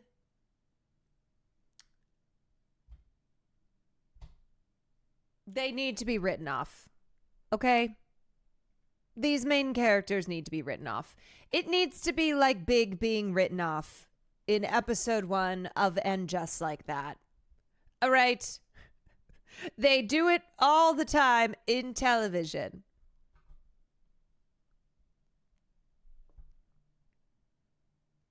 Girl, every husband except the current won the lottery with that damn divorce.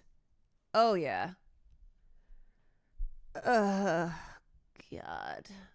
Oh. Also, this is really funny. Kim retired to Florida where she was hit. Yeah, it can be one of those. It can be one of those when a character doesn't return and you know it's because the actor did some fuck ass shit, got canceled and gets written off. Yeah, where's Shonda Rhimes? Where is Shonda Rhimes, who, if you pissed Shonda Rhimes off, doesn't matter if you're Mick Dreamy, if you're Patrick Dempsey, she will write your character off. The kid from Wednesday, yeah, happens all the time. A character doesn't return, and we all know it's because the actor got into trouble. Okay, here's something that I just saw on my phone. So when I was texting Sam, this goes back to the beginning of stream. When I was texting Sam about the motherboard issue, and then she came on stream, or I talked to her on the phone.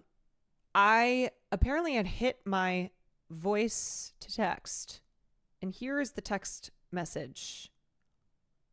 Here's the text message. I feel like I never hit send, but I should send this to her. Okay. It's almost as confusing as Kim Davis's 4 marriages. So apparently it's fine for what you're doing. The better performance in the motherboard graphics, like TV speaker as a sound system. Okay, so here's this, and that's me. It's really scary, and nothing is plugged in down here and that. It sounds like also when there's a scene in a TV show where they're trying to do like hacker shit. You're doing the better performance in the motherboard graphics, like TV speaker is a sound system. Okay, so here's this, and that's me. It's really scary. Oh wait, what was the thing that someone sent me recently?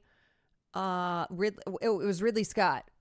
Yeah, it's the same energy as that Ridley Scott answer in an interview. You're like, I'm sorry, I feel like I just had a stroke listening to you say that. I'm going to send this to her and not say anything.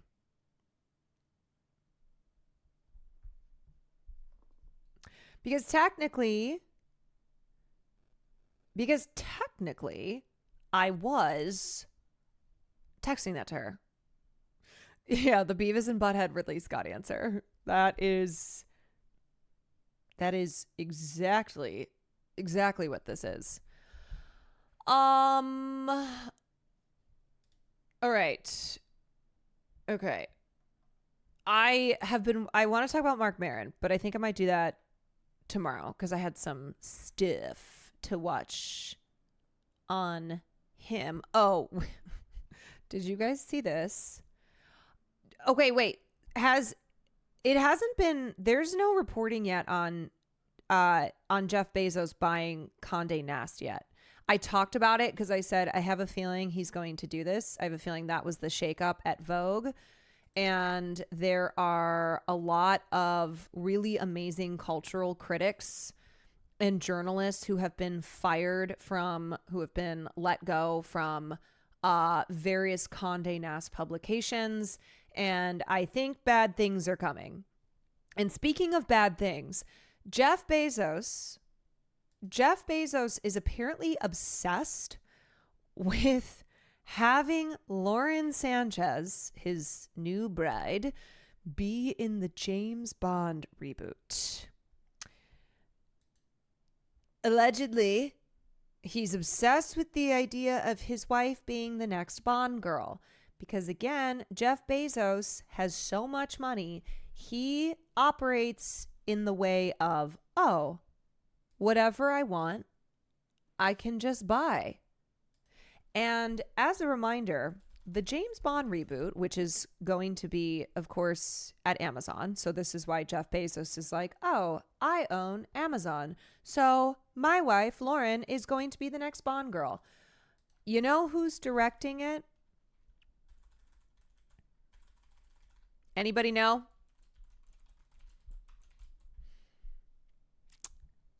Denis Villeneuve. Denis Villeneuve is the director of the next Bond film. Can you imagine a world where Denis Villeneuve lets Jeff Bezos come in and dictate casting decisions? Now, could he throw her in a background role? Sure. She can be like a woman who you don't hear her speak at all, and she's just in like a sexy dress at a party. Okay. But anything more than that, I don't think so. Yeah, woman on boat number 4.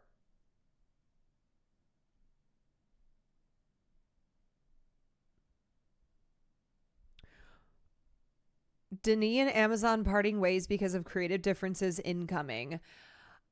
This is just fucking laughable. It's so laughable. Insiders revealed Bezos' plans to launch his wife into a prominent acting role in the James Bond reboot, claiming that the billionaire is fixed on seeing her in the film. Also, fucking gross. He's such a freak. And of course, freak, I mean,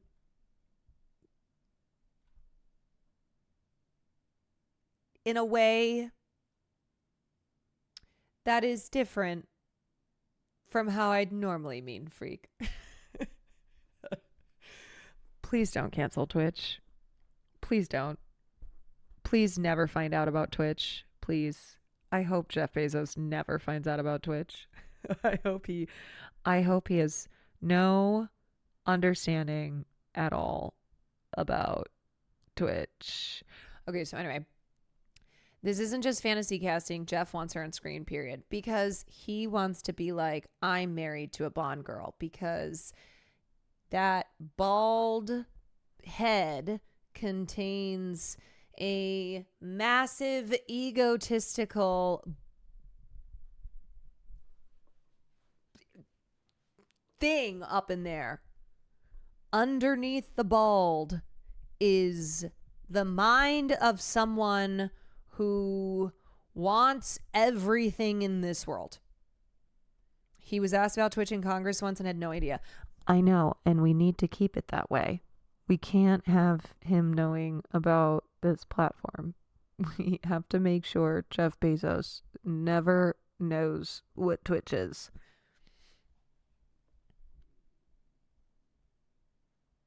Pathetic Elon type shit. I mean, I think this is just pathetic billionaire shit. I think this is one of the richest people in the world wanting whatever the fuck he wants.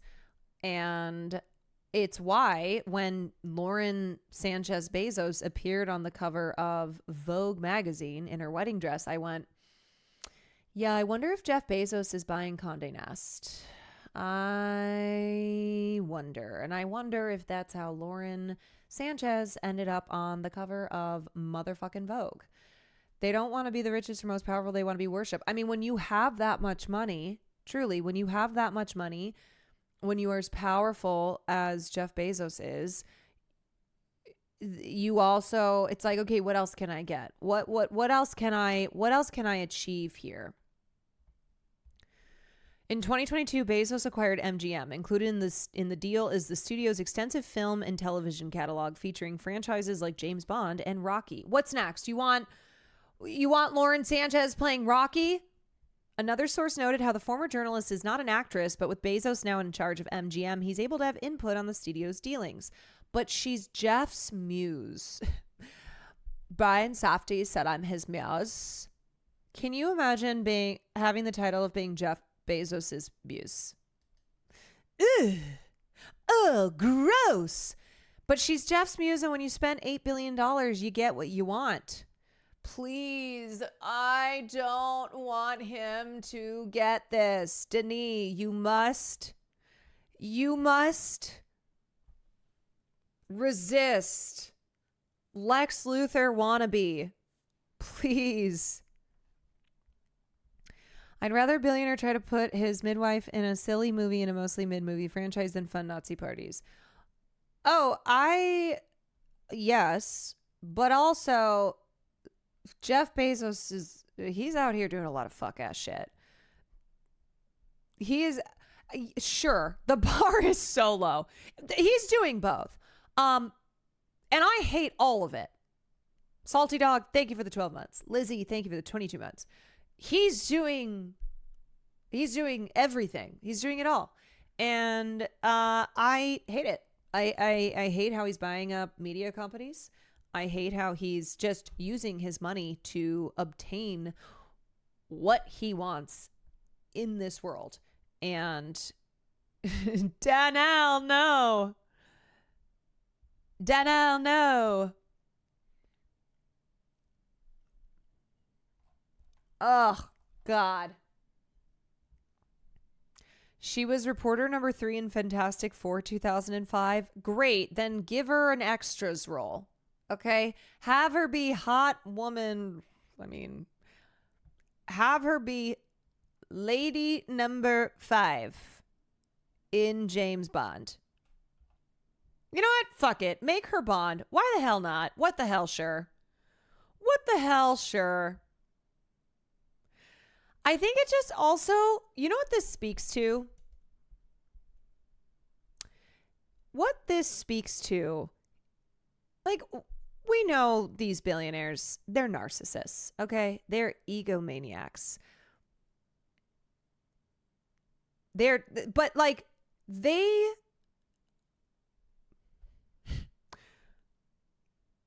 Jeff Bezos wanting his wife to be a Bond girl. It's also all about aesthetics with these people. You know, we're just letting rich people do whatever they want, aren't we? Yes. And it's why you've seen a lot of them too undergo these glow ups, right? These physical transformations, because they're trying to be cool, because they know that a lot of people despise these billionaires who are wrecking our country and our world, and they want to be cool. But it's also not just for the masses to be like, no, I'm chill. I'm awesome. Why don't you love me? Why don't you adore me? But it's also because of other rich people. Because that's one thing that I learned about rich people is that they are always competing with other rich people. Ooh, look at my 100-meter yacht. Oh, yeah? Well, look at my 200-meter yacht. Oh, well, I have a private plane. Oh, that's cool. I have an entire fucking airport. Oh, well, I own the airline industry. It just it's how they compete with each other. Oh, well, I'm going to space. Yeah, like you can see, like you see how they're always trying to out-compete, to one up, to be the biggest and the brightest. And so, yeah, Jeff wants to buy up the premier fashion and culture magazines. He wants to own that. He wants to own something like Condé Nast. He wants to have his wife as the next Bond girl, or like in the next Bond film. Bond being the ultimate cool, right? Bond being associated with coolness. The most fucked up fact about Bezos is that he is to always practice his laugh because he doesn't know how to. Shout out behind the bastards. Yes, because these people are not human. They are lizard people. They are weirdos. I've met quite a few billionaires who made their money in tech, and they were some of the worst fucking conversations that I had to have when I worked in nightlife. Like that was where I met David Sachs. He's not a billionaire, but he's really rich, and he is crypto obsessed. He is Donald Trump's crypto AI czar. And he's a real piece of shit.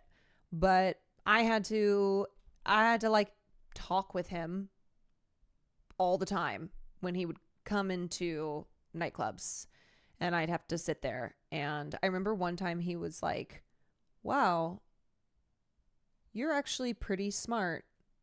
Like he was surprised that as a woman I had opinions, that I could like speak on politics. It's wild to experience it in person. Yes. Honestly, it's the hardest job in the world. You know,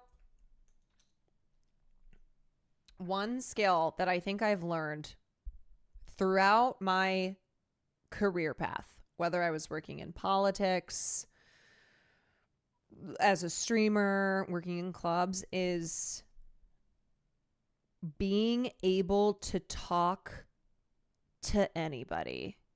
And there were a lot of times, especially in politics and especially working in clubs, that I had to have conversations with horrible people. I had to pull shit out of my ass. I went to one of the top private business universities in the US, and every single CEO I met was just so incredibly alien. Like it was insane. Yeah, they're the tech billionaires, the Silicon Valley robots were some of my least favorite people to talk to. Maybe the setting didn't help that kind of conversation. No, it would have been anywhere. It would have been any setting. But you know what I think it is? I think nightclubs can also really reveal someone's nature as being a person who is genuinely an unlikable human being. Because in nightclubs, you get a lot of rich people, And for rich people with terrible personalities who are genuinely just they're just uncharismatic. The thing that they have is their money. It's why people are around them. It's why people will date them, be friends with them. You know, so when you're rich and when you're big time rich, you can get anything that you want. But the one thing that you can't get, is being an innately charismatic and cool person. You cannot buy that shit. And you can't get respect because people respect you for, like, people respect you because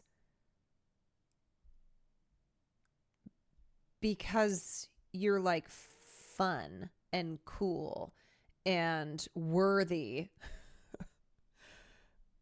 I mean, to be fair, you might be able to buy it with some brain chips or some shit.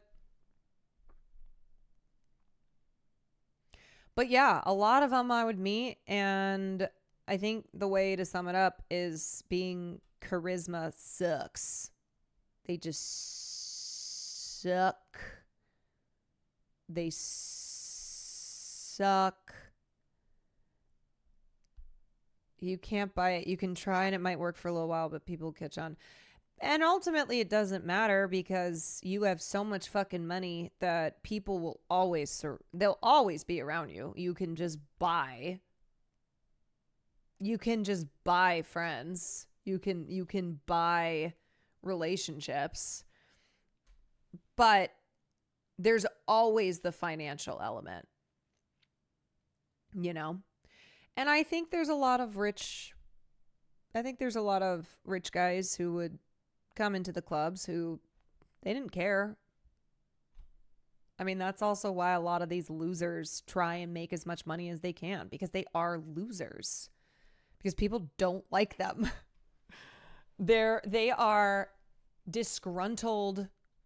They're disgruntled losers who want to make so much money that they can have power and influence and force people to like them.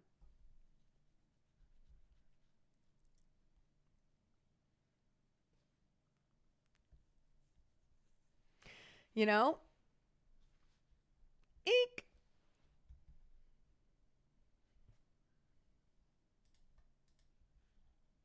All right.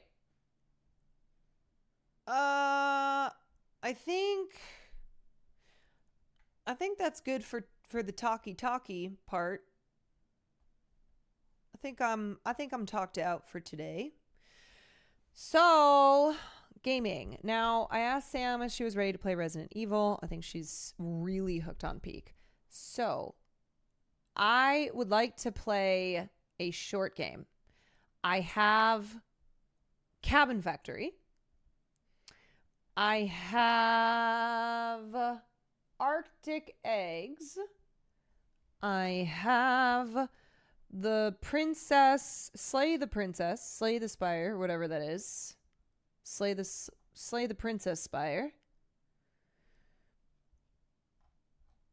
Expedition 33. Yeah, not exactly a short game. I think I might play...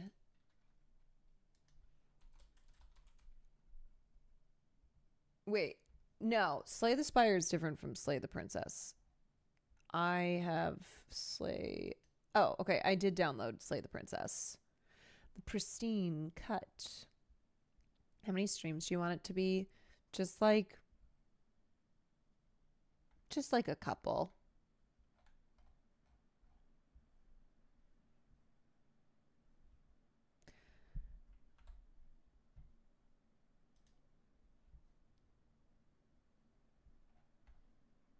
Slay the Princess is good and short. I think that's one that Nandre recommended it. Nandre. Okay, wait. Is he live? Let me ask him. Let me ask him what I should do.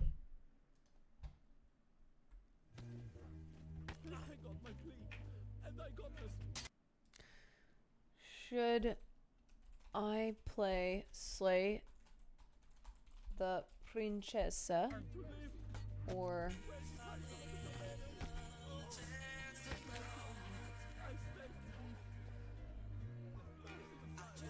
RimWorld? That cannot be a real name of a game. RimWorld is not real. That's the name of a game. What is he playing? Slay the Princess or Cabin Factory? Oh, he's playing Half Sword. What do you want to play? Something that you can finish in one stream, or something that's going to take more than one stream? 1 to 2. Also, why are you typing out? Are you fucking yelling or some shit?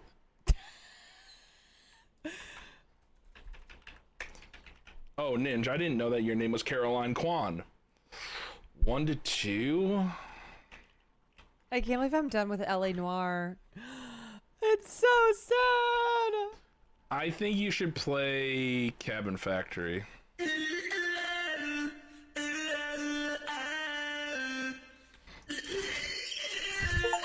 Are you poop socking me through your Never pull my stream up on stream, you fool. stream? You fucking fool. Slam the sides of that chair. I know you went like this. Ah! Are you poop socking me through your own stream? Okay, Yeah. Cabin will Factory. Play the Cabin Factory. Play the Cabin Factory. Tell her to play Counter-Strike. No, I don't condone that. I don't condone it. I'm not endorsing. I do not condone that. All right, y'all. Endorsing that. Okay, I'll play Cabin Factory. She's still You're such a Why are you typing in all caps? There's no. Do you see my chat? I got 97 people here and no one's talking because I'm playing some fucking shit fuck game. I'm not gonna miss your message. Just type it normal, you silly goose. Okay.